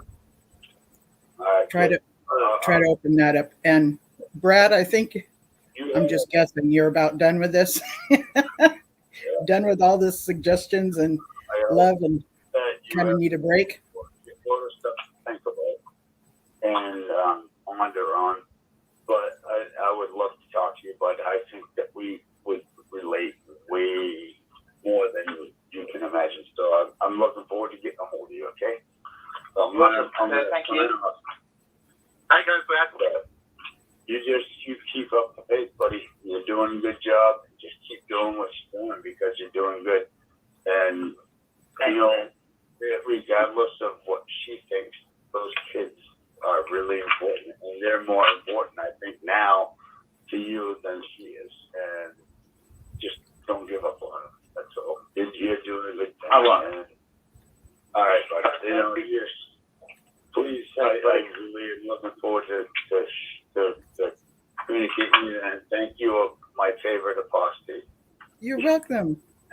You're welcome. And if you guys ever need to talk, you can talk through that messenger. A shout out to Linda. I'm sorry, not messenger, the Instagram where you do messages at. I love you guys. I'm gonna sign off, and I will do my best to get a hold of you, Brad. Okay? Thanks, buddy. So I want to suggest to everybody to give a kind of a closing statement to him, and then I'm going to have a shift subject because I'm sure Brad is appreciating this, but I think it's time to go into a different subject. Okay. Stay hydrated, Brad, and you can send me Facebook stuff. Okay. Hey, Brad, if you need someone to talk to, I'm always here, okay? Yeah, I know, man. Thank you. I'll give you a call, maybe. I'll give you a call sometime tomorrow or something. Some people stay in marriages for the kids. Yep. I think that's where you're at. Yeah, I just never wanted to be that. I wanted to be sad. For love. Sad. Yeah. Okay, wrap it up. That's exactly what I was thinking. We're wrapping up all of our love and then sending it to you. Mwah. Yeah, it sounds like to me, it just sounds like she's kind of overwhelmed in life and has no sense of control over anything. And she might even be power tripping on this one area because she might not have a sense of control anyplace else. Just guessing. I don't know. But yeah, keep on keeping on. I'm sorry, what? I said that's a good point. You're right. It's a possibility. And yeah, I went days in my previous marriage where my ex-husband wouldn't talk to me for days, and I had no clue that was abuse. Did not have any clue. Like, I didn't know silent treatment for days like that was abuse until I came to learn about it later. But as time goes by, you just get wiser and wiser. So sticking in there is a good thing, and sometimes it's just not. But I don't hear anything of what you're saying, Brad, as though you want to leave at all. I just hear that you want to be appreciated verbally and told, and there's nothing wrong with that. And I used to have to tell my husband that too. It would be like Mother's Day would come up, and we went to go see his mother. I'm like, what about me? I'm a mother, raising our kids and stuff. I wasn't even acknowledged ever, and I would just be like, wow. And then I would constantly tell him how I would appreciate him. Well, it just comes natural to me to tell people compliments and how I appreciated him. And it actually got to the point where I would begin to tell him something, and he would literally shut me down and stop me from complimenting him. And like he didn't want to hear it. It was weird. But that was back then, and this is today, and we are where we are today. And when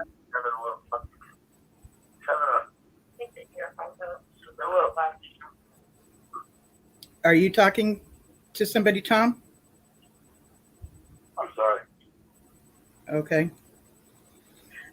So Did anybody else want to say goodbye to Brad? A little final statement or anything? I just heard me say that to you. I do. Okay. Who is this? Brad, I do have one final thing to say. And There was a gentleman that just said he wanted to, so let me have him talk before you, Deborah. Oh, Debbie. Sorry, I'm so wrong. That was a total accident. Go ahead, gentlemen. Okay. I've been married for 7 years, man, right? And, virtually, like, it's been the same. It's like someone even said, like, you know, the word loneliness is being with somebody that you don't love you or something, you know? And that just hurts like heck, you know? You know, you know, come down and see me or something for a couple of days and you spend some time together or something, you know? I'll be willing to do that. I have thought about doing that, actually. We'll talk about that more. Yeah.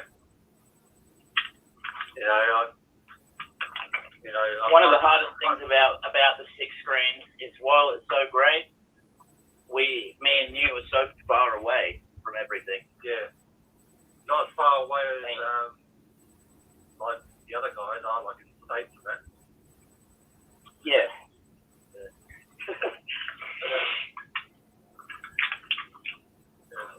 Just hang in there, mate. Just, you know. Thanks, Calvin. I appreciate it. Do what you can. Just be a nice person, like what you are, and you know. Yeah, that's basically it. I'm sorry, man, about your situation and that. Oh, that's all right. It's not your fault. But thank you. I appreciate it. And I will call you in the next couple of days, definitely. Okay. Thanks, Calvin. And Debbie. Oops, Debbie, forgive me for saying Deborah. That was, I don't know what. Forgive me, please. You're next, Debbie. Oh, okay. I was just going to say, based on what Pixie said about pulling a little bit the other way, where you're not so freely giving of what you feel and think. Be careful, because that backfired on me, because that's what I tried with my first husband, who I adored. I mean, when we got married, it was going to be forever. We both, and everybody thought we had a perfect marriage. Everybody thought that. But his father got in the way, and so did my mother. My mother was just too nosy, but my husband, I didn't realize was being as abusive as he was. But I didn't get what I needed emotionally from him, because he was giving that to another woman. And I tried to seduce him back. When that didn't work, I got both kids bundled up at like one night, well, actually in the middle of the night, when he didn't come home again. And I went to the bar where he was at with the kid on each hip. And the bar went dead silent. Everybody knew exactly who I was, you know. And I wanted to see for myself exactly who this other woman was. I was 3 years younger, and she was 3 years older than him. And I thought usually a husband doesn't leave his wife over an older woman, but over a younger woman, especially one as beautiful as I was. Just had to throw that in. No, you are beautiful. Oh, well, thank you. That's sweet. See, nobody tells me that, so I have to say it. I'm finally learned to say thank you if somebody says something nice to me. I used to always say, yeah, but instead of thanking you, I would find something and point out what was wrong about me rather than I didn't know how to accept a compliment. Right. They were so rare in the family. But, Brad, I just wanted to hear 3 words from my mom. I took care of her. I was the one that spent 3 weeks in the hospital with her and cleaned her up and got sick myself.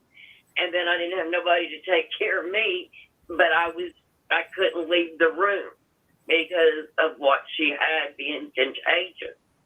And once I was in there, I couldn't go back home. And I ended up sleeping on a bench. They didn't even bring me a cushion to lay on.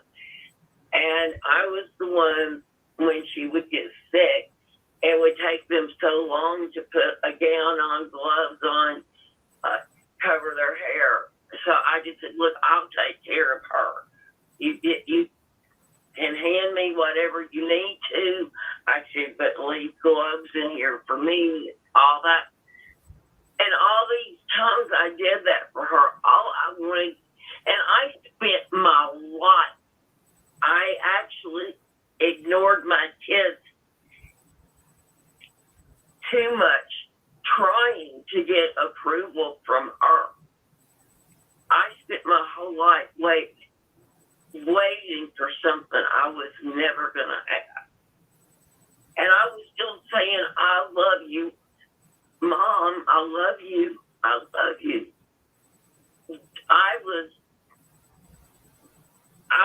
My heart was bleeding to hear it. And like I said, I was 45 years old when she died. And my kids were adults by then. And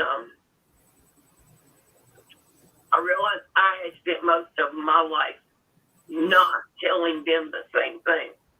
Oh, wow. And then it's almost too late. So don't pull back too hard, because I thought when I left my husband, he would see how much he was going to miss me and our kids. And then when I went back and I said, look at what I did. I went to college. I got a brand new house built. I'm not stupid like you said I was. I'm not worthless. And that's what I went. I asked him to meet me at a restaurant. So that's all I wanted to tell him was, look, now do you appreciate me? That's what I was going there to tell him. Let's try it. Let's just start over. And I said, well, I've got some news, and my news was that. And he said, well, I've got news too. I said, well, you go first. He said, I'm getting married next Saturday. What? And just like Kirk said, how can you go to bed with somebody one day and the next day they hate it, but they basically hate you? I get everything like you're doing, wanting to get that from your wife. But if you throw in the towel, then you'll never get it. I would have rather spent I don't know. Sometimes you would say, well, if they don't really mean it, I don't want to say it. But at some point, sometimes, maybe that's all you do need is for them to say it, stick it out, you know? Yeah. At some point, that is something that you need. You just need it. I know. I never got it. It doesn't matter if it doesn't matter if they mean it or not. At some point, you're so obsessed with hearing those words, you just need to hear those words. That's it. Exactly. Right. Just say the words. For fuck's sake, just say the words. It's easy to just say the words. Watch me. Watch my mouth. Thank you. It's that simple. Say the damn word. obviously, me yelling at you guys like that is not going to get those words sent to me any sooner. So this is what I do. I wander around by myself, just arguing with myself about how easy it is to just say thank you.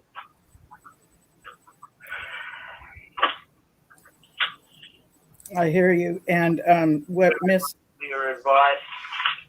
what Miss I don't have to tell you, Brad. Serbians are a tough bunch. All those Eastern European countries, but most of them are Slavic. And I could tell you a story or two, but we're about out of time here. But yeah, I'm not saying, I don't have any neighbors that are Eastern Europe or Russian, but they are they're just I don't know how to say it. They're just a tough bunch of people. They are a particular group of people that act in a particular way. Yeah. And I think you've got It's not necessarily bad. It's not necessarily good. It's just the way they are. Yeah, but you're doing good. Like you said, every 3 months or so you get, you get down. But I think you're going to be fine. And again, I don't have to tell you, you know it already. A lot of marriages in history stay together at least until the kids are grown. Yeah. You know that. Yeah. All right. Yeah. Thanks, man. All right. Yeah. All right, Linda. Hey, are there any more Australian men available down there that might, be my age? that might be your age, 62? Yeah. I mean, I don't care. It can be a little younger. You don't care if they're a little younger. She'll take them a little younger, she says. I love it. That's hilarious. They're women, but to get a guy at least about 7 years younger than they are, because usually women outlive men. But if Australian men are like Brad, I want one. It's too cold in Nebraska, David. I know. I'm from the south. Calvin lives down here. What? Calvin's 53. He lives down here. Calvin, 53. I'm here. I'm Calvin. Hey, Calvin. Well, I don't know how. Debbie has blue eyes and brown hair and a hot set of wheels. Yes, she does. Yes, she does. I drive a four-wheeler everywhere. She's over 60, but she looks about 40. Oh, okay, I could believe that. Do what? I could believe that. Yeah, she's got that good skin going on. Okay. Well, call me. I'm from a warmer part of America. I live in the coldest part of America. I want to go somewhere warm. But not hot. It's 37 degrees today. Yeah. Celsius or Fahrenheit? Brad would know. Yeah, I was just talking about this earlier. It's like 38 degrees Celsius up here at the moment. That's almost 100 degrees Fahrenheit. Okay, well, it's 19 degrees Fahrenheit here. Whoa, that's the opposite of what we're feeling. Exactly. It's really hot over there? It's cold. It's so hot here at the moment. It's oppressively hot, and I do believe that is affecting my mood a little bit. But Oh my God, yes. Oh, absolutely. Yeah. Every time I do a show and it's hot, I give the audience a warning. It's hot today and I can't hardly stand myself. I wish I could break up with myself and I can't. In the morning here. Linda, you're 2:30, right? It's 4:30 here. Yes. Is it there, Brad? it is 7:25 p.m.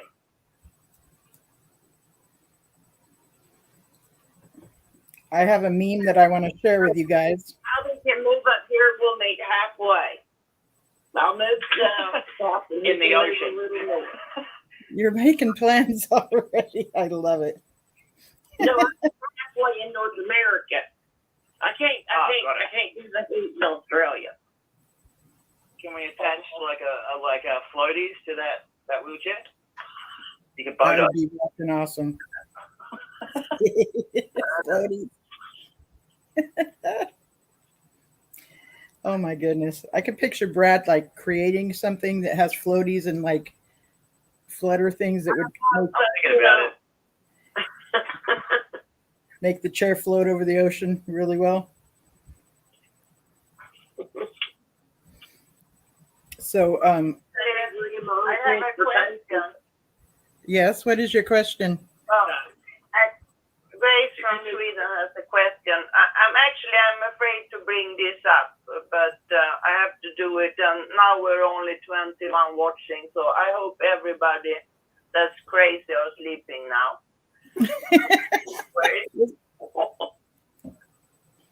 I mean, this has nothing to do with this Hamburg, Germany stuff, but I have been thinking this for many years. I've been thinking this. It's like the Jehovah's Witness, they have a higher rate of mental illness. I mean, the people that are still in the organization. Yes. They have a higher rate of mental illness. Yes. And also, they know where most of us, or how should I say, I guess I'm floating, but anyway, they know where we live. The Jehovah's Witness, they know where the ex-Jehovah's Witness live. Some of them do, yeah. I just want to ask this. Am I the only one that have been thinking this? Because they actually call us agents of Satan. Right. And here is a bunch of mentally ill people. Have you ever thought, what if they turn the gun on us? Yeah, I've thought of that too. And I'm one of those mentally ill people that I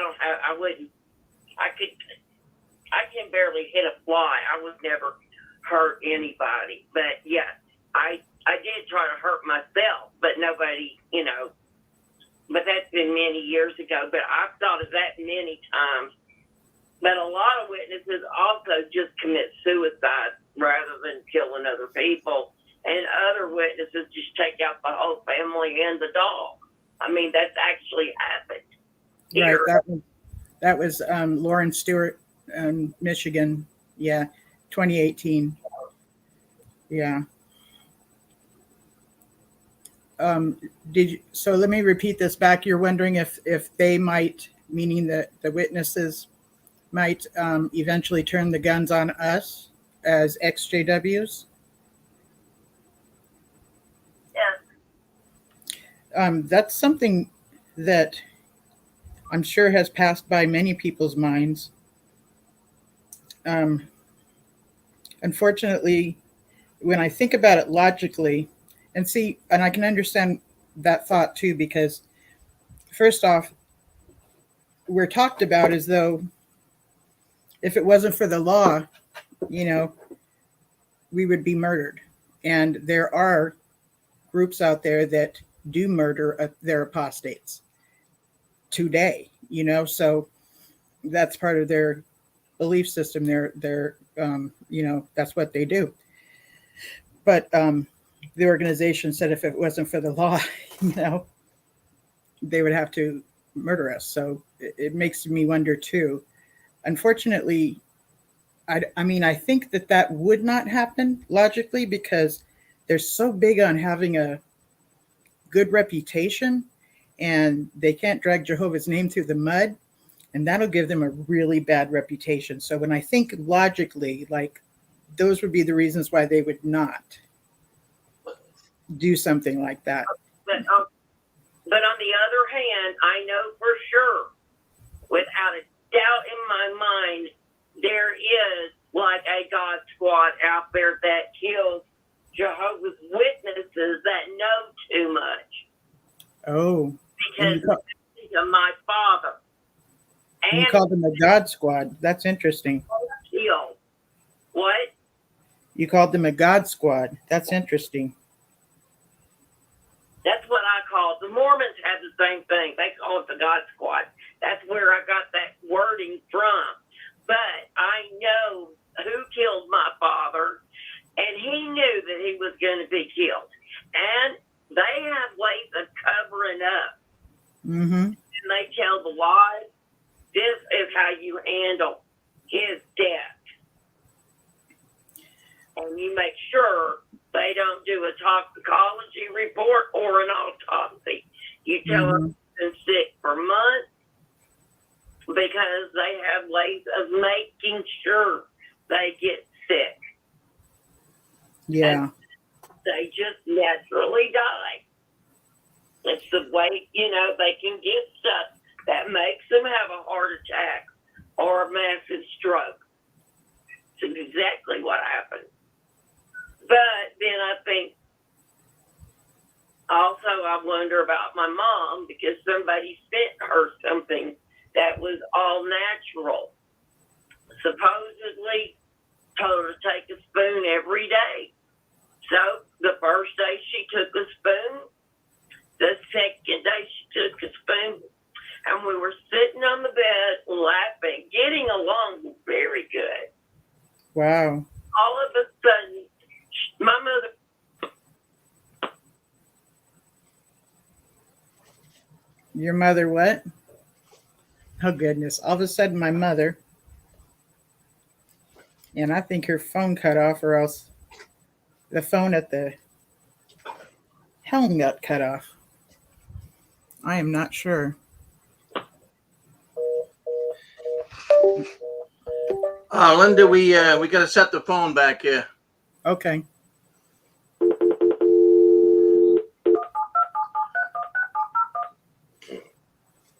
I'm doing it, honey. Okay. Welcome into the live Six Screens conference calls. We thank you for joining in. To speak up and talk, press *6 on your telephone.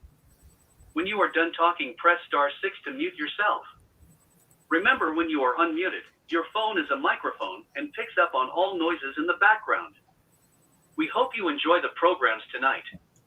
You will now be placed into the conference. If you are the host, press star now. Otherwise, please wait and you will be joined into the conference.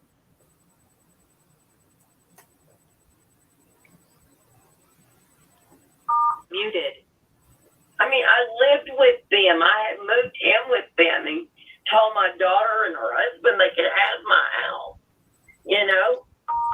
And unmuted. I kept thinking I should have been able to stop it. He even tried to run away. He caught a bus and disappeared. But that was your dad, right? He called my mom to let her know he was okay. And she heard in the background where he was. You know what? The phone, Debbie, can you hold on a second? Can you hold on just a minute, Debbie? The phone got cut off. You know how it turns off? Right at the point where you said you were hanging with your mom, having a great time getting along. And then all of a sudden, I couldn't hear you anymore. And what happened was the phone went out and Rick recalled in. So can you go back to that spot where you and your mom were getting along really well? Yeah, and had I already said somebody sent her something that was all natural? Yes. That was supposed to build up her immune system and everything. Okay. Yes. She took a dose the first day, and she took a dose the second day, and we were laughing on the bed, and all of a sudden, I heard a blood-curdling scream from her. Oh, my goodness. Her intestines had exploded. Oh, my goodness. Her body, which was not related to the cancer at all. She had been in remission and it happened within a half an hour of her taking that second dose of that natural stuff that I never had seen before. Oh my goodness. Thing on it. It just had a thing on it. It said take 1 tablespoon every morning. And she lasted 2. 1 tablespoon. And the second time she just screamed, call 911. I'm dying. Oh my goodness. Okay. And she lay there lingering for 5 weeks without so much as a sip of water. They were giving her bags of nutrition. That was $1,000 a bag. And finally, my brother and I just couldn't handle it. And we said, Mom, why don't we just do palliative care, which is comfort care, and let them keep you comfortable. And actually, it's hospice. Okay. And they withdraw nutrition. But the only nutrition she was getting was some kind of milky stuff in her veins. Oh, I see. And then, yeah, it was rough. But they even flew her to a non-blood hospital to try to do surgery on her. And they opened her up and they said her insides were just like gel. They had everything gelled together.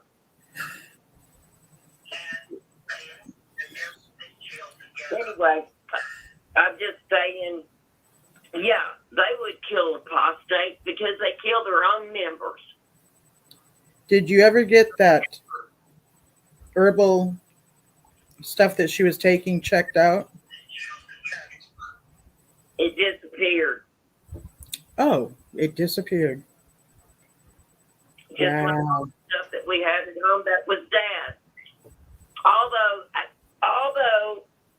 somebody got a little careless, and about a month after he was dead, I found a crumpled up piece of paper underneath the bed with a list of 36 different drugs.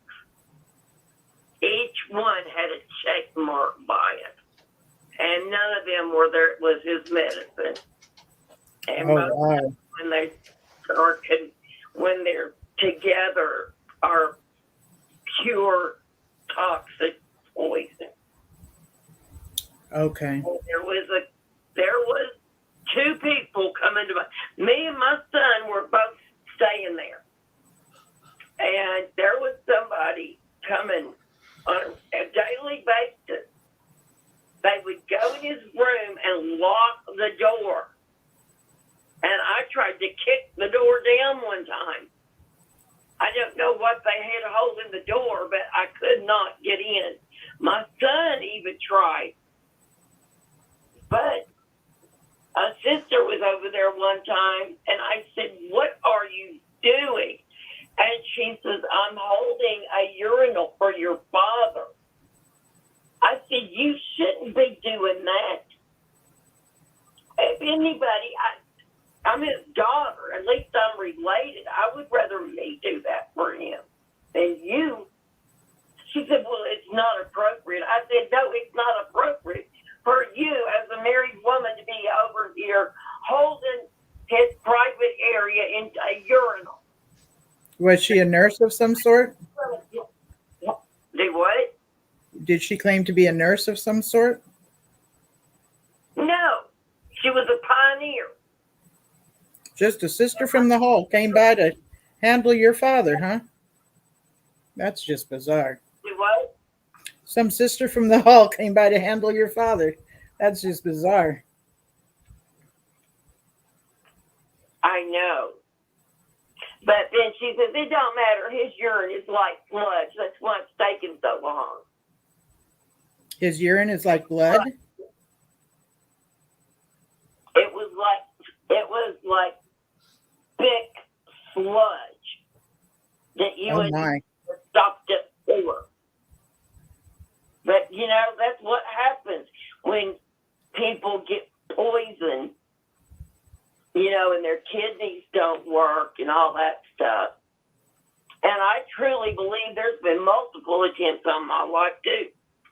I mean, usually, you know, your vehicle doesn't go up in flames the day your family picks you up from the hospital after you've been in the hospital for 8 months because the surgeons gave you 3 diseases. 1, a drug-resistant superbug, 1 streptococcus in your spine, and then diphtheria that landed you back. You never got out of the hospital from the surgery. You just got transported to another hospital where for 8 months, every 12 hours, you get something very similar to chemotherapy to get rid of it. Wow. A lot of whiskey.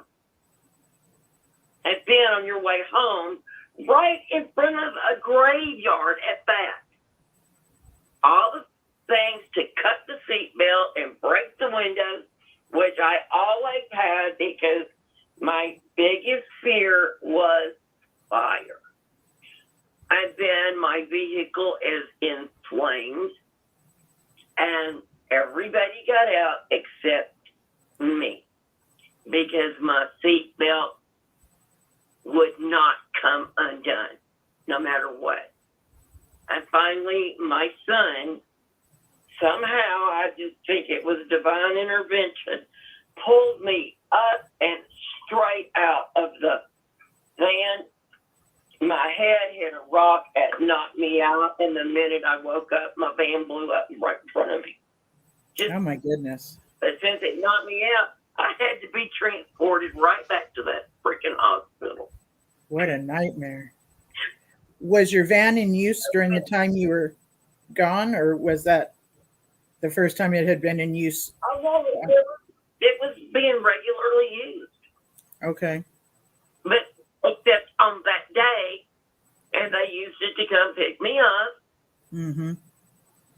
Wow. And that was the only time anything like that had ever happened. So, like I said, I faced my biggest fears. I was always afraid of water. And one of my jobs, I won a cruise 3 weeks after I started working for them. And I didn't know there was a contest. And I was just doing my job. I was just doing one hell of a job. I loved working, loved it. And so I won this cruise, and I'm clapping, trying to figure out who we're clapping for. And I turned around behind me. But a lot of people got mad. They just said that was beginner's luck, but it wasn't. Right, you earned it. But I took my mom on that cruise. And that woman pulled me through the casino so fast, she wouldn't even let me look at it. Because I would love to gamble, but we were still witnesses. And I'm like, well, Mom, nobody's going to see me. Well, Jehovah will. Jehovah will. Yeah. My best friend got in trouble when we were kids playing poker with pennies. And we were sharing the pennies anyway. But it was just a game. Right. But I'm sure gambling could turn into something really bad, especially if you enjoy it. So I've never gambled. I don't have any fun. I don't drink. I don't smoke. I don't gamble. I don't sleep with anybody but my cat. I mean, just in a, you know, not a. I hear you. It's taking me the wrong way. I want to say thank you to Apostle Babe and Debbie who had comments on my question. Is there anybody else who has a comment on my question? And that question was, might the Jehovah's Witnesses ever, turn to attack us ex-Jehovah's Witnesses, maybe gun us down, turn the guns on us?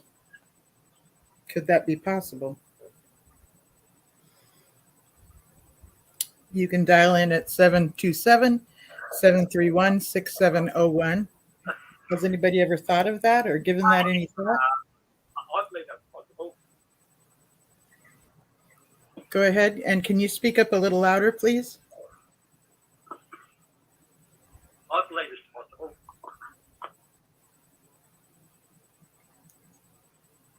You think it's possible? Yeah. I believe it's possible, but I also don't believe it's very likely, and only for a couple of reasons. They have to be able to find us. I know that Ray said that, a lot of Jehovah's Witnesses know where non-Jehovah's Witnesses live, but on the if you to flip the coin over, I know exactly where they are. I can go to a Kingdom Hall. I know exactly what nights I can go to the Kingdom Hall, and I have my victims there. But if you flip the coin, you may know where they live, but you don't know their schedules. You're only going to get one person, maybe one, like a family. You're not going to be able to get a large group of apostates ever. Does that make sense? Yeah. Yeah. I read a Watchtower the other week. Some time ago, we started to Watchtower about jail. Do you remember jail, Brett? The woman in the Bible who drove a pig through the guy's head. Say again? The woman? Yeah, that woman that drove a pig with a man's head. Yes, I remember her. Yep, I remember every violent story like that. Yeah. Well, they're saying, they're encouraging sisters to be like jail. To be violent? Yeah, it was in that Watchtower, it was saying, sisters should be brave like jail was. So, they're putting into people's heads already, it's okay to take after people who did violence in the Bible, Mm-hmm. So I know that, but also we had that when we were talking about Jim Jones that time. There was that point that Linda made that those people needed to be trained to drink the Kool-Aid. They needed to practice it. Because while it's great to think about as you're a Jehovah's Witness, oh man, that guy that bullied me in primary school, he'll be dead in Armageddon, ha ha ha. It's a lot different when you're a 12-year-old kid and then you have to do that. It's completely different when you are perceiving an omnipotent being who's always correct, who you've read in the Bible can just wipe people out. When he's doing it, it's different to when you're doing it. You know what I mean? And I think it does require a little bit of. Now, there are always exceptions to the rule. There are always nut jobs out there that are just willing to throw down at any chance, and willing to do some. I think you started reading that guy's book from Hamburg, didn't you? That was just word salad of crazy. Right. If you were to, if you were to write crazy in a dictionary, you could have that book as a definition. Right. People would completely understand what you were talking about. Yeah. So I think there's going to be people like that, but those people are always going to be the exceptions. I think rank and file, they need to be trained. They need that order, constant order of, okay, now we're doing that training session where we pretend to kill a bunch of people, that kind of thing. Well, and then when it does happen, it just happens naturally. At the Jim Jones Massacre, they had regular practices of drinking. Well, they did drills. Don't have any regular practices where they're doing something like that. And I think at one stage when subliminal play blocking, when flight and fight kick in, if you want someone to do something that they normally wouldn't do, then you're really hoping that muscle memory takes over.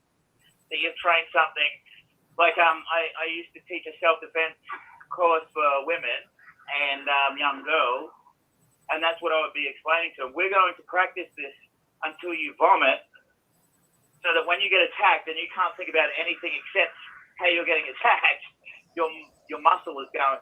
your muscles are going to take over and defend you when your mind won't. And I think that's such an important part when it comes to getting large groups of people to commit suicide or do an atrocious act. You kind of need to train them to do that. That's why we train soldiers. That's why we train everybody to do those sorts of things. So let me just play this video that I made about 5 years ago, and it's called White Nights in Jonestown.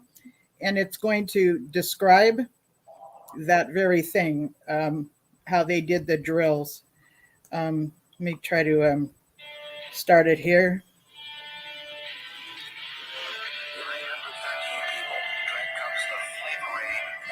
Can you hear it? It was suicide, but it was also murder. Men were standing by with rifles. Mothers made their babies drink the poison. This was the end of Jonestown, which was to have been a settlement of salvation. The People's Temple had moved from California after some negative publicity. Jim Jones, the pastor, who had organized a dynamic church in the early 70s, a church open to blacks, Hispanics, and the homeless, became convinced he was being persecuted and took his followers to Guyana. Deborah Lincoln has written a book about Jonestown. She was a member for 7 years. Joining as a teenager, she managed to leave Guyana and issued warnings that Jones was planning a mass suicide. Deborah Lincoln had been through the so-called White Nights. White Nights. Suicide rehearsals in the jungle. Suicide rehearsals in the jungle. So that's a 1 minute video I had made that gives like a whole lot of information. Here's one more. This is just him talking. Said I won't be alive, then I can do my thing. But why do you take that right? I wish I could do that right, but I can't while I take that. I could die tonight and I'd be out of my mission. But to get all the United States made it. Thousands socialists do their guy. The ambassador knows yesterday about talk of Congress. We're the talk of Congress. Okay, we're the talk of Congress. You can know we're the talk of the left.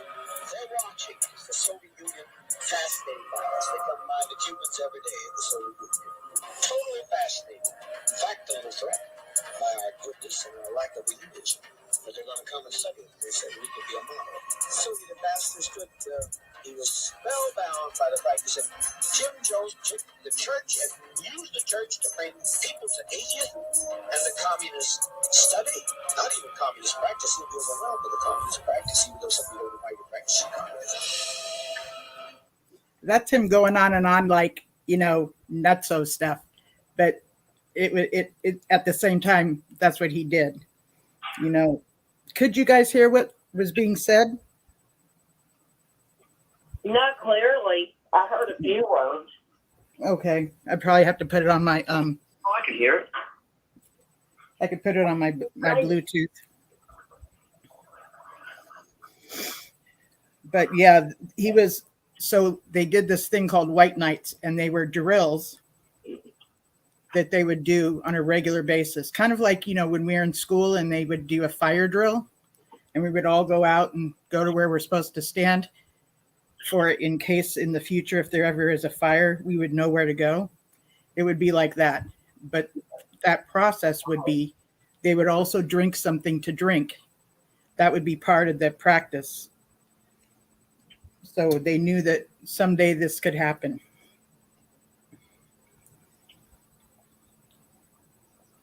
Yeah, and the ones that refused to drink it were shot. Correct. And or they would be given a shot in their backs if they tried to run, you know, if they didn't choose to drink the Kool-Aid on that very day when they were supposed to. Some of them got scared and would run, and then others would chase them with a needle and give them the poison. So it was considered a suicide massacre rather than simply a suicide. And it's so interesting because, 1975, I was 11. 75, 76, 77, 78 was Jonestown, okay?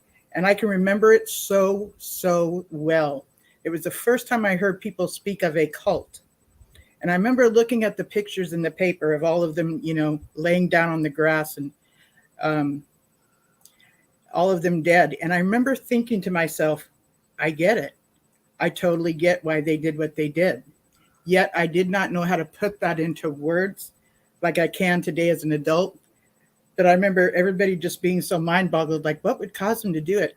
And I totally knew what would cause him to do it. I got it. It was a trip seeing that.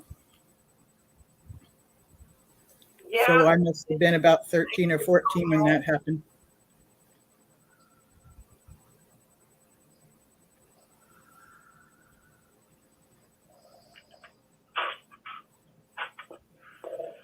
I always liked about Jonestown. I liked when the son, the main guy, was interviewed about his dad. Yes. And he talked about how he remembered him being a nice man, an intelligent, nice person. And he spoke during that time of such atrocity, and no one could figure out why this had happened. The son, who was, I think, a reverend, said some really, really nice things about his dad. Really nice things about the situation, kind of thing. I just remember being really moved by the son said. Now, was this the son that was a junior named after him? Yes. So this is a gentleman that's a black gentleman. And this gentleman was the very first black adoption to a white couple, actually, in history. And Jim Jones, he was married and everything, and he adopted different nationalities of children, plus they gave birth to some of their own children. And he would call his family a rainbow family because of the different cultures.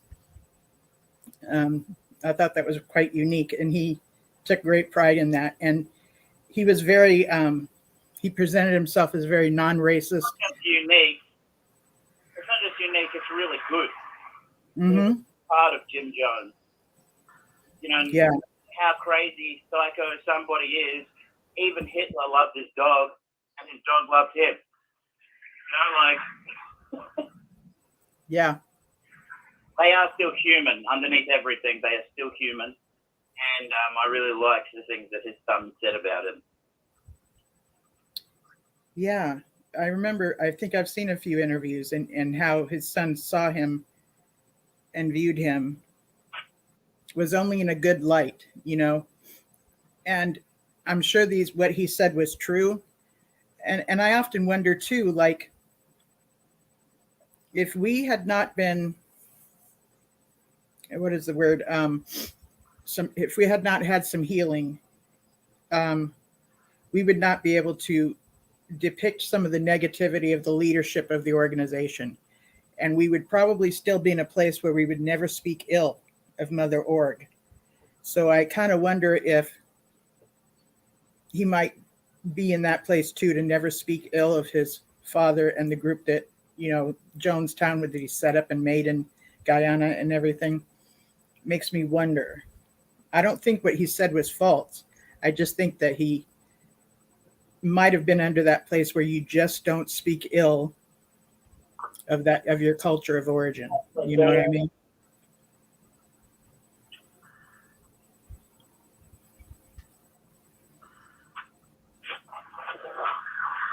Did someone just say something? I don't know.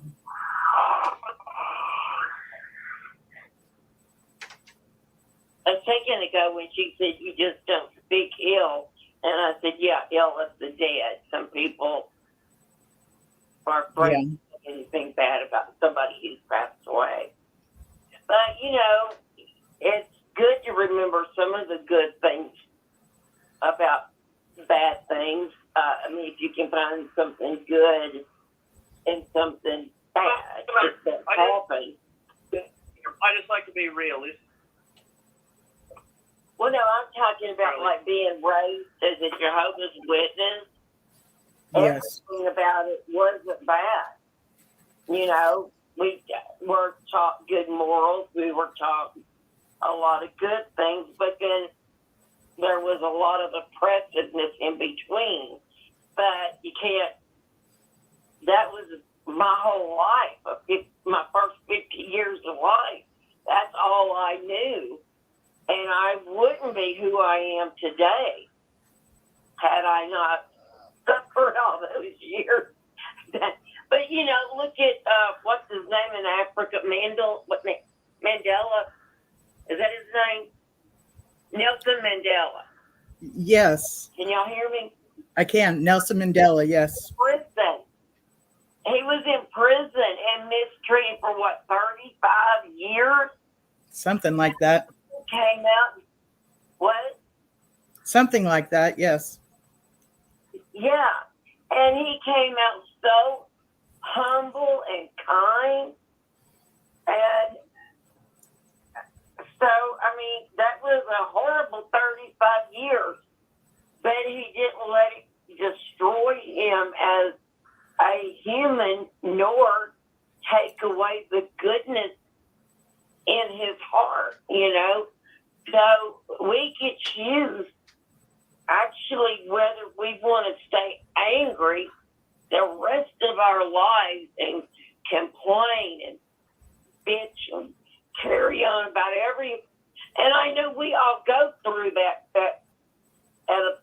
usually at the beginning when we're first out of it. Yes. But then sometimes horrible things do keep happening to us. But if we can just keep in mind, we might not see the light at the end of the tunnel. But that don't mean it's not there. We just have to keep going to see it. Didn't he end up becoming president or something like that? Nelson Mandela? Yes. Yeah. What had something? Did he end apartheid or something? Or Something like that. Matter of fact, his first wife was a Jehovah's Witness, and they ended up separating because he did plan to be a part of politics, and that didn't go along with what she could be a part of. So when you get a chance to look him up, you'll see that. I did not know that. Yeah. He was the first black man to serve as president of South Africa from 1994 to 1999. Yeah. Yeah, and he didn't have a real long life after he got out of prison. I think of everything that was robbed from him.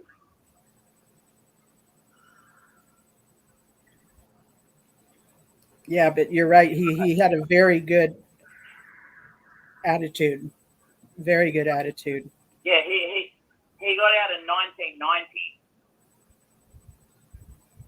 So he served 27 years in prison. He got out in 1990, and then in 1994 was elected president. Okay. 2 years after getting out.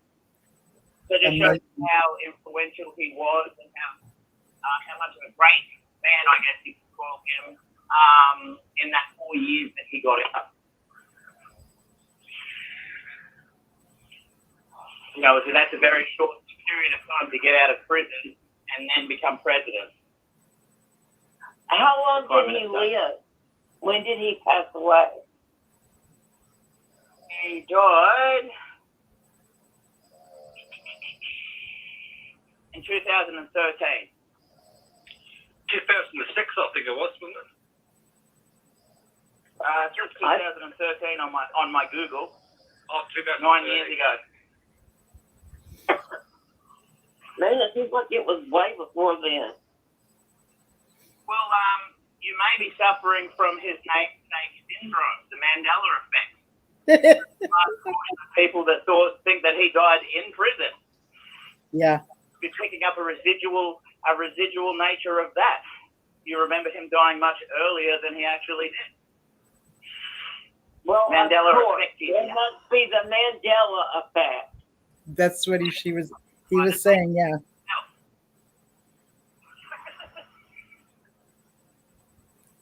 But Google says 2013, but that could have been Mandela affected as well. Not sure. That's so fascinating, that whole Mandela effect. You'd have to Google it to understand it. I can't even explain it. If one of you two or anybody else. I feel like I'm the only person on Earth that's not affected quiet. Someone came up to me and said, "Oi, what does Darth Vader say to Luke?" The famous line. I'm like, "No, I am your father." Like, what? No, I remember it as Luke. I'm your father. I'm like, no, that's not what he said. Don't be dumb. I don't. It's so strange. It's the weirdest feeling. Yeah, I agree. It's you think it was one thing, but in actuality, it was something else, and it blows you away.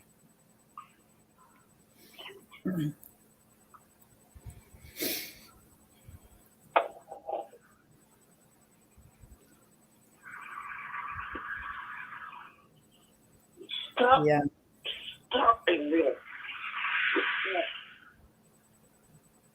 that your cat, Debbie? Angus Stewart was Angus. Out of two of my cats.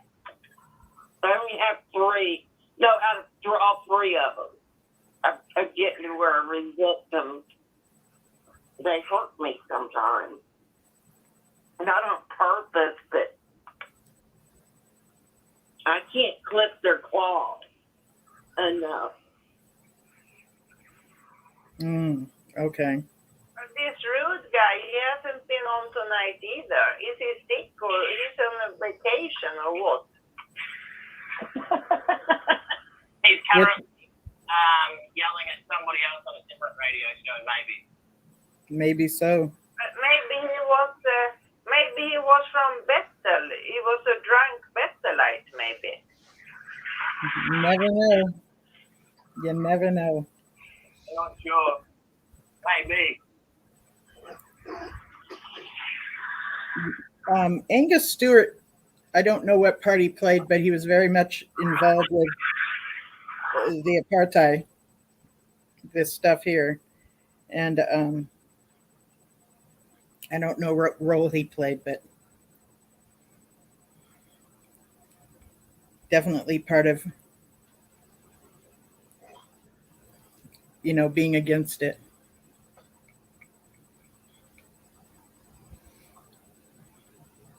Now I'm all fascinated and looking them up, so I need to look him up another time.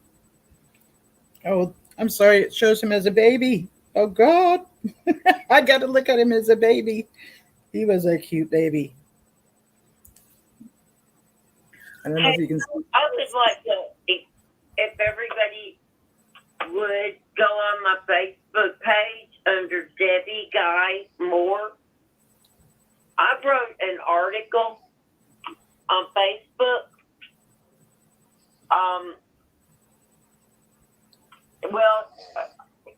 I have like the adult attention deficit disorder. So I skip around talking about a whole lot of different things. And sometimes when I start writing, it just keeps going and going and going and going. And I don't even realize how much I've written until I post it. Yeah. And it's like a mini book. But anyway, I wrote a long article on Facebook, and it starts with, I know this is long, but I wrote it to dear people of the world. And it's, just read it if you get a chance and give me some feedback on it. I talked a lot. What made me write? My daughter loves to watch TV. She's about to be 43, and I just picked up a beautiful card for her. I compliment her all the time because she thought when she was growing up that I didn't love her. And I spent all my years, many years, trying to convince her I do love her. And they're not just empty words that I need. But I know I'm skipping around right now. Anyway, I just made her a beautiful card. And how nice. My granddaughter just turned 22. But anyway, my daughter likes to watch TV. And she remembers movies because they never had cable. And she had a pretty rough life. She lived like they did in the early 1900s and the late 1800s, out in the middle of nowhere. She had to pump the water outside, and get it hot on the stove for the kids to even take a bath, one pot at a time, and they even had an outhouse, and her daughters thought their daddy invented indoor plumbing. Who is this you're talking about? Huh? Who is this that you're talking about? Oh my God! This is what spurred me to write the article that I wrote. Okay. Okay. Let's watch Geostorm and Greenland, because this is an idea of what is about to happen to us, except we're more likely to experience destruction by nuclear bombs than an asteroid from outer space. Anyway, I was just writing all about why do we need nuclear weapons of mass destruction? We all know if the button gets pushed in one country, it's going to trigger another country. I mean, I don't believe God will let this happen, but He might to a certain level. But even in one of the movies, there was a certain group that were saved. But there's also a movie called Don't Look Up. And there's a movie called that, yeah. All these movies are about the end of time. But so many people think so many of us are conspiracy theorists. And every single thing we've talked about has come true. Even there's a explanation about these trains derailing. And is that right? What? I said, is that right? Is that right? Yeah. But all these trains have derailed, three of them in Ohio. And it just so happens that where they all converge is going right up to a shell chemical company that's owned by the great oil giant, owned by the Shell company.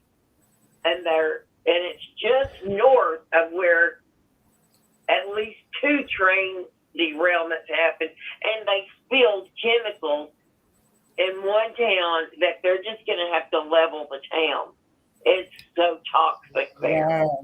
There's even a town in Missouri that was leveled because of a toxic spill, and it still hasn't been able to be inhabited for years. Wow. It's closed off from everybody.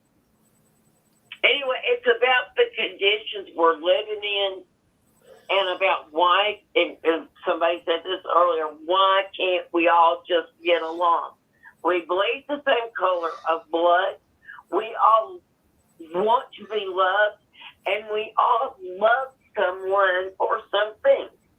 Everybody has, and we're not born evil. We're not born to see the colors of people's skin. If you notice, little kids, when they're playing, you'll see different colors of kids playing together. But then when the parents pick them up, you might see them go grab their child and look at the other ones with a disdainful look.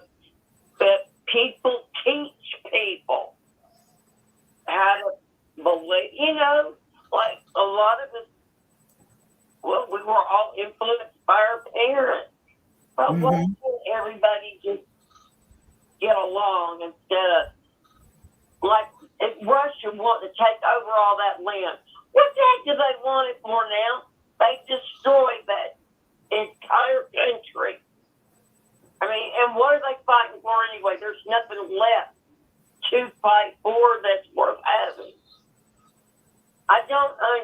million more. They I said don't either. funds get low. That's how they raise more money. They always have a war. Well, I've posted your writings on Rick's page, Rick Farron's page, and so people can go right there to his page and read about it, or read it and give feedback. Okay. How did you do that? I went to your page and copied a link, and then I took it to my journal and put it there, and then wrote a little bit about it. Writing by Debbie Guy Moore. Please read and give feedback. So then I prepared it on another, like something that I would journal on, and then I copied that, and then went to Rick Farron's page and pasted it under that place where it says to, share what's on your mind. Yeah, where it says write something to Rick. But since it's the page that he has these shows playing, I put it on that page because people come to that page. Where is it? Where is that page? I actually put your name, I tagged your name in it. So if you go to on Facebook, if you go to your notifications, it'll show you that your name got tagged in a post, and it'll take you right to it on Rick's page. Oh, okay. Okay. I forget you can tag people. Well, I don't know if I tagged it. Well, it says your name. Like it came out in blue. Maybe it is tagging. Maybe it's called something else. But yeah, I put the link there, and it's interesting because something at the bottom says from Facebook says, see how the average temperature in your area is changing. Explore climate science info. So that's attached to your writing that I posted there. So we'll see how that. By the way, I want to tell everybody about a documentary that was just released recently on YouTube, and it's called The Dimming, Dimming, and it explains how the military and the government have been working to control and change our weather, and about the chemtrails, all those extra white trails in the sky. Dimming. S on the end.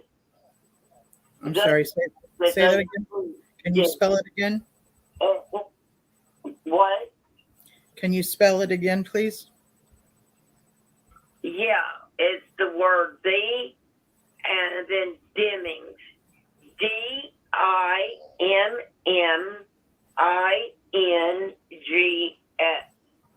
Yes. Okay. And it's about how they're dropping heavy metal chemicals on us. We're being poisoned, and they've been trying to control the weather and stuff since 1947. And it's a pretty long documentary, and it's very detailed, but it is amazing how and why the heck they're trying to murder us all, killing the chickens, they're just making up crap. They're blowing up fertile. Never mind. It's all in my article. I'm trying to write a book. Oh, and one more question. I already asked Brad. I was trying to decide exactly what I wanted to put in my book. One title I thought of, and to me this would only be interesting to Jehovah's Witnesses and former Jehovah's Witnesses. And I was going to call it The Truth That My Parents Never Taught Me. Oh, wow. Have the truth in quotation marks. Then the next one was called The Truth About What It's Like to Get Older,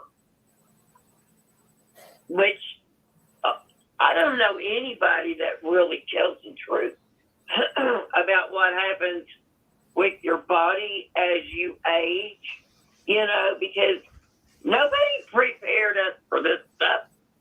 No. I was even supposed to start in school. And now I'm 62 years old. I've lived 2 years longer than my dad did. Wow. And my mom was gone by 65. I'm planning to be here at least 100 years, just out of spite, if no other reason. I believe you. Just I couldn't do it. I believe you. So I found a channel called The Dimming, Dimming, and on that channel called The Dimming, they do have a video called The Dimming, and it's without the S, and it's about 1 hour and 56 minutes from 2 years ago, exposing global climate. Exposing the global climate. So that might be what you're talking about. It is. And it shows chemtrails and everything. They also talk about, they say contrails. Contrails are what airliners that are carrying people put out. That's condensation. But then there's a whole nother thing that they do. It's a secret government thing about how they're dropping chemicals and heavy metal down on it. And that's the chemtrails rather than chemtrails? Because the contrails are from the condensation of airplanes.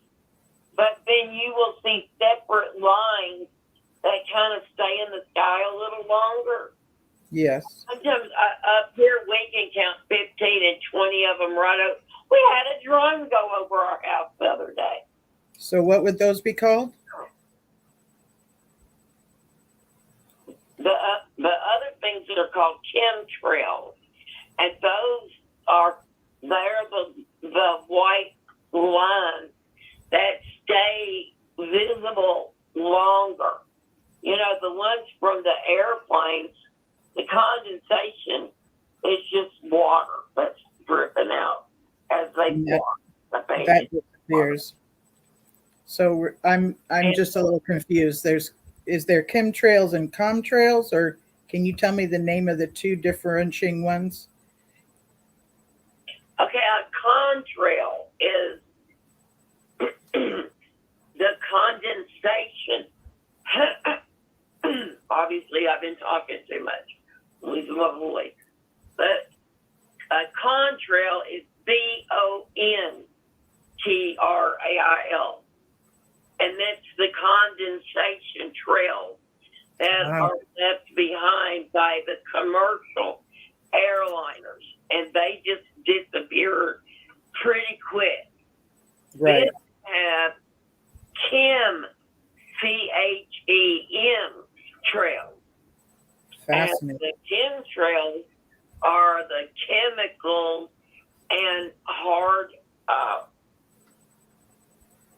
heavy metals that they literally just go back and forth.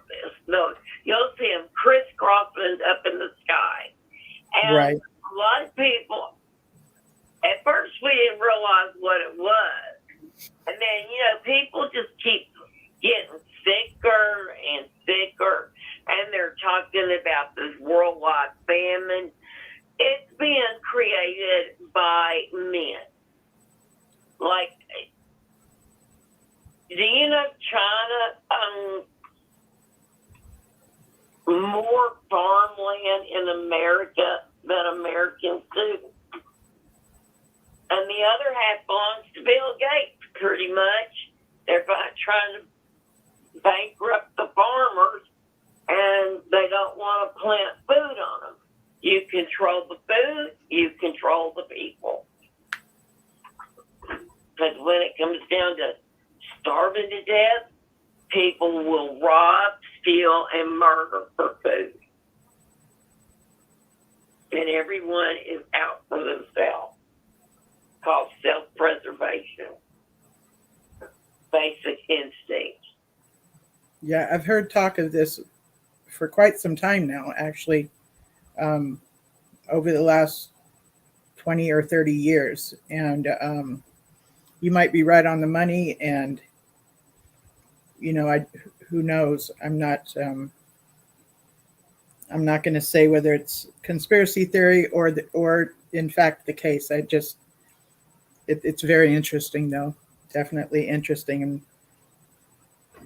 well, even when COVID started, oh wait, I forgot this is being recorded. thank you. Thank you. Because then this show won't show. Thank you, hon. God, why didn't you tell me to just... Oh, I'm really glad you caught it, though. I'm really glad you caught it. This show is getting to be about 5.5 hours, and I'm loving every minute of it. And I'm going to wrap it up probably in about a half hour when we hit that 6-hour point. And, you know, Miss Henderson from Sweden, Grace is her name. She asked if, you know, could it be possible that maybe someday the Jehovah's Witnesses might turn against us? And I think it's a valid question because of the way we get treated by the Jehovah's Witness community after we leave. I mean, it's usually done in private, you know, either by a family member or somebody that maybe knew us back when we went to the Kingdom Hall. But the vileness and the condemning things that come out of the mouth of those that used to be part of our culture is just so vile. It makes sense that she would ask that question, because it seems sometimes the detestable things that are said to us, it would seem that they have that mentality of just like we don't deserve to exist, you know, within the characteristics I was talking about earlier with Robert J. Lipton, that last one about, I always want to call it dispensation of existence, but it's not called that. It's the number 8 one, and I never say it right.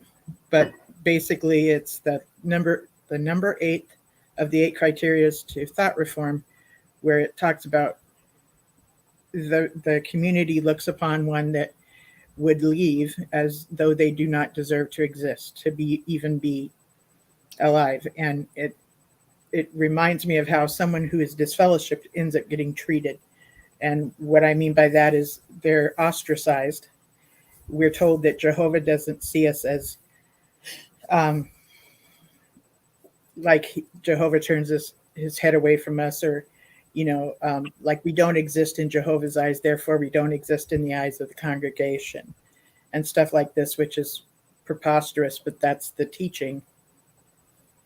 And if we're treated like that, like we don't deserve to exist, and then when somebody does talk to us and they speak to us in such deplorable manners, you know, just the things that they end up saying, and they feel so justified saying it because we've gone and joined the devil, right? We've left Jehovah and gone and joined the devil is the way they're thinking. So it's almost a reprimand and a scolding, you know? So it makes sense to me that she would even ask this question, like, might they ever, you know, take the guns and turn on us? I don't know. What do you, dispensing to existence. Thank you, Brad. You friggin' rock. Brad, I love you. Dispensing of existence. That's it. Thank you. I love this guy. Oh, I love this guy so much because he just comes through on so much of this stuff when I'm just like, I kind of remember or don't remember. He's right there reminding me. But yeah, so that's a understandable question. And I'm wondering if anybody might have thought of this too, and have they considered that as a possibility? I'm kind of like where Brad had talked earlier, that it seems like a possibility, but unlikely, and he had his reasons and I had, mine, that would give Jehovah a bad name, right? But if anybody else has given that some thought, you're welcome to call in. The number is 727-731-6701. And if you are already on the phone line, you can dial *6, and that will unmute you so you can make a comment.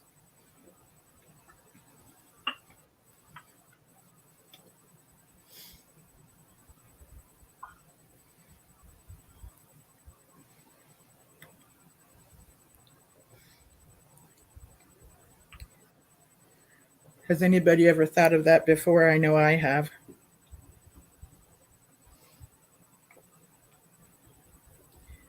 And the number again is 727-731-6701.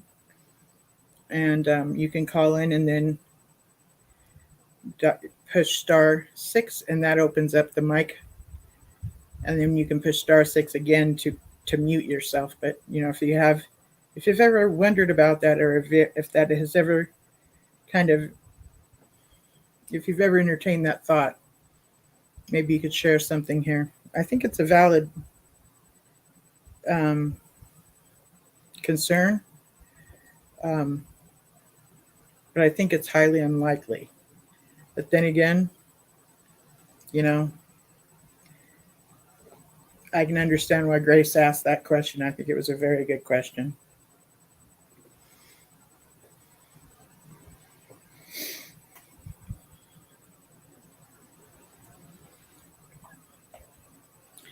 So it doesn't seem like anybody has any more comments on it. Is there another subject you'd like to go towards, or another subject that someone might want to mention? I just wanted to explain that. Can you hear me? I do hear you, Grace. Yes. Yes. I wanted to explain that I wasn't really thinking that it would be all orchestrated from the governing body. More that there could be like more than just one nut job in a congregation. There could be several nut jobs in a congregation, and they could do a lot of damage. Like, especially with the language they use, that we are agents of Satan. I mean, how crazy can a person get listening to this? And maybe they work all the time. They have to go in service all the time. They hear this crazy stuff from the governing body, and then they lose sleep. Maybe they go into psychosis. Mm-hmm. I'm just thinking that the years, it adds up to a boiling point. And I'm afraid they will boil over, not just maybe one, but perhaps several. And thank you for clearing that up, because governing body would say. Yeah, thank you for clearing that up, because I did make it sound like as if it would be, coming from the leadership, and that's not what you're saying. So I'm really glad you came in and explained that. You're thinking more along the lines of individual Jehovah's Witnesses kind of going rogue, like on their own, like what has happened in Germany. This guy did this on his own for his own reasons. Could we expect this?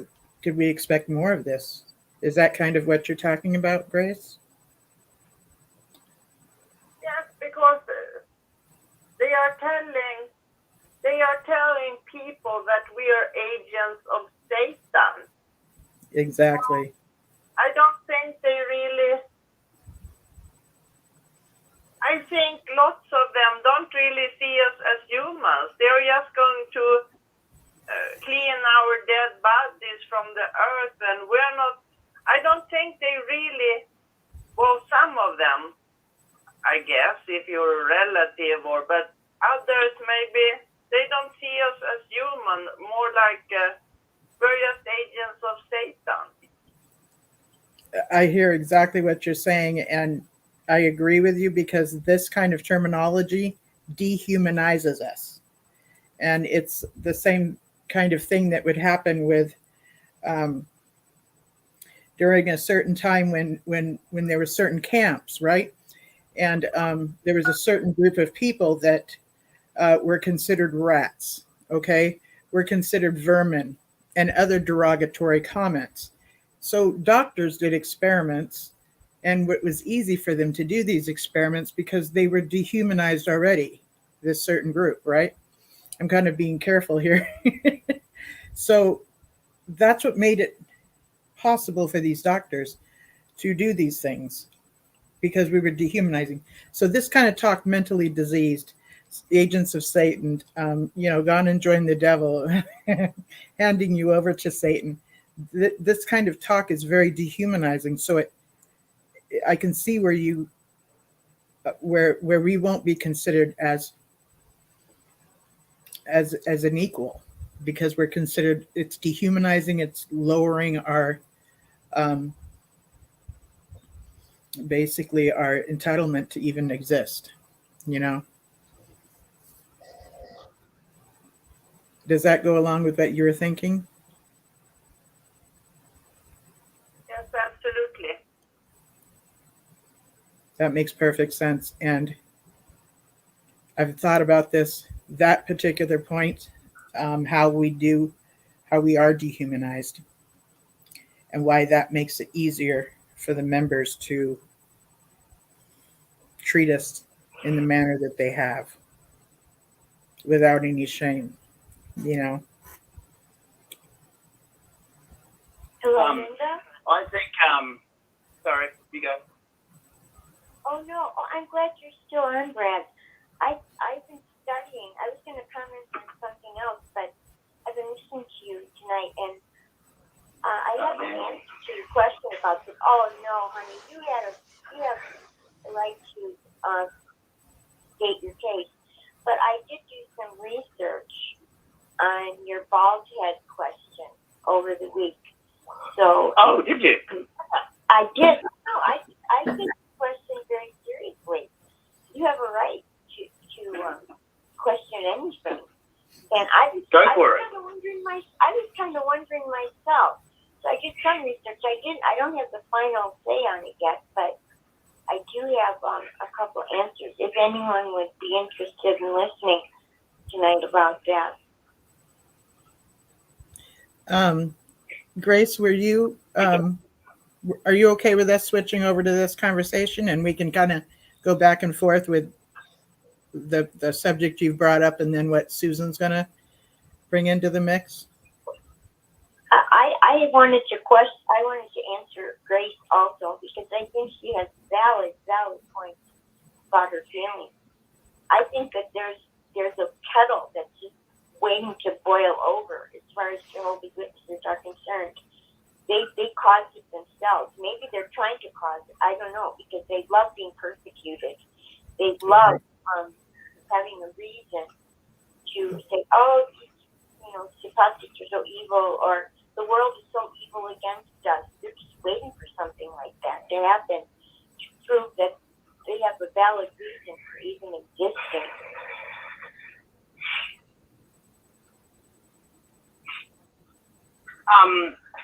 Do you think that I understand that people that leave the organization, they are dehumanized, definitely. But aren't apostates looked on as scary? Yes. You could get a demon. You could get a demon just by talking to an apostate. You could have a demon attack, right? Why don't they look like they're going to have an apoplectic fit every time that they come near us? Yes, that's correct. Yes. you see these ex-witnesses, and they just run. They literally run out of the way when they see him. Even at Bethel, when I went to Bethel, they had him on those facial recognition. They didn't notice Dick Boogie, but they noticed Rick. They knew who he was right away. So I guess what my point is on the side of I don't think that could happen is that it would be apostates that they would want to attack. But I believe that apostates, when you're a witness, apostates are the most terrifying thing out there, other than Satan himself. Now, these are the ones that are going to destroy your faith immediately, just by looking at them, kind of thing. So I think that attacking an apostate, wouldn't you believe that they were going to be defended by Satan himself or demons? If you were a Jehovah's Witness? I don't know what witnesses think, but I'm trying to go back to my witness think mode, and I'm sure if you went back into your witness think mode, because we know how they think. Yeah, well, that's what I was. Yeah. I think apostate, terrifying.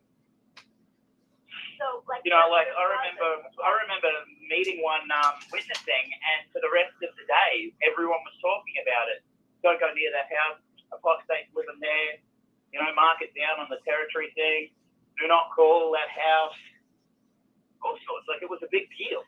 And when we left, this is going to sound so bad, but I felt dirty. Yeah, no, it's I wanted, I felt, that when you've gone into a bookstore and picked up a book that you shouldn't have, and you're a Jehovah's Witness, or you've gone into a second-hand store and picked up something that's going to give you a demon, that feeling, that's the feeling I had, that horrible pit in your stomach. Jehovah is watching me, and he knows. And I guess in my thoughts, if I was to put myself back into being a Jehovah's Witness land thought, thinkscape, I could never attack an apostate because they would be defended by demons. Right, you'd be afraid demons would come and attack you. Yeah. Like if you touch them by accident, you just take it. Yeah, well, you're definitely going to catch something. I'm afraid of what might witnesses do someday. I mean, right now, people kind of go off the deep end and go into a kingdom hall and shoot up people. What if witnesses start shooting up apostates? It could go either way. They would stone us if they could, and that's basically the Watchtower hasn't said that per se, but in Jehovah's Landia witnesses, they said that in the Watchtower that they would basically stone us if they could. Maybe it is a possibility. I'm not sure. I mean, we don't all meet in one place, though. That's going to make it pretty hard. But like I was saying. There's kingdom halls, and they know when and where to meet. Like this guy in Germany, he knew what time and where to go. He went at the end of the meeting. He knew what time to go. Yeah. He knew when his name would be announced. But that's kind of my point, is that if it's an apostate or someone on the outside going to shoot up Jehovah's Witnesses, you can always find them, where they meet and everything. But if it's a Jehovah's Witness coming to attack apostates, you're only ever going to get one, because apostates don't meet together, like they don't congregate. What if you have a demonstration outside the Kingdom Hall? Then you're several apostates. Absolutely. Well, that is always a possibility, and I think that's a possibility regardless of Jehovah's Witnesses or not. Just by the fact that, I mean, recently in the last few years, peaceful protests have had that happen. Cars just drive into them and things like that. There is a lot of crazy people out there. And also, I thought about this. You say, oh, well, they get demons. But I don't know, but you know what I'm saying. It's in the Bible, and it says something like, if you're a true Christian, you can just crush them under your feet or something. No, but no Jehovah's Witness thinks they can do that, surely. Well, I never thought that I could when I was a Jehovah's Witness. that I could just take on demons single-handedly or anything like that. We were just taught that angels would protect us. That's what we were Yeah. taught. That there's all kinds of stories, like, you know, urban legends of, well, if you close the door and a guy has a gun, that will prevent you from getting shot. But that's not true. That's just taught. Yeah, it sounds false. Yeah, absolutely.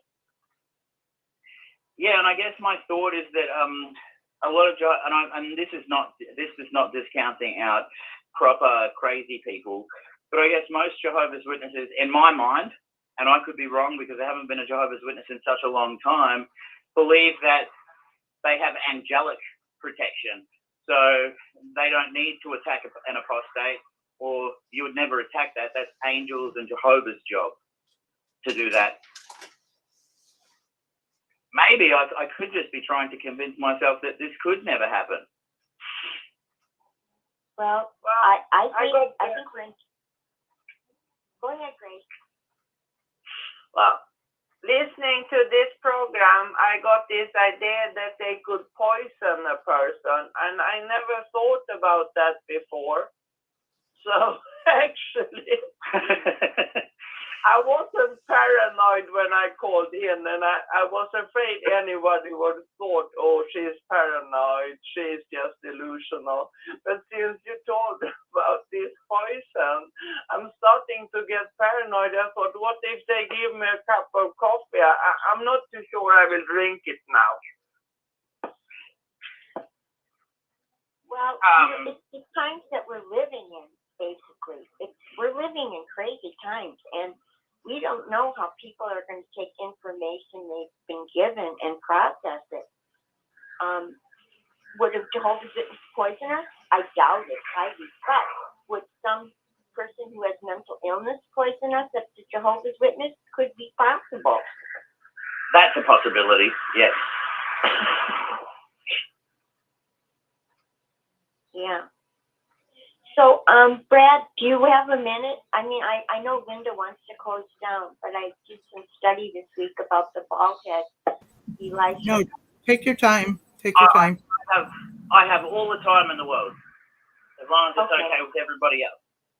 Well, I didn't want to take up time, you know, unless there was just a kind of a lull, and I could speak with you, you know, a little bit, because it's just private, kind of a private thing that I did. So, your question is valid, and it's in 2 Kings 2:23 to 24, and it has to do with the time where these boys were mocking Elijah. Well, what had happened was there's Elijah and Elisha, so it's hard to kind of know who you're talking about, but Elijah had just been taken up into heaven. And Elisha, who was his protege, was with him, and he saw him being taken up into heaven. And it was known in the whole area that Elijah and Elisha were together, and that Elijah went up into heaven. When the custom was at that time, when someone died, you shaved your head and you ripped your garments. Are you familiar with that? I am familiar, and I think I'm starting to get what you're putting down, as in the disrespectful nature of what they did. Well, look at it this way. It says that 40 boys were killed, but if you look at the details of, like we were saying, the devil is in the details, and that's what explains it. Is he shaved his head because he was bald, and the boys, more than 40, there were 40, and the Hebrew word 47. for, pardon? 42. Okay, it was 42. But there was more than 42 boys that were there. Only 42 were killed. So let's say you're walking home from work, and a group of boys, and the word that they used for boys means anywhere from 18 to 23 in that age group. If a group of boys over 40, between the ages of 18 and 23, surrounded you where you were going home from work, would you be concerned? Yes, but at no point would I think to murder them. No, well, they were thinking of murdering Elijah. They were thinking of murdering Elijah. They said, you go on up here from here, which means they wanted him to die like Elijah had just died. That's what they were mocking him with the phrase, go on up here. Now, why would they say that? They were saying it because they wanted to kill him. And they were mocking him because he was mourning his friend Elijah. So God caused some of the boys to die because they were going to kill him. And if he wouldn't have stepped in, how come the Bible doesn't say that they were going to kill him? That's a pretty. I get how you found that out, but the Bible is pretty clear with things. It tells me the number of the boys. It tells me what they said. At no point does it say these boys were going to kill Elijah and he was doing it out of self-defense. It was a response to them calling him bald, the disrespectful nature of them calling him bald. It was not because they were calling him bald. That you're just using that as a phrase, baldy, but it didn't mean anything. What it meant was... No, what I'm doing is taking the context that the scripture says.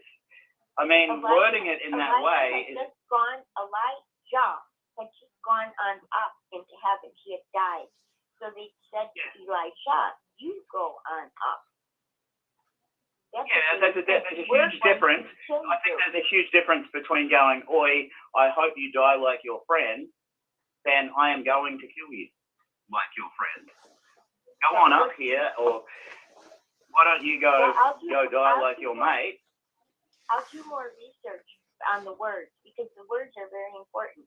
But what was understood? Well, I think the words are important, but I think also that trying to examine the words too detailed is also a little bit wrong in that I believe the Bible knows what it's trying to say. The Bible doesn't know what it's trying to say. And so I don't think it requires such, I'm not saying you're wrong either. Don't think of me as arguing with you because I really appreciate the information that you've got and that you're answering it. I just think like the devil's in the details. The information that's provided is so clear that them wording it like them going, oh, they kind of said that you should die as well. That's really not. It doesn't sound like a reason to me. If you were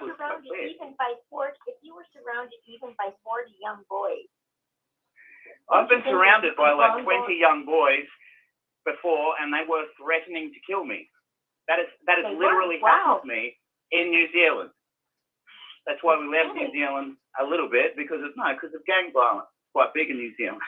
At no point did I think to murder them, and at no point did I think of calling down God's power to murder them. At no point.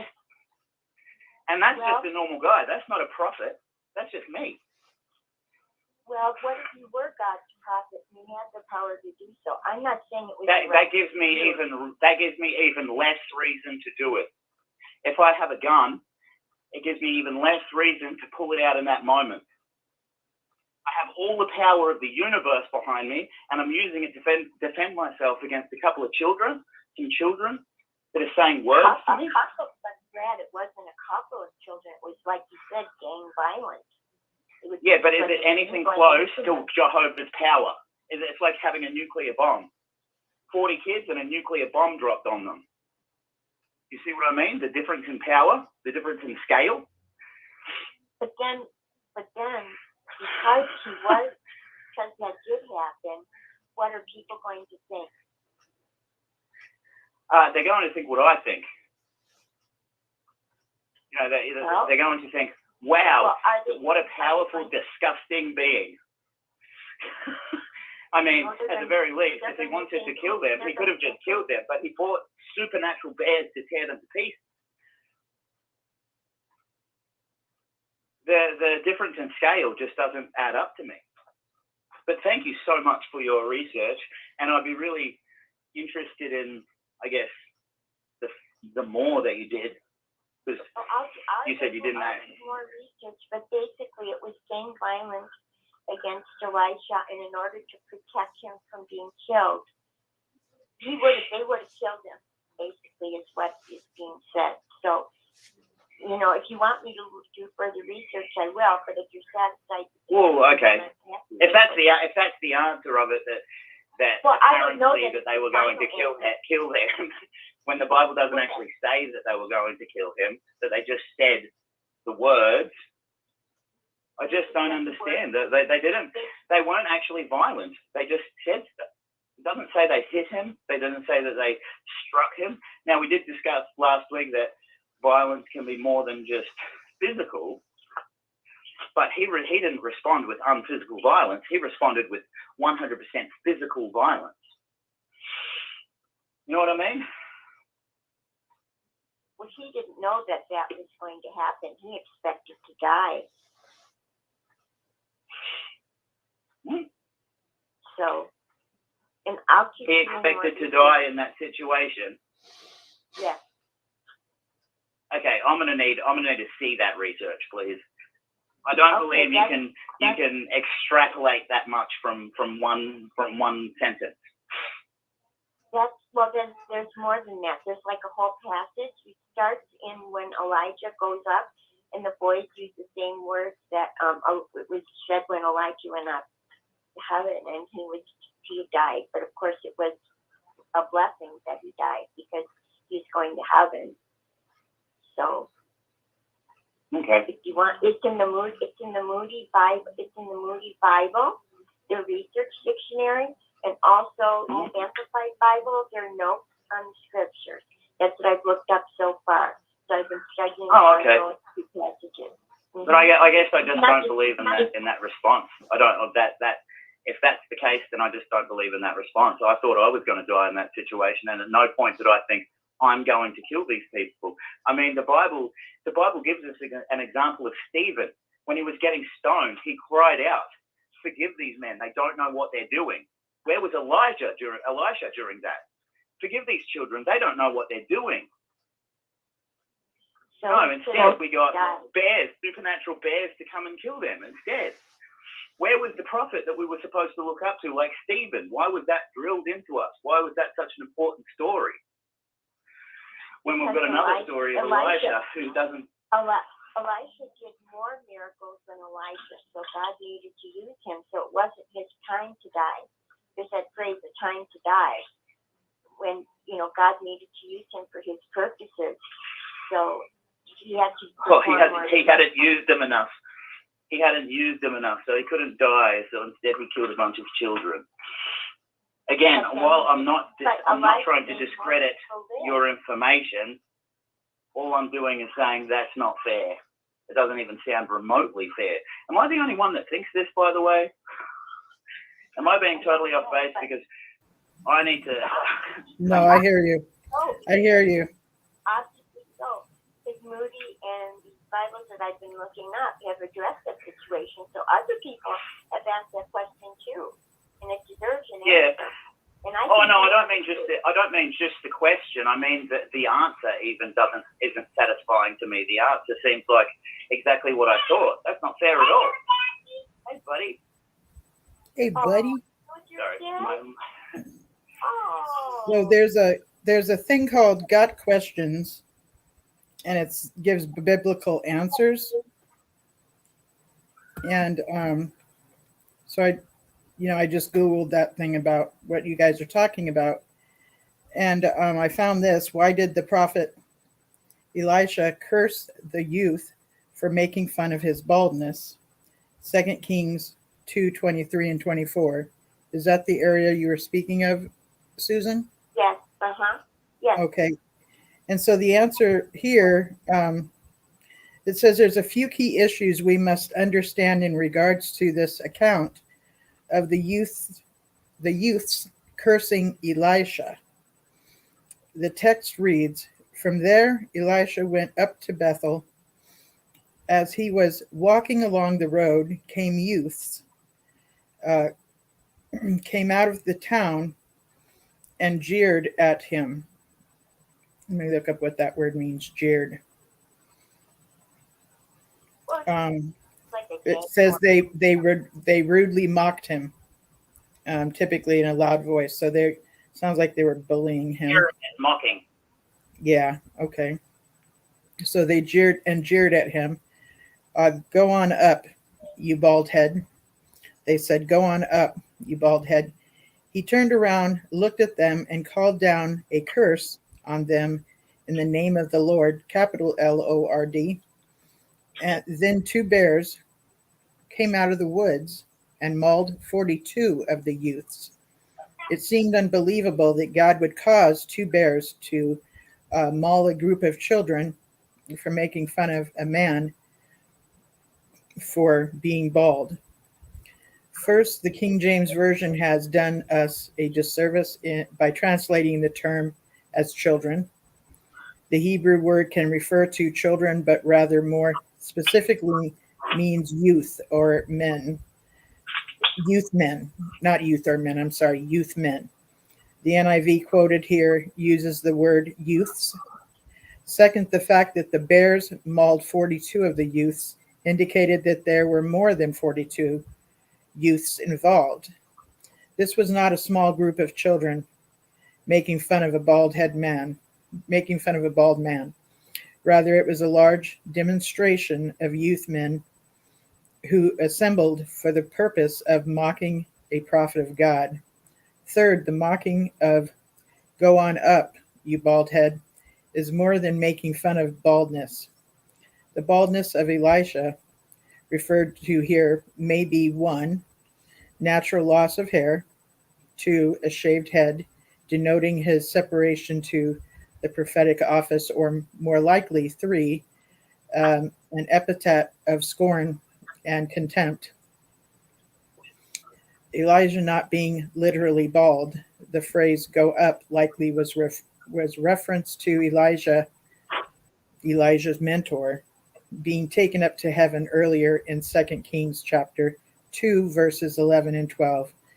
These youths were sarcastically taunting and insulting the Lord's prophet by telling him to repeat Elijah's translation. So it sounds like they're telling him to go take the chariot to heaven or something to that effect. In summary, 2 Kings 2, chapter 2, verses 23 and 24 is not an account of God mauling young children for making fun of a bald man. Rather, it's a record of an insulting demonstration against God's prophet by a large group of young men, because these young men, or these young people of about 20 years of age or older, the same term is used of Solomon in 1 Kings 3, verse 7. So despised the prophet of the Lord. Elijah called upon the Lord to deal with the rebels as he saw fit. The Lord's punishment was the mauling of 42 of them by 2 female bears. The penalty was clearly justified, for to ridicule Elijah was to ridicule the Lord himself. That's interesting. The seriousness of this crime was indicated by the seriousness of the punishment. The appalling judgment was God's warning to all who would scorn the prophet of the Lord. So this sounds like it was, it kind of goes along with what Susan said so far, but I would want to open up the scripture and look at it to verify it too. I think that reiterated that there wasn't violence, that they were jeering and mocking, and that it was a punishment for being disrespectful to Jehovah's prophet, not because of violence towards Jehovah's prophet. Not because of what? What was the last part you said? Not because they were being violent to Jehovah's prophet? Yeah, not because they were being violent towards his prophet. They were being disrespectful. And I understand that, but it leaves me in the same spot that it seems like such a overreaction. It does seem that way, and I totally hear you. And still, like I said, I didn't open it up to look at it, but it was one of those got questions things that I've turned to. And when Susan was talking about shaving the head out of mourning. Is that what you said, Susan? Like mourning the death or Yeah. his mentor? I mean, And if you go up to like maybe 10 verses above, it says that Elijah ripped his clothes. So most of what went hand in hand was ripping the clothes and shaving the head when people were mourning. Now that part, I totally get the extrapolation of that part. That makes total sense because it gave us three options. It gave us three options as to why he might have shaved his head, and if he was being respectful to Elijah, the other one, that makes total sense as to what he would shave his head. But also something interesting out of that, Suzanne, that you gave me is the fact that the 42. I always wondered why it mentioned the number 42, and it seemed like a sick way of telling us that he killed 42 people. But it does make sense. It makes total sense that they named the number 42 as God because it was such a bigger number of people. That makes total sense. Yeah, that's what I felt too. I felt like there was more than that. So it's a good question. That's so interesting that how, you know, for the longest time I've thought about that story, and I actually thought it was 47, but I thought about that story for so long, for so many years, wondering why on earth they would. It's so sick to go and count the dead bodies, so that we could all know thousands of years later just how much of a badass Jehovah is. But it's so interesting that that's such a smart way of telling me that there was more people. Yes. Yeah, there was. It sounds like there was more than 42 of these youth that were there. That there was a larger crowd. From what I was reading. Understand, you know, a crowd of people around you, intimidating you, pushing you, yelling at you, throwing stones or abusing you. But isn't that what makes a prophet, more? Isn't that what made Jesus more? That he didn't call angels to help him when things were coming to stop him. That he didn't jump off the tower to show angels catching him. You know that, I guess. Right. When Satan challenged him. I was always taught that prophets were above that knee-jerk response. Oh, I'm bald, am I? Have a bear. Well, that's what makes him so unique. No one ever did what he did, ever. Who's ever lived, who's ever been like him. Well, it even makes me think. It makes me love Stephen a hell of a lot more too. You know, they're sitting there getting stoned and just forgiving them while they're throwing rocks at his head. That's got to be quite tricky. That's got to be almost like sitting in a group of 100 people that are jeering and calling you bald and not doing anything about it. Well, you know what? I give Stephen a lot of credit. And even Jesus, he said, God forgive them. They don't know what they do. I don't think I could do that. I don't. I once saw my last breath. I don't think I could do that.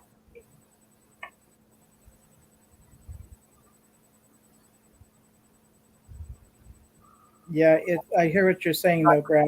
For your work there, Susan, I really appreciate it. Oh, well, I have the question too. I said I've got to find, at least start, looking up some of what I've been studying over. And it takes time to look up things like that. You have to have the resources. But now with the computer, I should have done what Linda did, just looked up God questions. I've got that on my wallpaper, but I didn't use it. So I didn't think of that. Well, I just Googled right now and just opened up the closest one, which happened to be that one. And then just now I opened up one that's called Defending Inerrancy. So, Oh, I haven't heard of that one. I haven't either. Inerrancy? Yeah, INERRANCY. Yeah, I got that one. I'll have to look that one up. I haven't seen that one yet. But it's talking about the group of youth as like a gang. So And that's just from glancing over it. And it talks about a prophet being the mouthpiece, God's mouthpiece, and stuff like this. And I'm only glancing, and it wasn't something that the prophet decided to curse these kids with. It was something that the prophet said to God, handle these people. And God was like, "Oh no, you're messing with the prophet. You're going down." He thought he was going to die. He said, "God help me." He thought he was going to die. Because I'll tell you what, Linda, if more than 42 young people, ages 18 to 23, were surrounding me while I was walking somewhere, I'd be scared craziness. I mean, I'm going to use But the question is not whether you're scared, Susan. The question is, would you murder them? I don't know. You've been in that position. I haven't. You said I find that you're a pretty no offense intended in what I'm saying. You're quite a normal, intelligent, empathetic, loving type of person. I think that's quite an easy question to answer. I've been in that situation, and at no point did I think, well, if I had a bomb, you'd all be dead, or if I had a machine gun, you'd all be dead. It was more like, oh man, I'm in a terrible situation here. I agree with you there. I would say prepare yourself to die. That's what I would have said. Jesus Christ, this is badass. I know, right? Badass. I just say to myself, prepare myself, Susan, to die. Oh, I get it. You're not saying to them, prepare to die. No, I thought that's what you were I saying. tell myself to prepare myself to die. And that's literally what I did. That's pretty much the situation it was. It was, I don't want these people to die, but I guess I may in this situation. And that's the kind of the thought process. You know what I mean? We'll just prepare for what's about to happen. But at no stage did I think, I'm going to take it down as many of these guys as I can, and I'm going to make sure that they all, die. And I don't think if I had the ability, like a superpower to just blink people, or maybe I'm like Dr. Dolittle and I can call bears, I don't think I would do that. And I mean, dying by bear must be pretty terrifying. Can I butt in? Oh, yeah. Absolutely. Okay, I just got up, and I just Morning. got in on the conversation. I'm actually Jane Doe, ex-Jane Doe, Really? I'm your biggest fan. Hello? I'm your biggest fan. I'm not kidding. Did you say you were? I feel like I should really listen now. XJW, Jane Doe. Okay, I was listening, and I think that's overreach, to say that it was okay to tear 42 children to pieces with bears. I don't believe that myself. But I got to ask you a question when it comes to Elijah. If you go to Luke chapter 4, verse 25, it says, for instance, I tell you in truth, there were many widows in Israel in the days of Elijah when the heaven was Oh, shut. shit. What does that mean? 3.5 Sorry, years. keep going. Yet Elijah was sent to none of those women, but only to Zarephath in the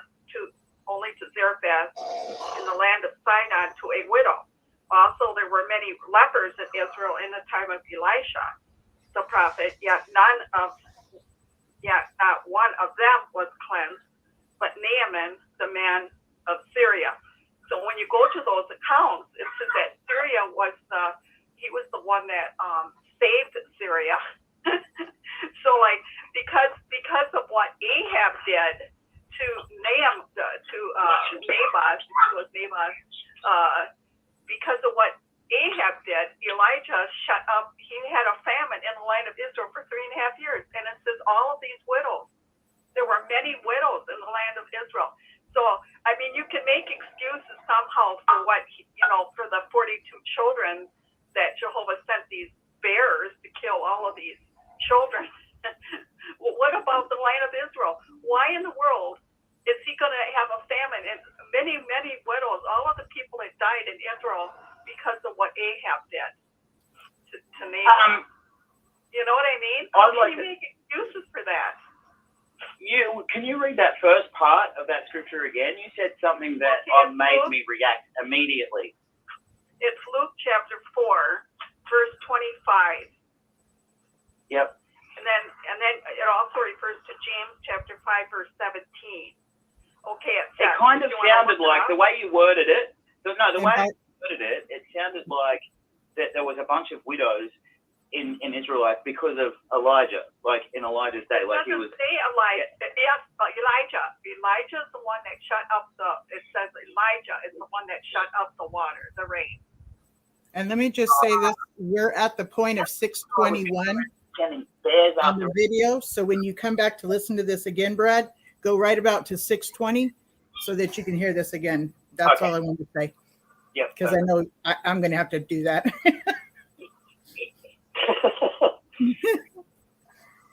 And then keep going, and it says he was sent to none of those women except for the widow in Zarephath in Sidon.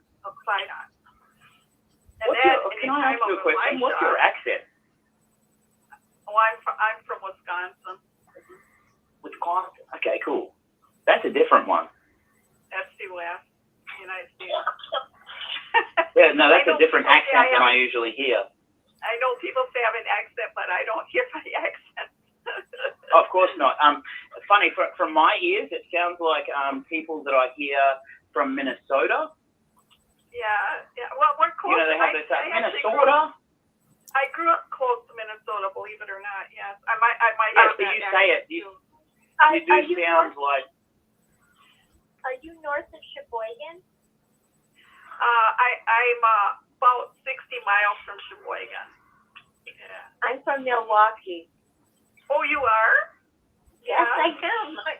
I lived in Chicago most of my for 22 years until 8 years ago. But yeah, I'm from Milwaukee, a little town called Mequon, Gainesville. Well, I know where that is. Yeah. You do? I have kids who live in Kenosha. You live in Kenosha? No, I have children that live in Kenosha. I have family that lives in Kenosha. Oh, my first husband was from Kenosha. Oh, really? I know Kenosha very well. I traveled there for years and years because of his family. Yeah. Oh, yeah. Wow, what a world. I know. I have never heard of an apostate from Wisconsin, ever. You're the first one. Dave is. I don't know what her name is. She's from Sheboygan, and she has a channel too, but I don't remember what the name of her channel is anymore. Oh. I can't tell you where I live, so nobody can get me. You know. No, I wouldn't. I wouldn't ask. I faded. I can't. I know that you're around the area from that one in Gainesville because no one knows where that is. I mean, yeah. So you used to go to the meeting. You used to go to the assembly hall in Janesville, I assume. Oh, absolutely. Yeah. And the Kingdom Hall was in Mequon. Yeah. I got two kids that one of them that lives in Kenosha still goes to the meetings, and then I have a Pioneer daughter. Oh, you're kidding! I bet you I went to a meeting that they were in. I've gone to a lot of meetings. Oh, probably. Oh. Yeah. I remember going to the meetings in Kenosha at times, before I dropped out. Do you remember the last name Andrade? Who? Andrade, the last name? No. Oh, okay. I only went to maybe three, I think, 4 maybe. I've gone to dozens. Jane Jo, can you mention the full name of your channel, please? What'd you say? Will you please say the full name of your YouTube channel? Jane Doe. XJW Jane Doe. JAYNEDOH. Okay. It doesn't have Elder's Wife on there anymore? No, it was okay. And it sounded pretentious, I think, to some people. So Well, it told me a little bit of like you kind of knew what was going on, or he let you know what was going on. I know a few of your videos, you mentioned that he told you what? There was 3 elders there? They were going to disfellowship you. I remember that one clear as day. I actually documented your first 1,000 videos. I have 500 on one playlist and 500 on another. And then I stopped counting. Oh my goodness. Yes. Here, 2 by 2, when I stopped going to the meetings, we wanted to know why I wasn't going. And by that time, I had gone on video, on YouTube, and I had seen that they had the 4 pages that they were gonna that they sent to the congregation. And the first one was that they were telling everybody they didn't have to repay their loans. And then to go on, it's like if you already paid off your loan, could you please keep giving us the same amount every month? And so I had already seen that little scam.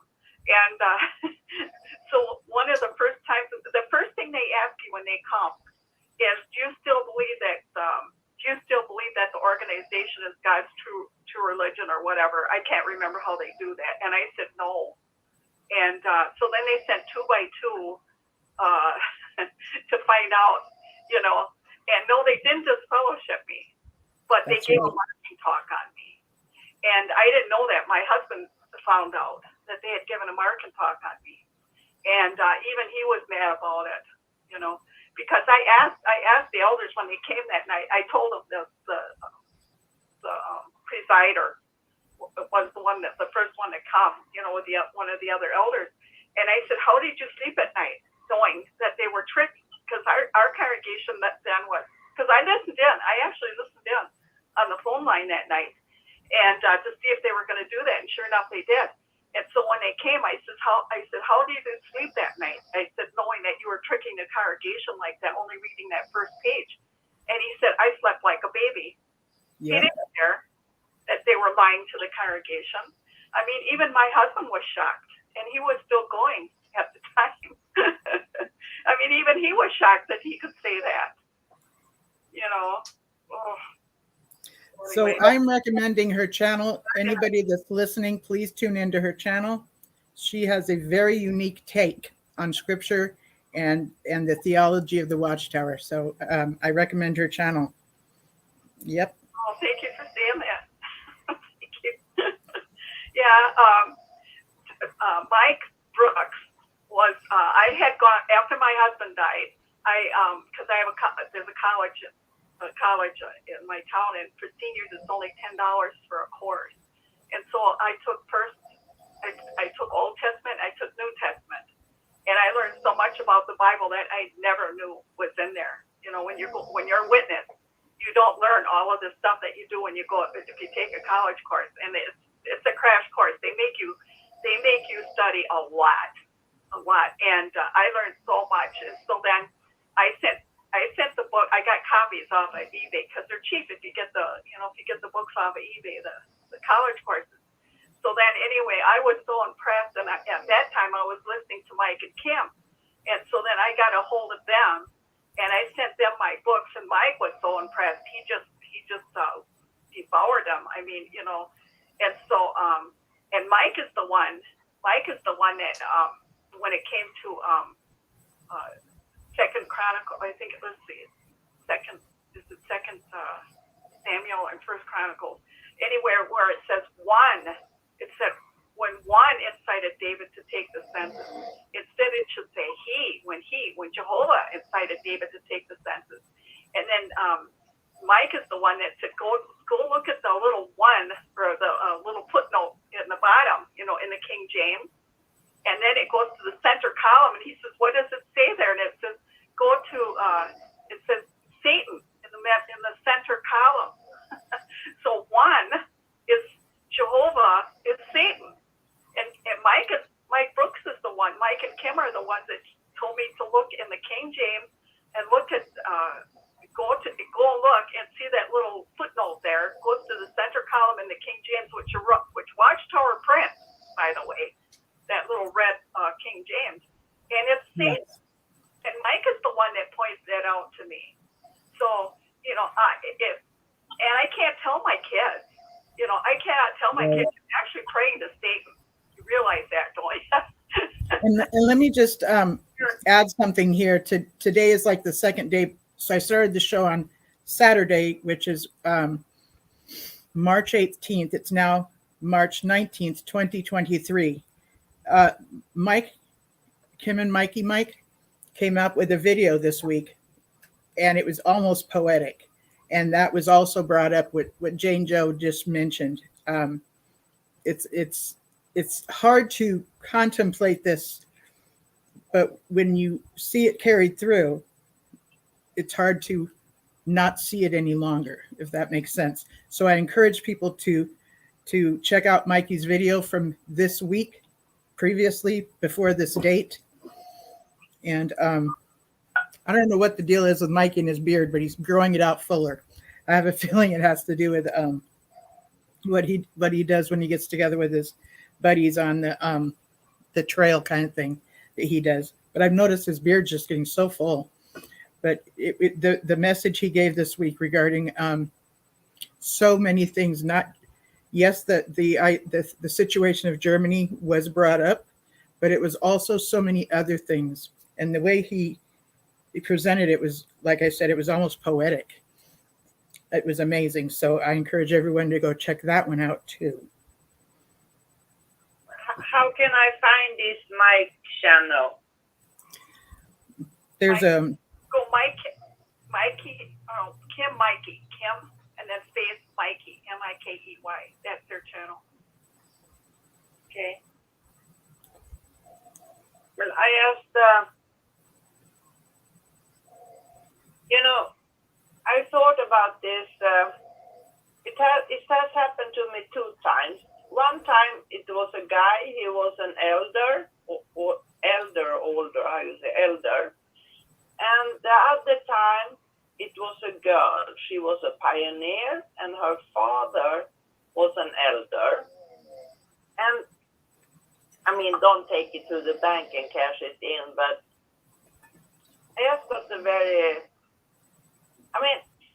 if you think the combination of a snake and of the heaven, it was just, they got this really crazy look, and it was like it was radiating out of their eyes. And I just thought to myself, maybe this is like they are being possessed by Satan or something.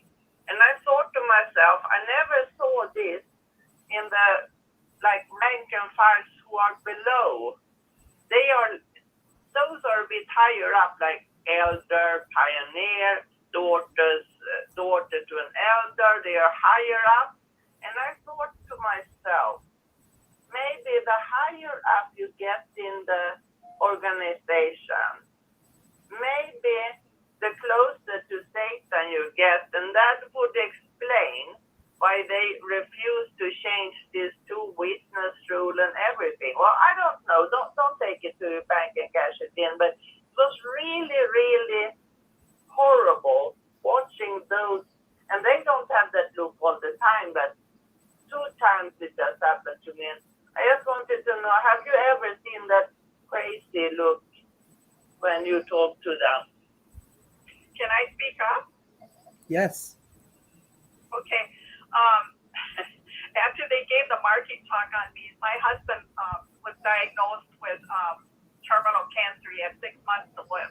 And so he was in and out of the hospital a lot. So they would come and see my husband because he was still going. And I actually told him, I said, in front of my husband, I said, what you did to me, I said, I consider you snakes in the grass. I was 50 years. I was a loyal witness. And they gave a market talk on me because I said, you joined the UN.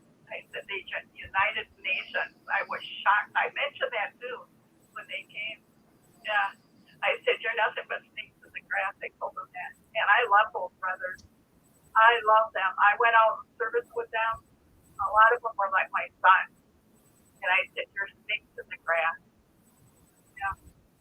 That's what they do.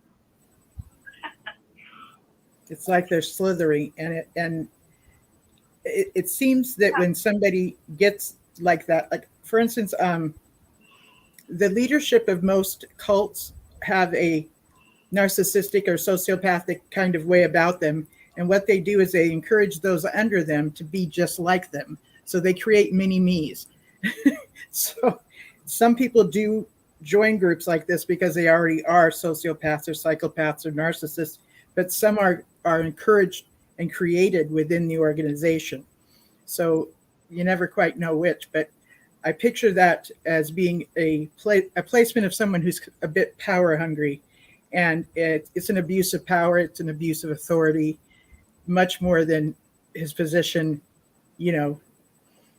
would allow him to do. But they get off on that. They get off on having this kind of power. And not all elders are like this, but there's enough, that are just that arrogant and that slithery. That's kind of my viewpoint. Yeah, I agree.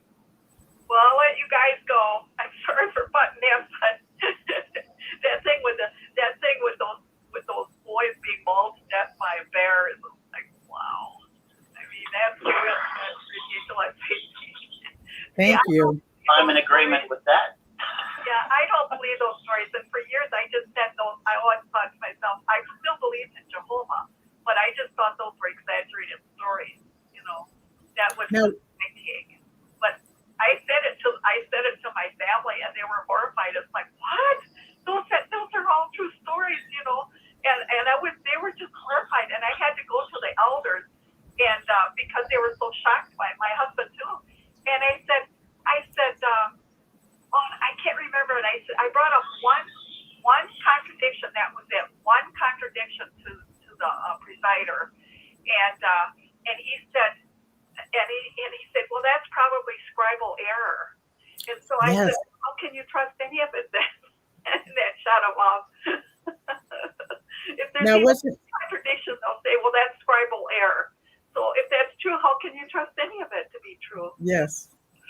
Meaning a scribe had made an error in the process of either, rewriting it or writing it to begin with. And you will find Watchtower. If you look at the Insight book and you find, where it says like Solomon had like 40,000 stalls, or in another place he said it had 4,000 stalls. And you look that up, it'll say that, well, that was probably scribal error. And they'll admit there's lots of errors, but they'll still say it's inspired. Mm-hmm. Which makes no sense. Makes no sense. I'll let you guys know. I just wanted to butt in here. Thank you for letting me talk. Oh, I'm thrilled. I wanted to ask you one question. When you were going to college, wasn't your teacher a Jewish person that, like, from the Jewish? Yes, it was a rabbi from Milwaukee. And then the other one, that was the Old Testament, and then and he brought in so much history, so much. Oh my goodness, he brought in so much, and he was still a rabbi. And then the one that took the New Testament, he was an ex-priest. Wow. So I too, he still believed in the Bible. So. You were taught by not just run-of-the-mill teachers.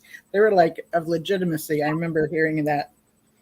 And I have requested in a comment one day that I would love to have you as a guest on my show, and you didn't answer, and I don't blame you. But if you would ever like to be, Mike and Kim should have my phone number if they ever chose to save it from when I called them. So there's that. There's the invitation. No pressure, only if it's comfortable to you. Okay, I don't usually, this is the thing, I don't look at the emails for my channel, and I've never done that. And I know I should probably do that, but I felt overwhelmed. Sure. I didn't do it. Not yet, buddy. I will soon, though. I promise. That makes sense. What? He was talking to his son, who's number, and I would love to be a guest on your channel. Yeah. Awesome. So please, if you can, get my number from Mike and Kim. Hopefully they wrote it down, or I'll call them in the next day or two, and we can work that out, because I really appreciated what you've brought to the table within this XJW community. You're authentic, and you do your homework. You're not talking a whole bunch of opinion. And I mean, you do speak opinion, but it's really based on foundational things. So I appreciate you and what you do.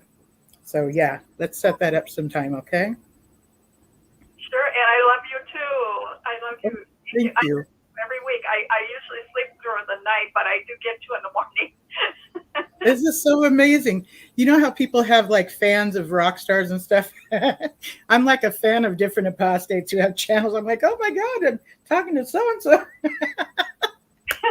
I get like starstruck, silly starstruck, but it's because I've just grown in a real appreciation for these different people that have brought these different things to the table. And especially the things that has helped me to liberate myself from the oppression and the bondage of the organization, because I left 40 years ago, but I am still healing. I am still healing. I do still get triggered. And I need that support from other XJWs. And so, yeah, thank you. That's good. Yeah, I left 9 years ago, and I still have nightmares about service. I had a nightmare the other night that somebody was holding a gun to my head in service. So Oh my goodness. I understand what you're going through. So, Yeah. This is when we sleep, we're trying to make sense of, what has gone on during the day. And I can, there are friends that I used to have that every so often I still dream of them as though they're still in my life. And I think of it as a way of our brains kind of processing that they're no longer there, or maybe in your case, you're no longer doing the door-to-door service, but maybe what that represented to you, who knows? But yeah, very interesting. yeah. Well, thank you so much. Thank you. Be in touch. Okay. Okay. Talk to you later. Okay. Thank you for letting me hold you up a little longer to make that request. Woohoo! I get to have her for an interview. Yes. I'm totally stoked that this moment even happened. I was like, what? Right. Jane Doe, she's here. Talk to you later. Bye. Okay, bye-bye. Then there's JW Thoughts. He has a channel. His name is Wally. And he's allowed me to adopt him as a son. And basically, like a son, I'll text him every, couple of weeks and tell him that I'm thinking about him and encourage him to drink his water and stuff. And sometimes he might answer me and sometimes he does not, just like a son. but we have these people in our lives that we can be drawn to, or we don't want to be drawn to. They just irritate us, and that's fine too. The idea that we do get to have community is important. That's something we got from when we were in the organization. We got to have community. And the fact is we humans need community. It's really vital for us to have community. So within this XJW community, it's good that we get to have this time once a week or whenever. And yes, there is some toxic stuff out there in the XJW community. And when you recognize it, back away. If you find yourself caught up with it, then you'll go through it and you'll learn something through your own wisdom of going through it. I remember, a couple of years back, there was some Apostle Babe Linda James drama. And because I had not been on Facebook for a while, I missed the whole thing. And all of a sudden, these women are inboxing me on Facebook going, I'm so sorry. Oh my God, I'm sorry. We thought you were somebody else. And I was like, oh, okay. And the fact that they said they were sorry, I was like, to me, that was perfect, because they're admitting something that they were wrong. So I totally forgave all of them, didn't have a problem with it. And drama happens. It can be toxic. It can be, just like it can happen anywhere. But that was a trip. I missed all the Apostle Babe drama. It's kind of like, after a while, almost everybody gets a turn. And that was my turn a few years back, and I totally missed it. But it all came down to mistaken identity. They thought I was somebody else. So I got these messages through Messenger calling, like saying a different name, and they were telling that person off, and I thought, oh, their account must be hacked. I didn't even think much of it, and like it didn't seem like it was being directed to me, so it didn't bother me. And then later I got the apologies, and then I was like, oh, okay, and just kind of laughed about it because I've been waiting for it to be my turn, and it finally was for the drama. But yeah.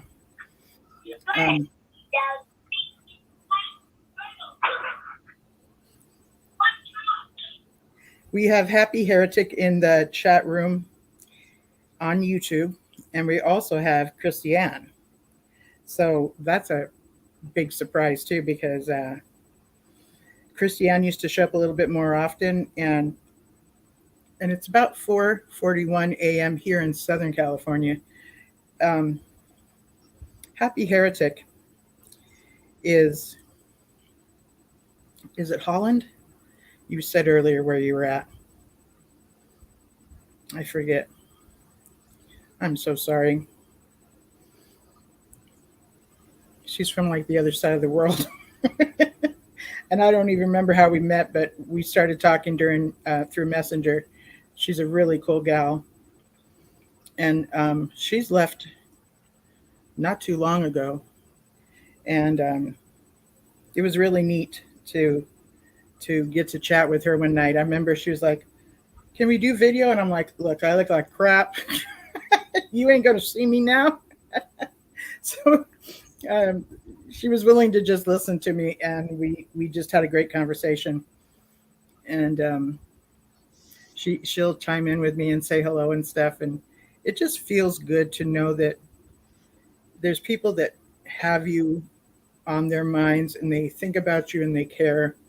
And then it's also a good thing to, when somebody crosses your mind, to just give them a whole, just thinking of you, message. And it's just really, really helpful, because we have been abandoned by this original culture that was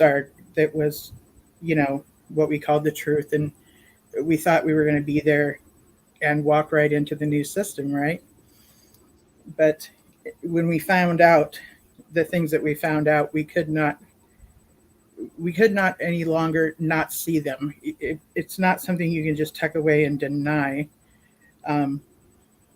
Maybe some people can, but I can't. So it's, when you think of people, give them a little message or something, just thinking of you. And it doesn't have to be some big conversation, but it's very important for us to be able to do that with each other. So Happy Heretic, it's D Happy Heretic in the chat room, in the chat underneath the YouTube video, says, almost 2 years ago I left. I don't mind how you look. She's laughing. We just care about each other. And she said, I love you. So this is interesting too, because when we were in the organization, we never had to work on developing a friendship. If they were a JW, they were instantly friends. Now that has actually done us a disservice. But at the same time, I see that happening within the XJW community too. And I'm not putting you down, because I do love you too, Miss Heretic girlfriend. But when it comes to dealing with society at large and developing a friendship, it actually doesn't happen instantly. You take it a little bit slower, and we tend to overshare and tell them this, that, and that, the other about ourselves, and we end up giving too much information away. So we're kind of learning how to do this, make friends with people in society at large. Less is more, but I can tell you, I've always done the more is more. I've done that in the past, and I've had to learn how to not just blah over, just spread it out like that. So this is something that we gain wisdom in an area that we never learned how to do. And so, yeah, that's part of what I call becoming worldly. And when I say worldly, I'm talking about it in a very healthy way. Worldly in the organization. So this falls under one of those loaded language words. Worldly in the organization meant anybody outside of the organization, therefore under the influence of the devil. But in actuality, if you look up the word worldly, it means that they are like educated and that they're savvy and that they've, traveled and stuff and have a good sense of what's going on in the world. So these are people of wisdom. That's what worldly really means, if you look it up in the dictionary. So if you can change your mindset of what worldly is, it might actually be okay to become worldly if it has a more positive definition. So yeah, there's that. We've been talking about all kinds of different things. I'm going to read Christie's.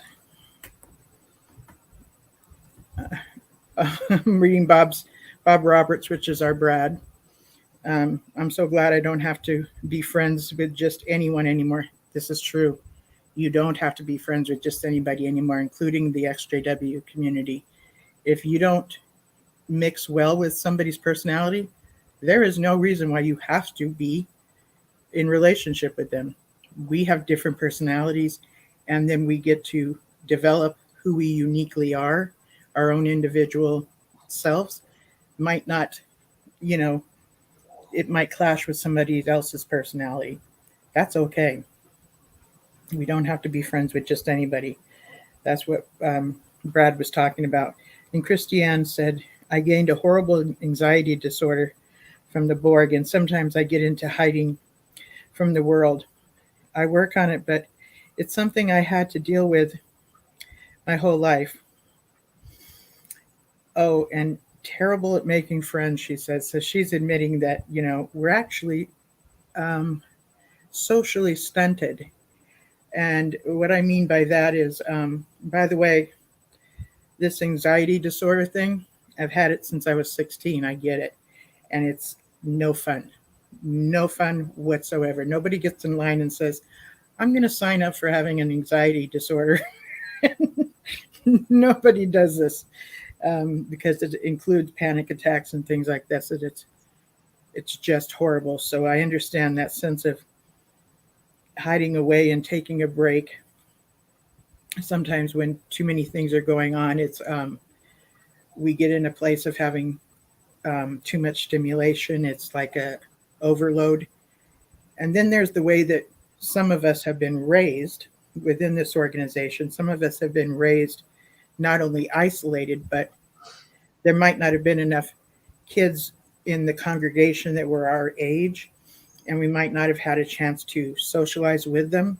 So we became socially stunted because anything that had to do with school, birthday parties, Christmas parties, any kind of gathering of a social holiday, we got taken away from it and told that it was because of pagan roots, so we wouldn't want to be a part of it.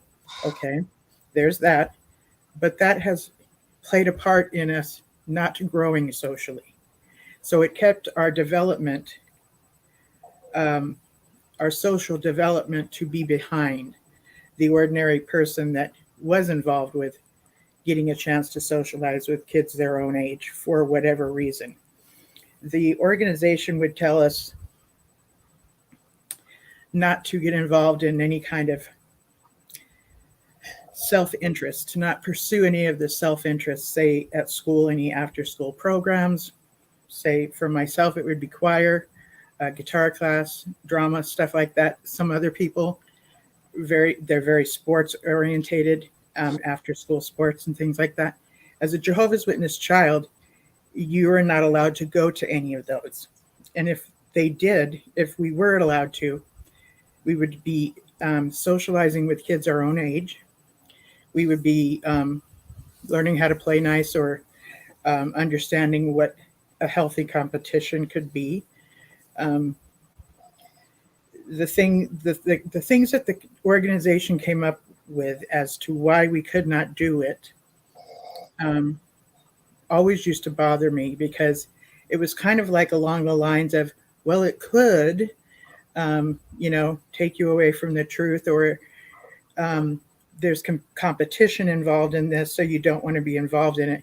My guess and my looking back on it, my belief is that it was strategic to make sure that we did not grow in an area of pursuing our own self-interest.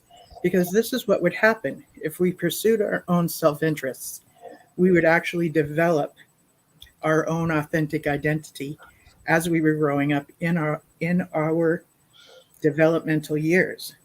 But the only thing we were allowed to grow in were things that would involve kingdom interests. So anything that had to do with the organization got very encouraged, promoted to do, and then anything else was not allowed. So we grew in our identity as one of Jehovah's Witnesses.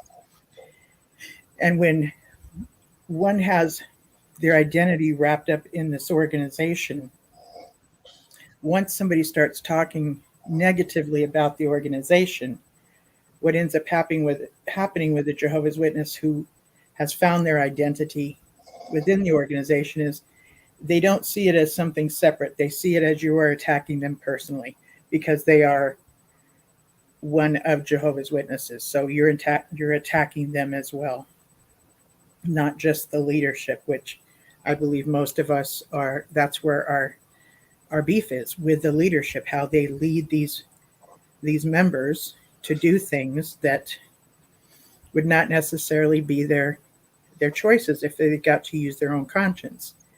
And yet they call it a Bible-trained conscience. It's just very slithery the way that we got taught. So our job after we get out of the organization is to begin to develop who we authentically are. What are some of our self-interests? Is it maybe painting or photography, or do we want to go to school and take up engineering? Or you're the one that would know these things. I am the one that would know my things. So back in the day, we used to take film to a film place, to a little film shop, and they would develop it, and then we'd get it back, and we would see the picture clearly. So if you think of yourself as your own developer of pictures, then you can visualize it as being, this is the time for you to develop your own identity, who you are outside of the organization. There's always going to be a part of us that will still see ourselves as Jehovah's Witnesses, but that will become less and less as we develop our own authentic selves, our own identity, from following our own self-interests. That's how we get to be our authentic self. And while we were in the organization, we were being the identity of the organization. We were advised to put on the new personality, which in actuality says our own personality is not okay. Jehovah does not approve of our own personality. We have to put on the new personality, which I look at as being a one size fits all, and it doesn't quite fit everybody.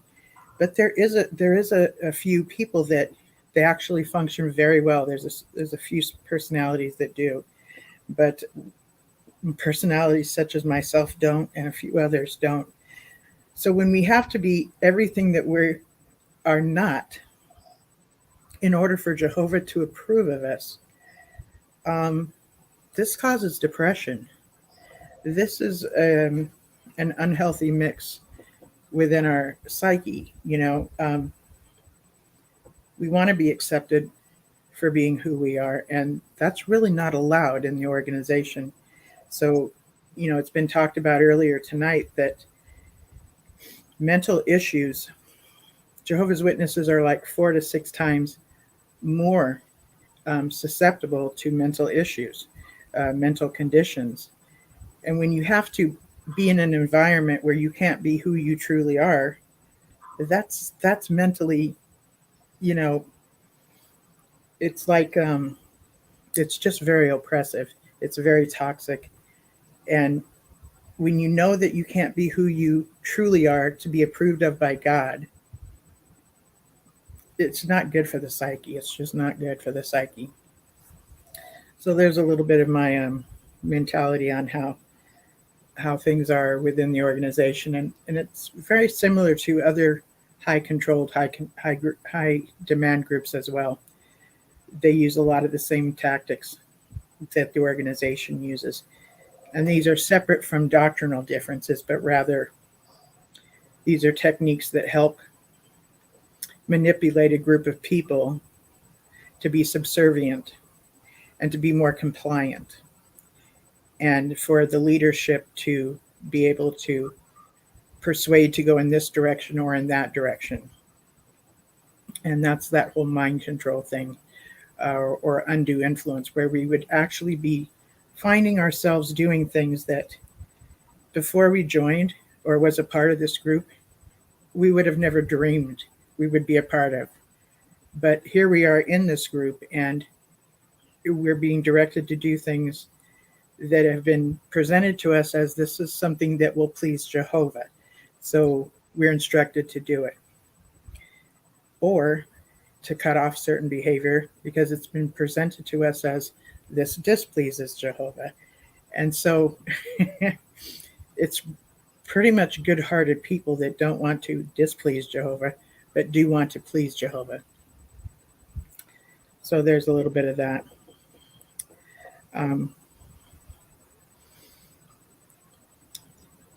Also, I want you to check out Christiane's YouTube channel. This woman is amazingly creative. She puts in a lot of work, or it looks like a lot of work. Might not be a whole lot of work, but Christiane's YouTube channel is amazing. Whether you agree with her take or not, it is definitely worth checking out. The beauty of being an ex-Jehovah's Witness is that we do not have to all be on the same page. We do not have to all agree on things spiritually or things socially or culturally. So with that freedom sometimes comes arguments. That's kind of to be expected. But if we can have a respect for the way somebody else sees things and just kind of not feel like you have to correct them like we used to in the org. We used to feel like, oh my, we got to correct them because they're way off base. We're not in a place where we were all on the same page like the organization said we were. That's called groupthink. And today we don't have to be involved in groupthink. I wanted to open up the lines again to see if anybody had anything else they wanted to share. The number is 727-731-6701. Let's see if anybody else has anything to share. There is a thing called free conference, freeconferencecall.com. So someone like Happy Heretic, if you wanted to call in, you would download this thing called freeconferencecall.com, and you can actually get this app from Google, the Google App Store, and it's free. And that allows you to listen to the show as well as you would actually be able to comment. I think that's the same one that Brad is using too. And he calls in from Australia, you know, and then Miss Grace from Sweden, she uses that as well. So maybe I will remember to send you a link to this app. If I don't, please remind me, okay? Miss Heretic, thank you. Did anybody else have anything else they wanted to share?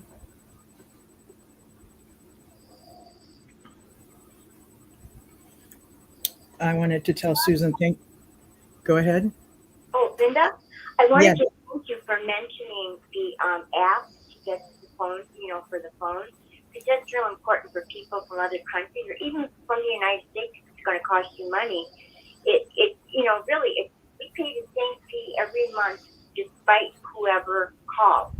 You might as well use it. Thank you so much for mentioning that. If you could mention it occasionally, that'd be nice because you know, we get new listeners every week, and they might not be aware that this is something we've provided for them. Thank you for telling me that. I'm really glad because there was a way that I could call in the show before, and it worked just fine. But with my, what is that called? My phone service or whatever, Metro PCH. All of a sudden, it just didn't work. and Rick ended up giving me this, and I just love it. I absolutely love it. And I'm here in the States, but this gives me a connection to listen to this show during the day.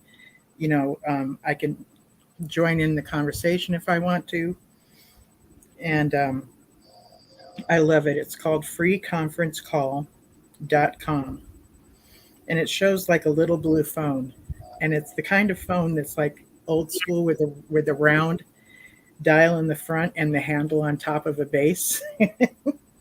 So let's see here. I'm going to show it to the audience for a minute. Let me see if you guys can see this okay. Sometimes I can tilt it to where you can see it and sometimes you can't. But it's called freeconferencecall.com. So be sure and download that app if you can. And like Susan was saying, they pay say it again, Susan, so you can say it correctly. We just pay a fee. We pay a fee every month, and it doesn't matter how many people use it. We pay the same fee, so they might as well use it. Thank you. And I appreciate that you did some homework on that whole the bears and the bald heads and the you know. It was fascinating, and I like that Miss Jane Doe came in, was like, and she gave her opinion of it too. I like that Brad doesn't have to feel like we used to in the organization, where after being told so many times, we just knew better than to keep going with, no, I don't agree. We knew better than to stop it and to just shut up and take it and just go, okay. And Brad doesn't have to, I don't have to. He's still at that place where, yeah, I still don't get it. But he was willing to listen to you, which is, I thought was amazing, you know, even though. And I didn't expect him to agree. I just am giving the information, and it's up to people if they want to take it in or not. But as far as the research I've done, that's all I could find so far. And you know what? That God questions, I forgot about that one. I have that app. Oh, it's a good one, too. Oh, is it? Okay. Yeah. And so even when I go to something like that, which is almost like a concordance, if people own a biblical concordance, what we're doing is we're looking up what some of the scholars' viewpoints are on certain scripture. So even if they give their commentary or their view on how certain scriptures are viewed by them, and they're recognized scholars, it's still good for us to get into the scripture and decide for ourselves if that's what it's saying to us as well.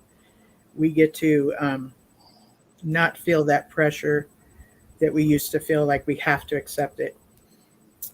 If it makes sense, it does. If it doesn't, it doesn't. And that either way is okay, you know. I can remember I was totally one of those people at a Bible study when I was a kid. So I would ask a question or two, and by the fourth time, my question really wasn't answered. So I would ask again, and then finally, and this would be at the like Tuesday night book study, finally somebody had to shut me up because I was still trying to make sense of things that the organization was teaching us. And basically, I'm a non-baptized publisher, or I was a non-baptized publisher. I did try to get baptized twice, but each time I didn't because I could not make sense of it. You know, I went into it thinking, okay, I'm devoted to Jehovah, time to get baptized, I'm going to do that. And then I come to find out I have to agree with all these doctrines to get baptized. So, okay, let's figure these out. And I just didn't, or they didn't make sense. I just could not grasp them. And I used to think it was because it was me, you know, and I grew up in special ed. And when I grew up in special ed, what that did for me was it allowed me to go at my own pace. So when I was learning these things in the book, I was expecting to go through one chapter until I got it all and then go to the next chapter. Whereas the Bible study conductor was like, no, let's move on. And I'm thinking, but wait a minute, I still didn't get this part yet. I would want to stay in the chapter till I could make sense of it. And they would encourage me to move on, and I would be like, oh, okay. And it still didn't make sense 3 chapters later. You know, I still couldn't make it all fall into place. But what I've come to find is the special ed teachers that I had, I believe that they taught me how to think critically in order for me to find the answers when I was a kid. And I think I carried that over into my adulthood. And I think that's why I could not make sense of things. I think I was thinking critically and had no idea that that's what I was doing. So there's that question. There's that blessing. Let's see here. I'm going to read this from the chat here on YouTube. It says, my big question when I was a kid that woke me up was, is Mr. H going to be in paradise? My mom said yes, he would get another chance. And I knew all those poor people would die at Armageddon. But that's amazing. You know, that's been a very common question if Mr. H, you know, that was involved at a time that I would believe it was around the 30s, and there was things that were happening where there was camps and things like that. So that's the Mr. H she's talking about. So I kind of just do a not always mention a full thing. Oh, and Elaine Brain Drain, which is our Christine, said, smart girl, Linda. Thank you. I appreciate that. So today, I don't feel guilty if I don't get it. I figure I need to have more things in place for my brain to be ready to receive whatever it is that's being presented to me. So there needs to be a few foundational building blocks for the next thing that somebody's trying to teach me to fall into place, or else time goes by and it just never does, and I'm okay with that. But yeah, we are going at about 7 hours and 15 minutes. And let me just ask if anybody else wants to say a few things, because I'm going to be rounding up the night.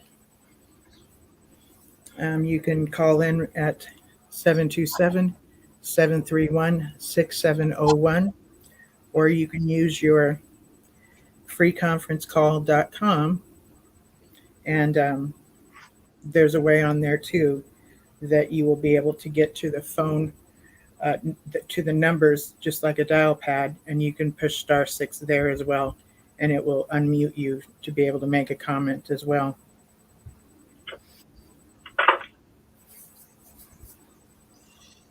That was very cool. That's very nice, Elaine Brain Drain. I love that name, Elaine Brain Drain. She says, good teachers, Linda. Yeah, I think I had good teachers too. Hello? Yeah, Linda, could you do me a favor, please? Can you give me that YouTube channel again of that sister who you've spoken with, who used to have the ex-elder in the title? So let me look her up to make sure. You know, that was on earlier tonight, and you gave her YouTube channel. Jane Doe? Yeah. It was XJW Jane Doe. Thank you. Now, that's a very, I couldn't remember that for some odd reason. That's a very easy channel. XJW Jane Doe. Yes. Okay. I wrote it down myself. That's why I know. Thank you very much. Excellent show, Apostle Babe, and you all have a good night. Thank you. Thank you. So the way it looks like she has it spelt is that the Jane is spelled Jayne. YNE. I should have said that, yeah. Yeah, Jayne. And then Doe is spelled DOH, I believe, which I think is pretty unique. That is unique. Thank you. I'm going to check that out. Seems like it's going to be a very interesting site. I'm going to check it out. Okay.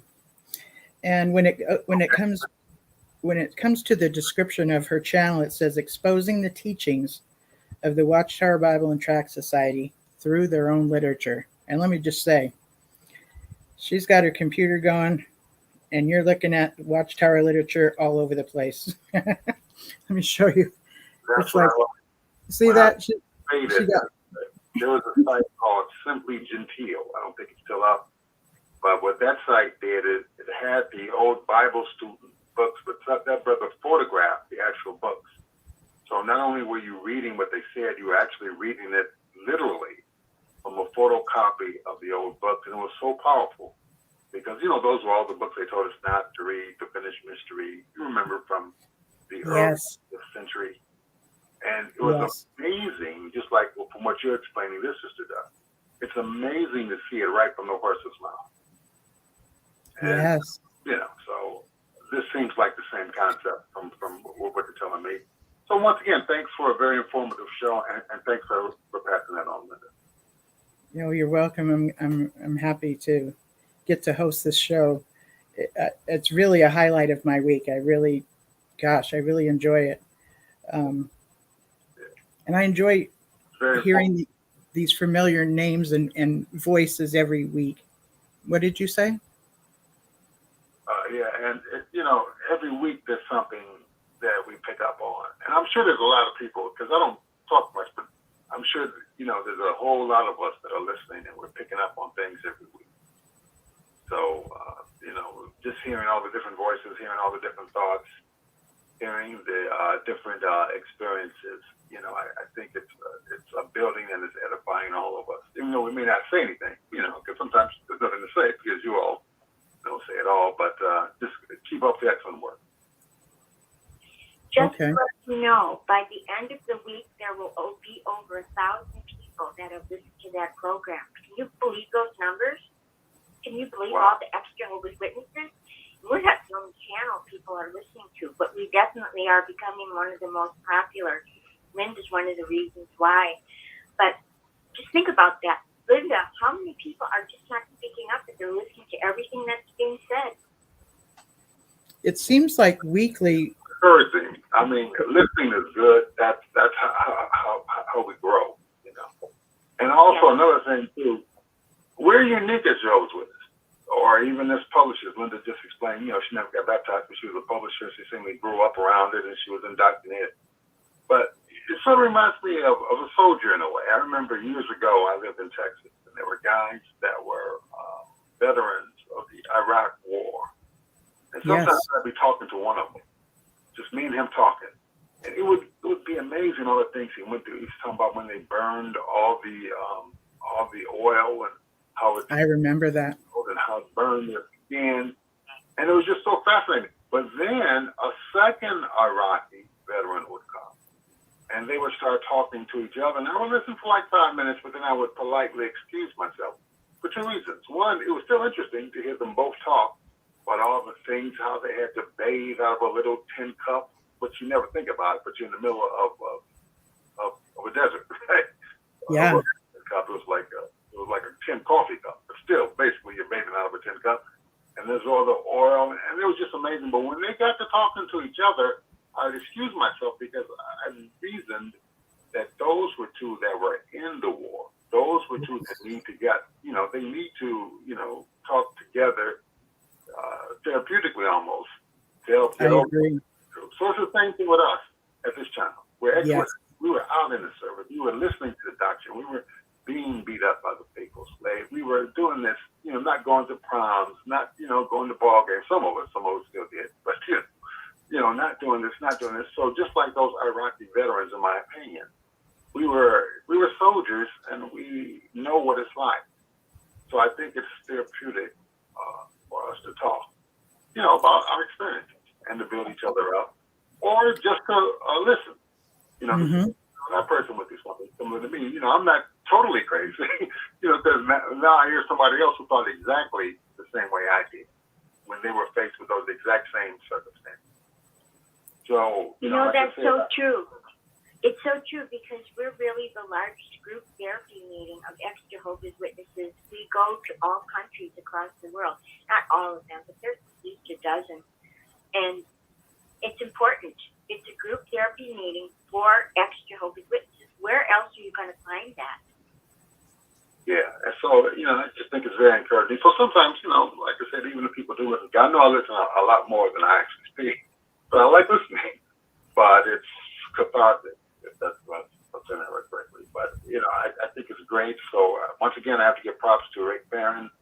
I have to give props to you, Linda. And I have to give much props to everyone who listens and who talks and who's a part of this. And I think there's a lot more learning all of us are going to do. And I do like digging into scriptures. I don't mind people who might not have the main line because, I won't go on, or maybe I'll go into it next week. But I think that as we look into the scriptures, it may not be what we thought it was. But I still think that there's truth in those scriptures, if that makes any sense. So I'll go into it next week, perhaps some other time. But I do think it's good to look into channels like Jane Doe's. I do think it's good to look into other channels that might be presenting us with certain information in a different way than it's been presented, and just weigh the evidence. That's what I'm saying. I think that's where we're at. We're in the information age. We're in the internet age. We can look up all types of information. And This is so true. And I think that's what we should do. We should look up the information. We should weigh the information. We should think for ourselves. We should let the evidence be the heaviest weight. And I think we're in a good place. We're in a healthy place. And I think that that's not going to change. That's for the ex-JW community. Yes, they're going to be more ex-JWs. Yes, they're PMOs. That's why we have all these elders manuals. I was an elder for many years. Back then, we didn't publish the elders manual online, but back then the internet was in its infancy. But that's another story. But these are elders that are publishing it. You do understand that. These are PMO elders. Yes. I've had it up to here. I'm gesturing to my neck right now. You can't see me. Mm-hmm. Up to here. Yes, we call them moles, I believe. Moles. Exactly. And that's their way of saying, hey, up yours, in a way. Because we're going to go to these elders meetings. We're going to go, to these circuit overseer meetings, and we're going to publish everything that you're telling us not to publish. Yes. You want to be this secretive, cult that goes around and joins the UN behind our backs. They're probably thinking, look at all the things you've done behind our backs. You sold billions of dollars worth of property, and we had to go to the local Brooklyn paper to find out how much you made. You didn't put it in the Kingdom Ministry. You sold all. To my knowledge, they did. We had to go to the quote world to find out how much you made on it. But yeah. Expect us to do all of it. So I really think that there's more PMOs than we can ever realize. And I think that, I don't have any scientific data to back this up, but it might be a significant number, or maybe even over 50% at this time in the information age that knows that something is not adding up. However, they just can't walk out because the governing body has a gun to their head, to their family. Think about it. It's like, okay, you walk out on us, you want to be an apostate? Say goodbye to your children. Say goodbye to your grandchildren. Say goodbye to your uncles. Say goodbye to everybody who you love and who's near and dear to you, who's in the organization. It shouldn't be that way. No, holding our family hostage is horrible. It's so wicked blackmail. Go ahead. So I think there's a lot of people who are going to be awakening, and this channel and channels like it, and channels like Jane Doe, and I can name the others. What's that other guy who went to Bethlehem, his wife, Critical Thinking, XJW? Love them, yes. JT and Lady C. Love them. Exactly. Oh my goodness. And the way they present it, the things that they've gone through and things that they come up and, as a matter of fact, last week they did a live show regarding Germany and different things of that sort. So if you get a chance to check out that one, their live show is really good. Thank you. I will. And there's so many others. There was one called Watchtower Comments. And I don't know whether the algorithms are trying to keep them from that. That wasn't actually, I say was, because they haven't put a video out in many, many years. But you may want to check that out. The last time I went to it, though, I have ways of getting around the algorithms. One of them, I'm just going to throw this out, it's called Start Page. If you're ever trying to reach a website that somehow seems to be blocked, go to startpage.com, which is another browser. And Interesting. they have a way of dealing with the cookies so that you can therefore go to it. But having said that, it's on YouTube, Watchtower Comments. It's very professionally made. It's almost like a studio, almost like the Watchtower did it. They did it purposely like that. Very, it has a comment, it has a announcer with a broadcaster's voice, and it has music in the background. That's another excellent one. You can really, it's just in a scriptural way refutes the Watchtower's doctrines with their own teachings, with their own Watchtower, and with the Bible. So it's just another excellent site. But like I said, I think we're in the information age. I think the cat is out of the bag. Mm-hmm. The horse out of the barn, and they won't be able to put it back in. No, that's right. We have data, we have each other, and we have 1,000 researchers throughout the world. Us and others. Yes, yes. And it's amazing the way, okay, one of my favorite things is when I read it, when I read an article, it could be about anything, okay? Let me just look up the Nelson Mandela. What I love about smartphones is I can take the phone, okay? And if I don't understand a word, I can push on the word and it highlights. It'll highlight, and then it'll take me to where I can translate it or web search. So I get to find out the definition of that word. So let me just tell you, I'm in the dictionary all the time when I'm reading articles. So, and it's quick and it's fast, okay? So when you're reading articles and you think you're being overwhelmed by words you don't understand, highlight it and go, it'll take you straight to the dictionary, and it usually takes you back to the article that you're at. Same thing I do. So it's just a good time. It's good times and bad times, as one author once wrote. But, it's a good time to study. It's a good time to research. It's a good time to build ourselves up. And like you all say, many of us need to be built up. We've been through some trauma. Yes, we have. What has happened to a greater or lesser extent. So it's good now to be able to, recharge our batteries and build ourselves up and think about things. And you said something, important. You said, you grew up in special ed, you like to think, but, back in the day, all of us like to think. Thinking, I think, is very important. In other words, pondering over things, taking things at our own pace, really pondering over things. Sometimes the best progress that we've made, you learn something, and it may take time for it to absorb, especially if it's different.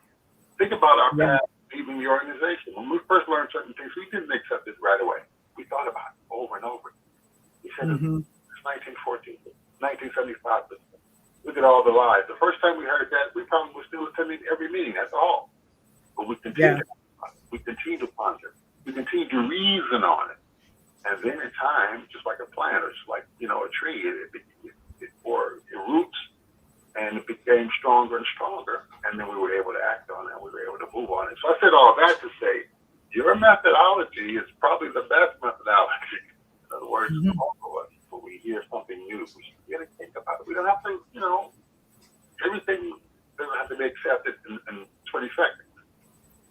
Right. We can research, we can chew on it, we can marinate on it. Yes. And I think that's really the best way of personal growth, in my opinion.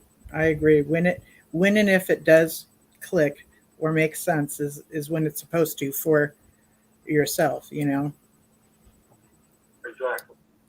and we don't have to be rushed. So, like I said, it's a good show. It's morning. I'm about to have some coffee, but like I said, I want to always thank all of you, who do this, and you all are probably helping more people than you ever realize. With that, have a good morning and take care and keep up the good work, man.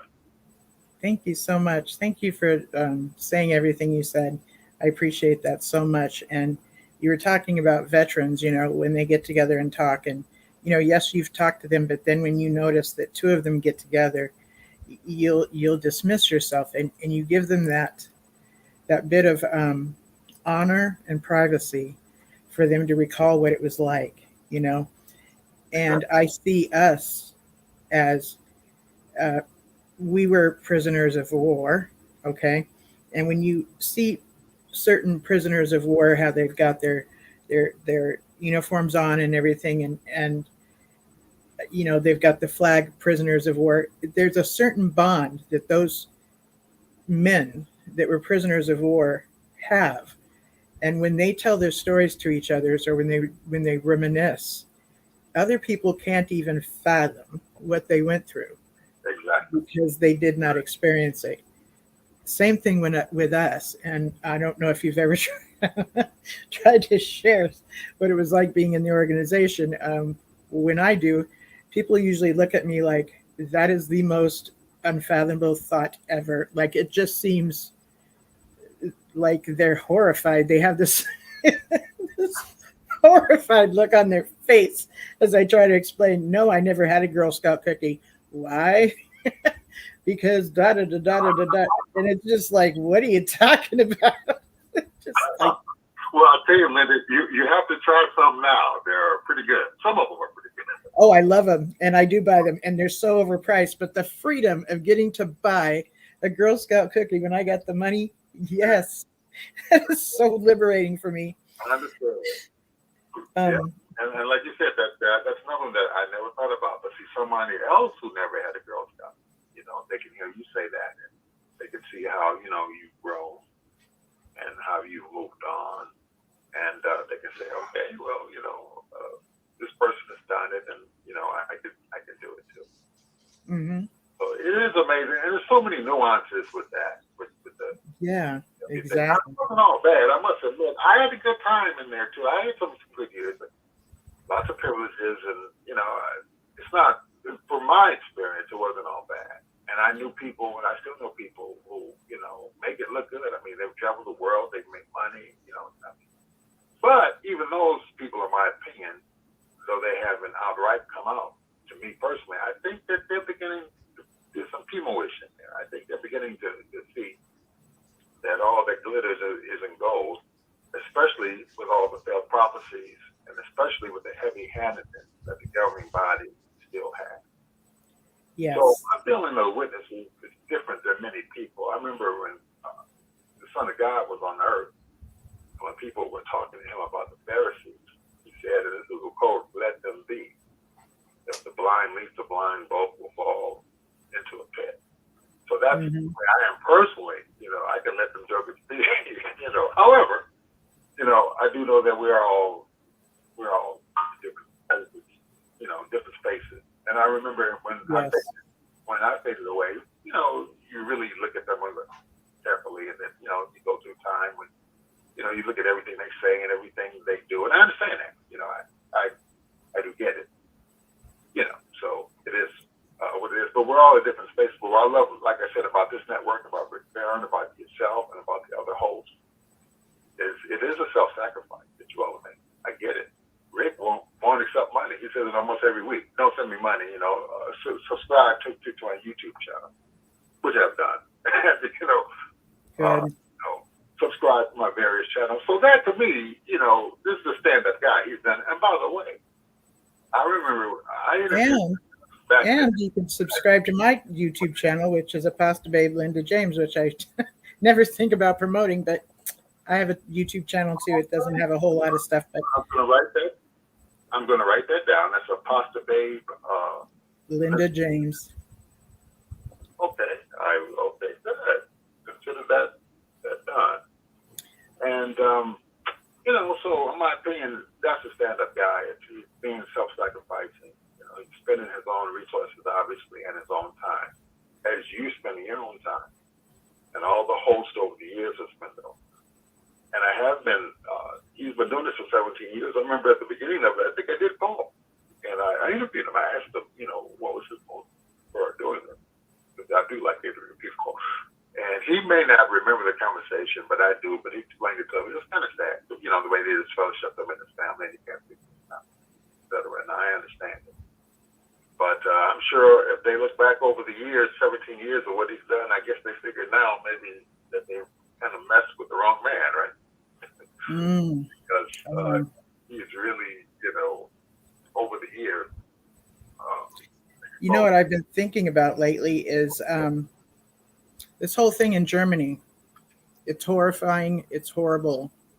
But there's been this backlash of Satan's system being amazingly compassionate and acting in Christendom, acting in characteristics of absolute love, where it doesn't work with the genre that the organization has told their members Christendom is, nor society at large is, nor how the police are.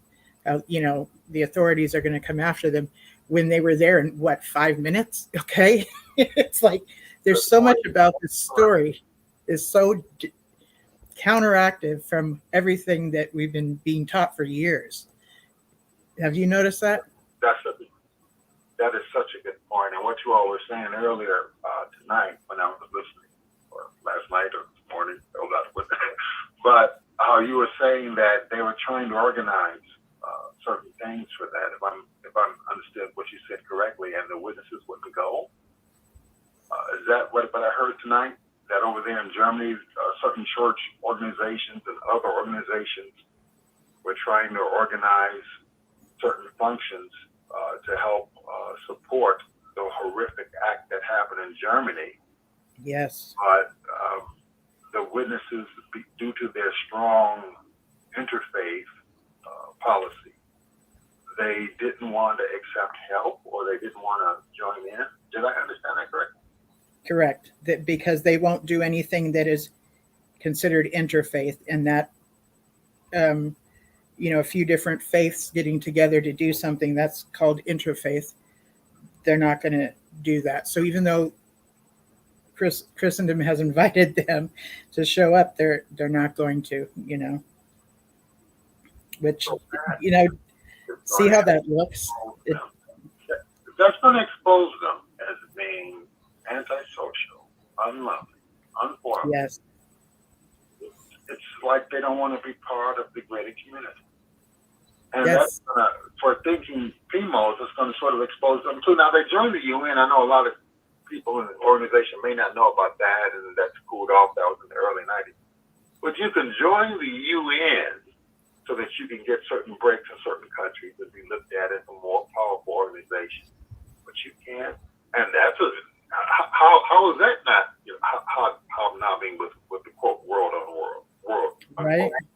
But now you can't join the community organizations that are trying to support you after you've had a horrific, violent shootout at your place of worship. See, that doesn't make sense to me. How does that make sense? But I think things like that is what's going to help expose them to the general public, and it's going to really help accelerate their decline.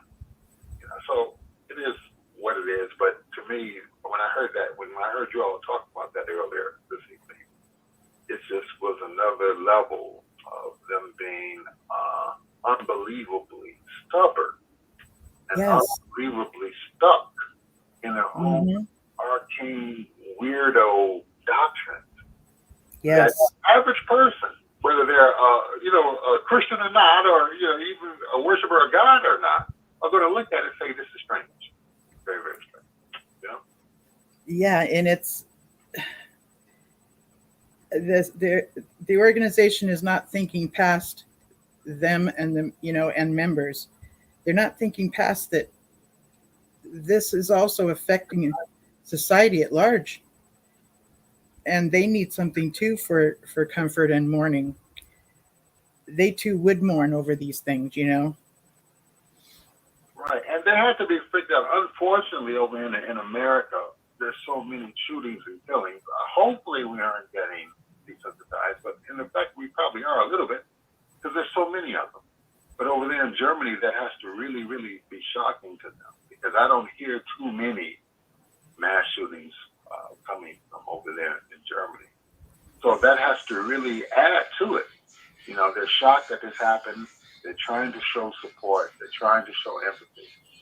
And these people are turning down their empathy. How can you turn down empathy? That's what it is, too. So I just brought up the article. It says Jehovah's Witnesses.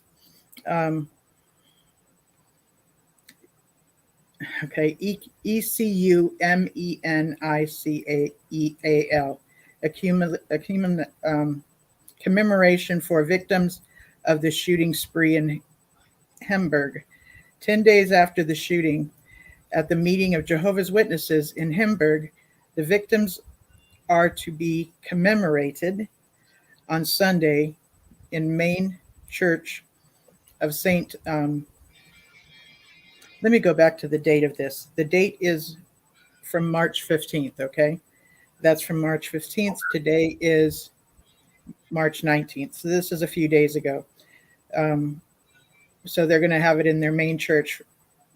And it says saint, but it didn't end with anything. So 10 days after the shooting at the meeting of Jehovah's Witnesses in Hamburg, the victims are to be commemorated on Sunday in the main church. Here it is, Saint Petre, I believe. With that word I can't pronounce. Right. So I'm going to highlight it and bring it up because I need to know how it sounds. Oh, I have my sound down. Ecumenical. Okay. I love smartphones.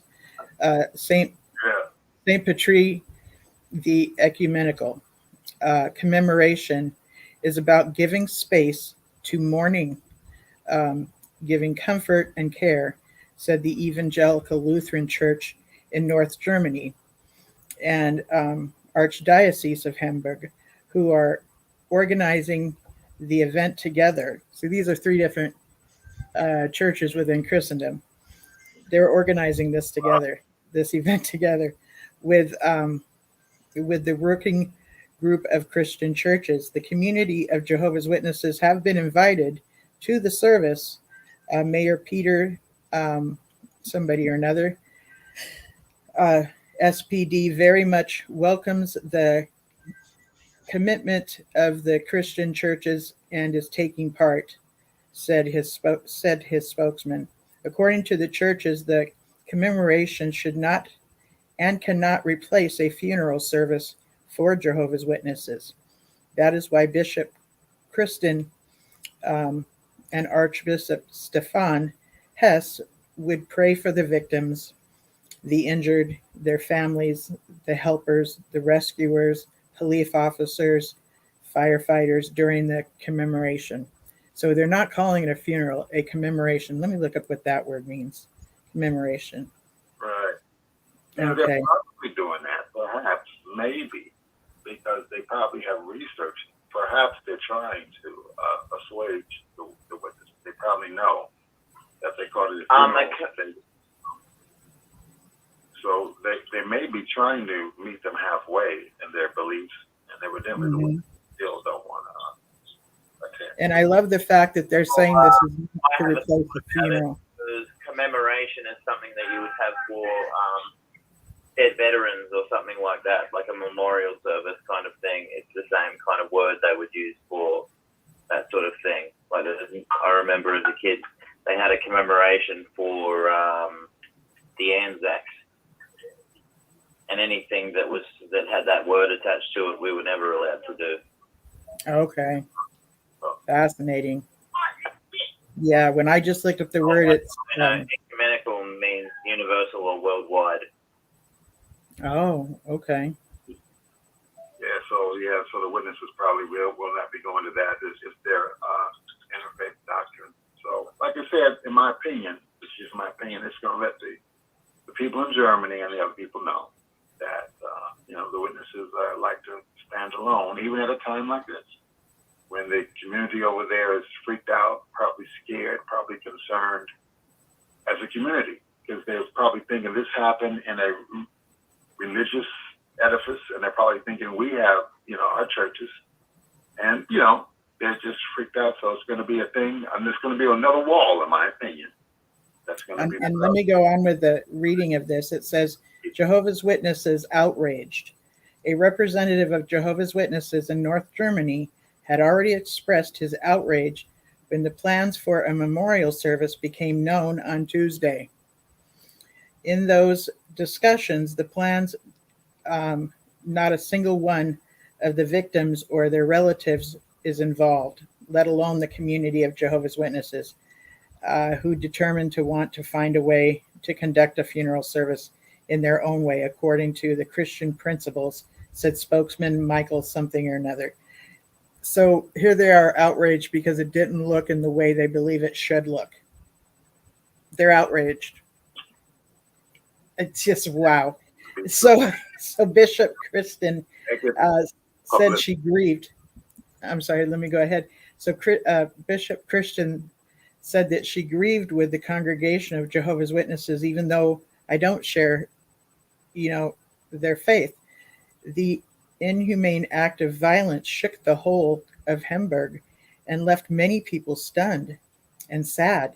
In this situation, it's good to stand together and express your concerns, and above all, to pray together and across denominations for peace and peaceful coexistence, said Hess. So this is the way Christendom looks at things. Like, it's a good thing for these different religions to get together and pray for them.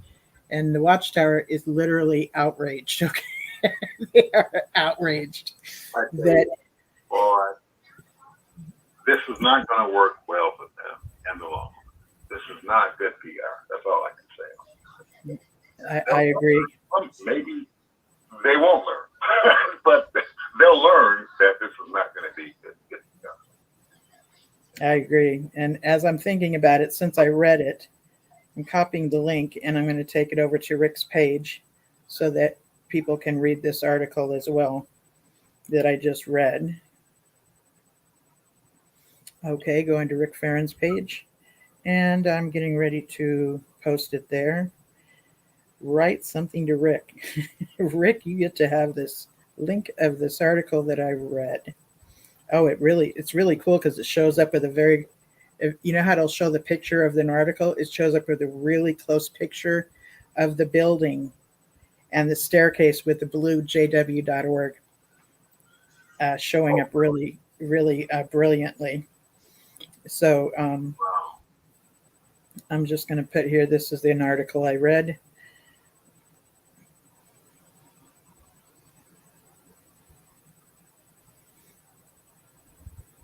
How long has it been since that shooting has happened? He said the 15th of March. I believe it happened on the 9th of March. Okay.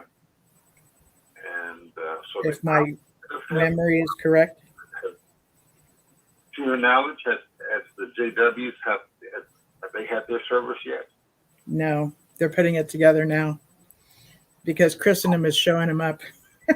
Sorry, but that's just upstaging them. Right. Precisely, and they're not even trying to. And they made it very specific that what we're doing cannot and would not replace a funeral. It's not what we're trying to do at all. So they're like going out of their way, going, really, we're not trying to do that. It's just, we all need to mourn too, Exactly. And that's amazing. And they don't agree that they should mourn with other people who are mourning over their loss. Think about that. Yes, it has affected so many people. Right. Well, like I said, I remember the Apostle Paul had a different approach. I remember him reading somewhere. He said he was all things to all people. When he's with the Jews, he was with the Jews. When he's with the people of the nations, he was with the people of the nations. Seems to me I remember him talking to philosophers in the Areopagus. So Paul had an interesting outlook. He spoke with Jews. He spoke with people of other nations. He mentions he educated, he was flexible in his approach. And he even preached with philosophers. And if you look at the account of Acts, those philosophers says, who is this man who is here to chatter? So at the beginning of some of the conversations, they weren't that welcome, but he still spoke with them. So it seems to me that there was a person who had a spirit that enabled him to talk with various groups. And though I may not be able to cite a scriptural reference, it wouldn't have surprised me if he would have prayed with people of various backgrounds, because he spoke with all these various different individuals. Just a thought.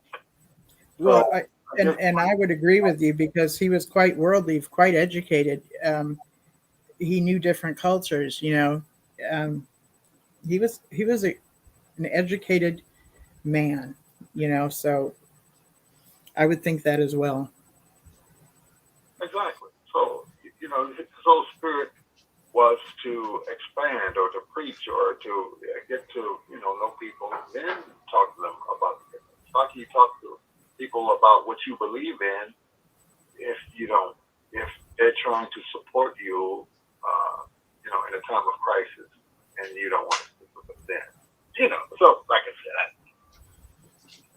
Christ said, let them be, the blind leads the blind, both will fall into it. That's usually the way I roll when it comes with the JWs, but it's interesting, to hear these reports.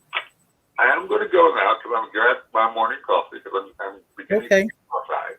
But it's always a great, great, great pleasure to speak with you, Linda. And thank you for giving me your YouTube info. Thank you. What is your name? Keep up the good work. And what is your name? I go by Anonymous Guest Number 7. That's right. Oh, it's you. Anonymous Guest Number 7. How fun is that? I don't use my name online anymore. We'll get it. That's cool. Not a problem. At another time. That's not a problem. You all keep up the good work, okay? Thank you. So Vivian in the YouTube chat is talking about, I guarantee any JW family will be afraid to accept any offers of assistance related to services from worldly local businesses. And she says, I was a JW for 20 plus years. And yeah, so I think that they would take, like, let's say if they offered some money, elders or those that are higher up would take money as assistance, but I think they would definitely be afraid to show up at an event that has, multi-religious, the interfaith kind of situation that they have set up. I believe that Jehovah's Witnesses will be very afraid to show up to something like that. Definitely. Hi, Vivian. She says, hi, Linda, and she's got a cup of coffee there, which is very cool. She was talking about how the speech that will be given during the services are to promote their views on the resurrection new world. So I believe she's talking about what the funeral will sound like when the Jehovah's Witnesses give a funeral from this thing that happened in Germany, this horrible thing. Nadine is also in the chat. She says, hi, Linda. I called the number and I could not get through this morning. That's odd. Did you call the 727-731-6701, Nadine? That's odd. She couldn't get through. Yeah, sometimes around this time she wakes up and so she'll say hi to us, Nadine Davis. She actually lives here in Southern California by me, and I have flaked out on her because we were supposed to get together and talk and even visit. And it seems like last week I just hibernated for the whole week. She said, I called the number and I could not get through this morning. So if that ever happens again, there is a app that I was talking about earlier, and I'm going to look it up, and it's called freeconferencecall.com. So if you ever have a hard time getting through, you can get this app actually through Google Apps, and or you can Google this freeconferencecall.com and download this app, and you'd be able to get through and listen to the show and actually be able to talk on the show through this app.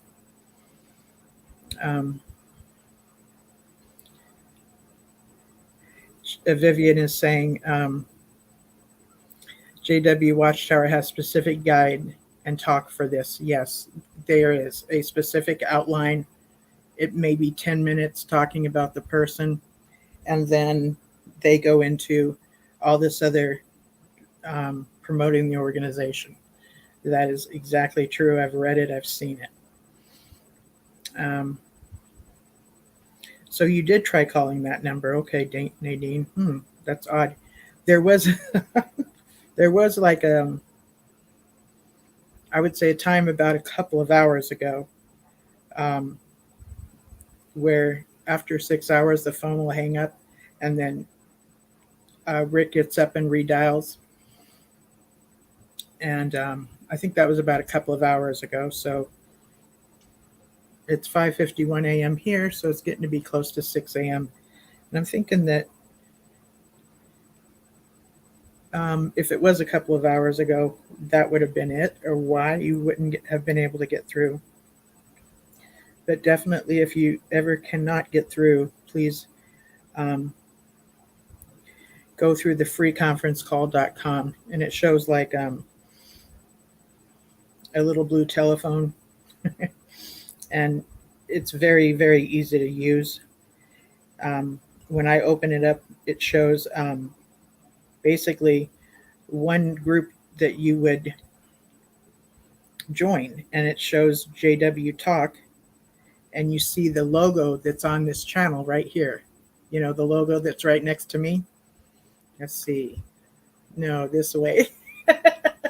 That logo right there is on this little app, and you'll see that logo. It'll say JW Talk, and then you join, and it will let you listen to the show. So, yeah, that's another way to get through here. But, yeah, tonight's been a pretty cool night. We talked about a lot of different things. We talked about Lipton's, Robert J. Lipton's 8 criteria to thought reform. We talked a little bit about off and on about the atrocities that happened in Germany, and about what they must be going through, and just how it has affected the community, and how they're going to have a I already forgot the word. I'm just going to call it a commemoration, where they're going to honor those that, not only the Jehovah's Witnesses, but the firefighters and the, the officers, and just everybody that was involved. This was a traumatic experience for them, and for them to all get together and be able to pray for these victims and for those that were affected by it is very healthy. It's very, very healthy. And the organization seems to be outraged because of the way that they put it together. So they were invited to be a part of it, but being that they don't do things in the manner of interfaith groups, they're not going to take part of it. But they will have their own separate funeral. So I'm curious as to what that's going to look like. Is that going to look like something that will be open to the Jehovah's Witness community to see, maybe on Zoom? I don't even know. Is it going to be really private? I'm very curious to see how that's going to look. Nadine says, let's get time together to chat sometime this week. Let me know what time is good for you. Okay, girlfriend, I will text you. If I forget, please remind me. So we're going on. Hello? Good morning. Good morning. This is Vivi. That's what I thought. How are you? Just fine. Having my chai tea. Nice. Nice. It was a little tricky to get in the line because they ask you for some kind of a pin. But once you get the hashtag and re-hit *6, it's fine. Modern technology, that's how it is. That's fascinating. Oh, that's fascinating. As far as thoughts that they give, my dad was an elder, and my ex-father-in-law was the elder in charge. Yes. So they do have a special specific guideline and speech that they must stick to. They might / discuss a person personally, but that's not the agenda. The agenda is to push their views on the person's spirit. Once the spirit leaves, they're like in a state of sleep. They perish, they don't exist. And they're blah, blah, blah about the resurrection and the new world. That's why they wanted to control the speech. That's what it's for. Yes. So in a way, it's what we call a semi-subtle recruitment speech. Absolutely. Absolutely. And if you think about it, if they commemorate anyone that's not Jehovah, that's not good for them. That's what we got to think of their mindset. If they're going to commemorate human beings, you're, I think, what they call accelerating. Remember, I went to the Hispanic congregation, so I'm thinking in my mind the word in Spanish. Mm-hmm. You're bringing praise and living up at a higher level of person, and they don't like that kind of stuff. Oh, yeah. They didn't even want us to play sports because you're in competition. You're being better than, or you're trying to beat someone else. You're trying to excel, raise your person, so to speak. Mm-hmm. So commemorate a bunch of human beings. They just do this only once a year. Nothing of human beings. They're going to have the commemoration, according to their Bible teaching, soon. They're not going to do it for human beings. That would be bringing them higher than other people, or they lose the whole emphasis on Jehovah and their views of Jesus. They wouldn't have a meeting on that. Yes. I agree with you totally. Oh, I had a thought in my mind and I totally lost it. But Nadine said the organization, and this is on the chat on YouTube, the organization is showing their true colors about how they are. When the community is trying to reach out to them by holding a commemoration for the victims at the Kingdom Hall shooting, and they're just like outraged and turning them down. Like, this is going to show the true colors of this organization.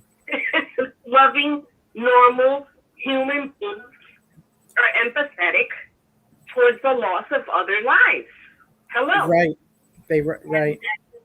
Slap their own hands on their own face of what we've been taught, and that's what's eating at them. Yes. I have a question. Can you hear me? Hello? Oh, I need you to speak up a little bit more. You said you have a question? Yeah, hi, this is Christine. I had a question for Viv. She mentioned on the YouTube chat that the service was going at the ecumenical, or, the group that's interfaith group or whatever. You mentioned their service was going to be about the rest. They were going to talk about Jehovah's Witnesses' beliefs? at the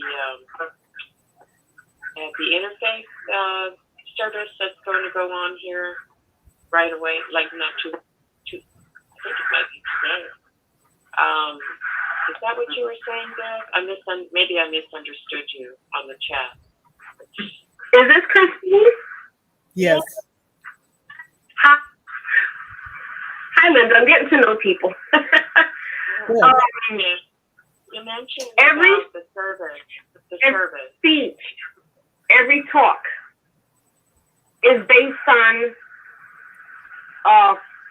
They have like a booklet and outline, and they give these certain papers and sheets to elders. Yeah, the witnesses. So, I misunderstood exactly. you. I think you have one for services. Okay. And on there, their views. Okay. Yeah, right. Unfortunately, I don't know if you've seen a speech or heard a speech.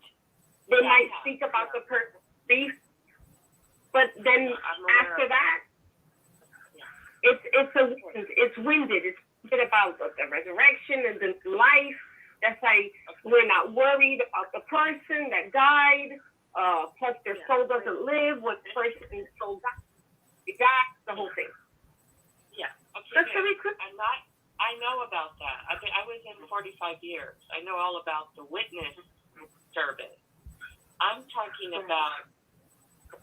I thought you were saying that the interfaith service that Germany is going to do, the commemoration by them was going to include they were going to talk about JW teaching.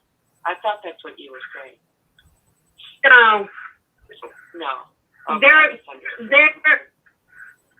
the interfaith meeting, their purpose was to commemorate those who passed. Because they're human beings. We just want to discuss the loss of life and just be an outreach to community for anyone who needs any kind of help. And that makes them look bad. And they won't have control over things. Yeah, misunderstanding went to a thought, and here's my thought. What if that group invites an elder to speak up at their service and to explain the witness viewpoint, and the elder may go there to give it part of it, looking at recruiting people. They recruit. That's their purpose, is to recruit more people. I just had a crazy thought that I don't know if they're going to invite somebody to go there and represent their teachings. I don't know. I'm just crazy thought. Maybe I'm tired. I don't know. Well, I was in at least more than 25 years, at least, or 20-something years. But I'll tell you, it's different when I don't know your background. I'm not here for that discussion, maybe for another time, but it's different when you have people from the inside and you know and see things, or anyone in position. There was even ex-family members of mine who were circuit overseers. So that's another thing that my eyes and ears were exposed to. The invitation and the extension of invitation, it's going to be there. Now, what they can't do is accept it. And they cannot, period. You don't accept it. Why? Because every single thing they're going to do, every single thing they have done, they'll call headquarters to whatever department is in charge. What are we supposed to do? Can we cross our arms? Can we raise our hands? Can we blink? I mean, that's just hello. Yeah, and if they spew out, they'll take a little twig like you do to an ox or an animal when you're in the field, and hit them to the left and hit them to the right, so they walk a straight JW line. Yeah. I'm sorry, I misunderstood your comment, and I don't know why my mind went crazy. Well, maybe maybe the society's going to direct somebody to go over there and tell them what to say. That's what I don't know. No. Yeah. They're not. They're not. Most likely not. Yeah. Because a lot of people that never had an interest in the J-Dubs, they're watchful. Because this is plastered in worldwide, the whole incident. Right. Who doesn't know about this? Right. No, who doesn't know about this? Even people who never even heard of J-Dubs. Maybe, oh yeah, I haven't seen those people. They're going to start looking it up, and that's what we want. We want them to go, they're going to go looking it up, go see videos. They're gonna see all of us activists. They're gonna see the Royal Commission. They're gonna see what's going on in Spain.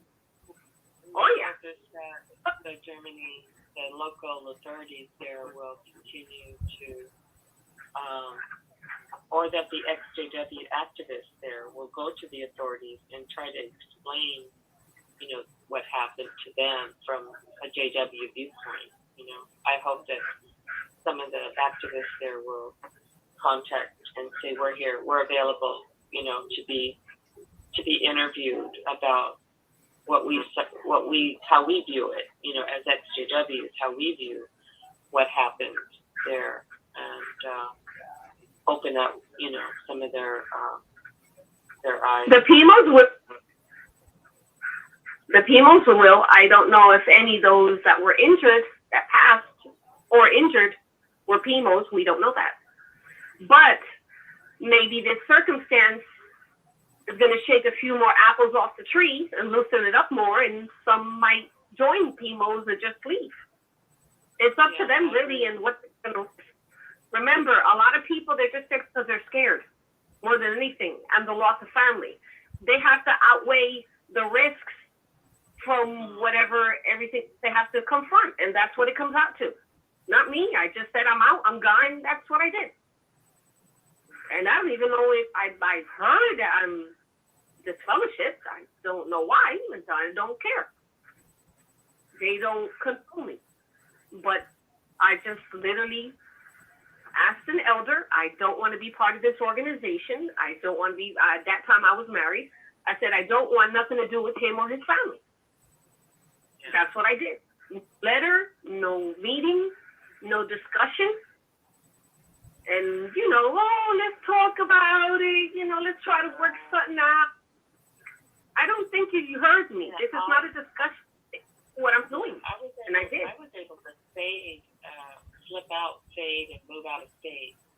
I was able to just fade because I had health issues. And then people just, little by little, when they asked me, are you going to meetings?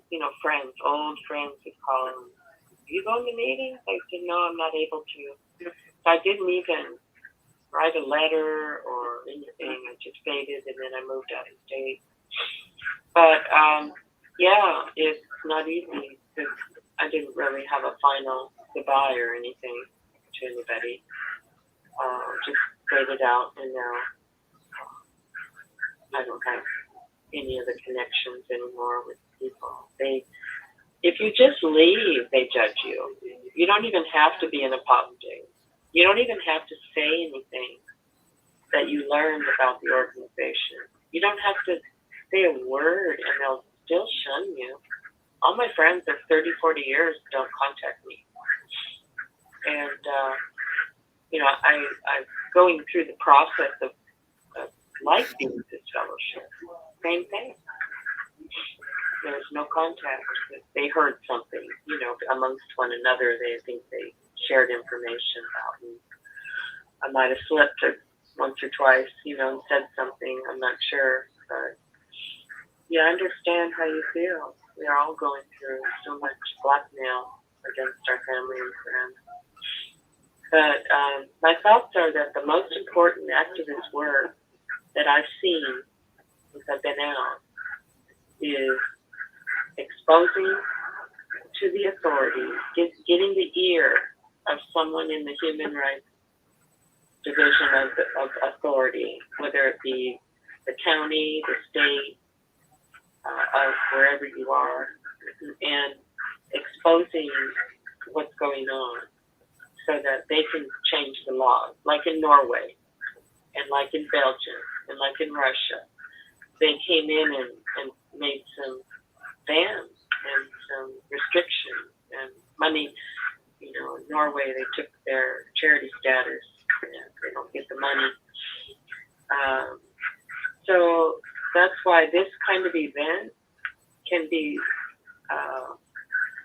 is so big that if the activists, which I'm sure there are activists, I do watch a couple of YouTube channels with some German activists revealing things that are going on there. And Kim and Mikey showed their video. A man named Philip he's a pretty big activist there. And I hope that they will go to the authorities and try to, give them a clearer picture. Because most people don't know. They just think their JWs are just some, strange call that comes to their door and that they're supposedly nice people. That's all they know. And so by revealing the harm and the cruelty that's going on inside, exposing them, the law, some countries, some states, authorities are willing to do something about it. Well, this is a human rights abuse. We've got to do something about it. So that's what I'm hoping will develop through any of these things that are going on. Because not very many of the XJW events, many of the crimes going on in the organization or because of the organization, not many of them go international. Very few, I don't think, go international. This one was exposed internationally. I saw it on my news. I saw it on my own television, on one of the news channels. Yeah. So it was on a world news type program. Anyway, I just wanted to ask you that, and I'm sorry I misunderstood what you said, but I know about the recruiting talks. That's all they are. The services. It's just to push the indoctrination. And, I know about that. But yeah, it's nice to talk to you, Viv. Hi, Linda. Nice to see you. Hi. I went to bed and I just woke up, so I called in. This is reminding me of another story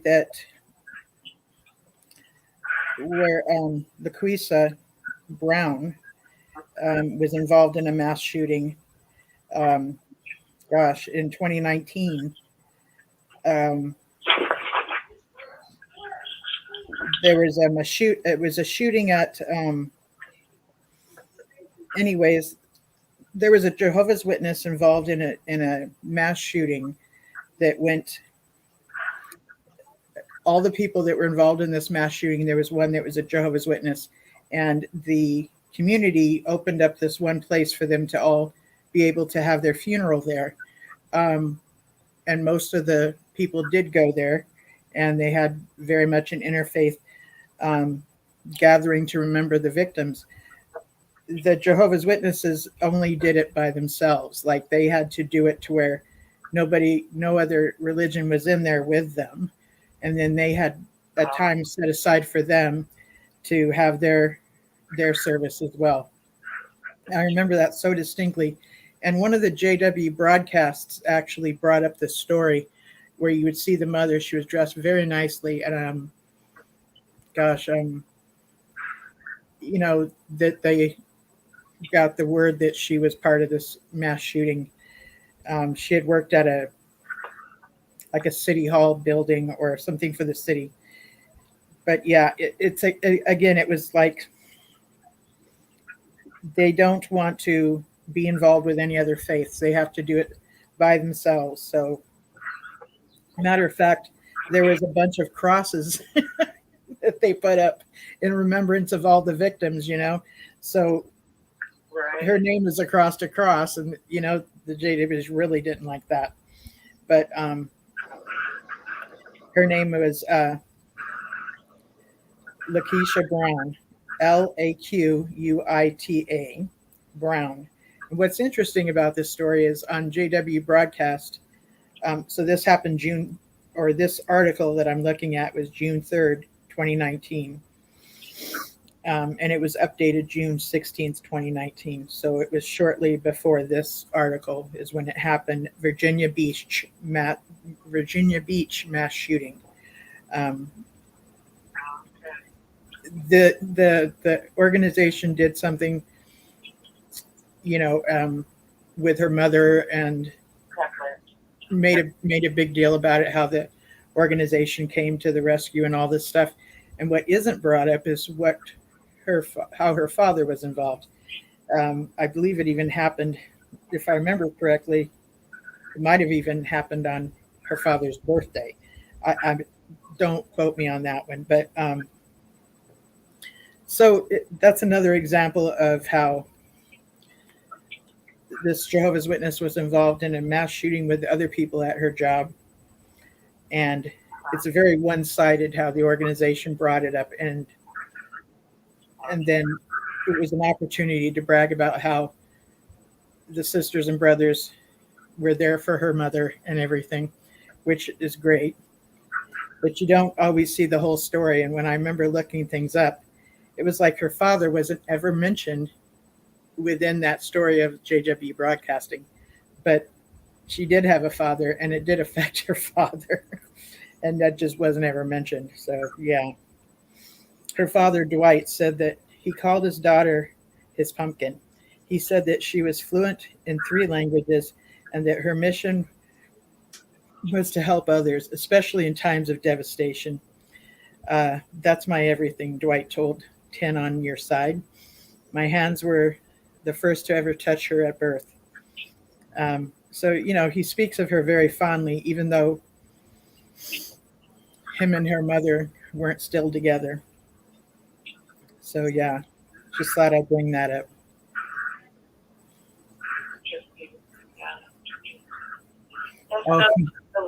It's to be expected that they're going to separate. They're not going to join. Right.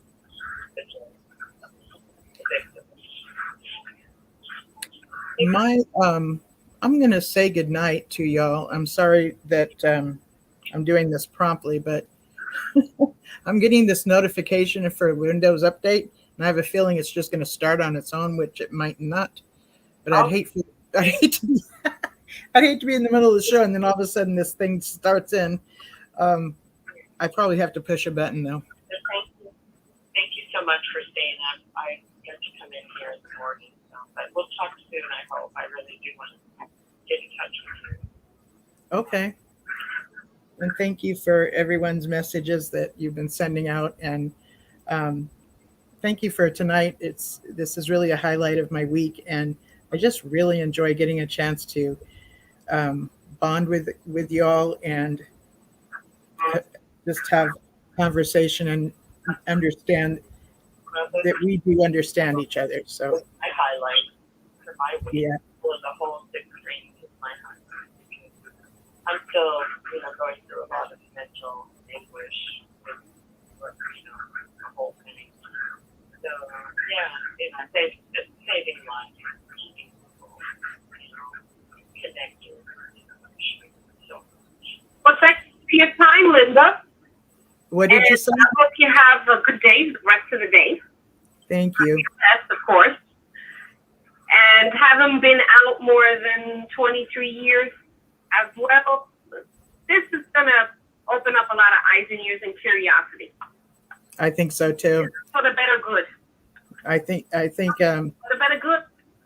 There's going to be this other side of things where society at large will see some of the practices of the organization that are just unfathomable. So I just wanted to say good night, and I look forward to talking with you next week. And I'm going to say good night. All right. This is Apostle Babe Linda James, your favorite apostate, saying good night. I'm looking forward to next weekend. Oh, the memorial's coming up. Now, you will all be getting your invitations, right? This is what I always did with my mother. Not telling you to do it, but this always worked for me. Is my mother would invite me, and I'd be like, "Okay, Mom, thank you, but I will partake," and that would be the end of that. She didn't want to. She didn't want to be sitting next to me at no memorial while I partook. So yeah, that one worked for me. So however you want to do that, be prepared. You're going to get your invitations, or you won't. And that's a season coming up for the memorial. So we'll probably talk about that more so next week. So I will talk with you all later, and good night.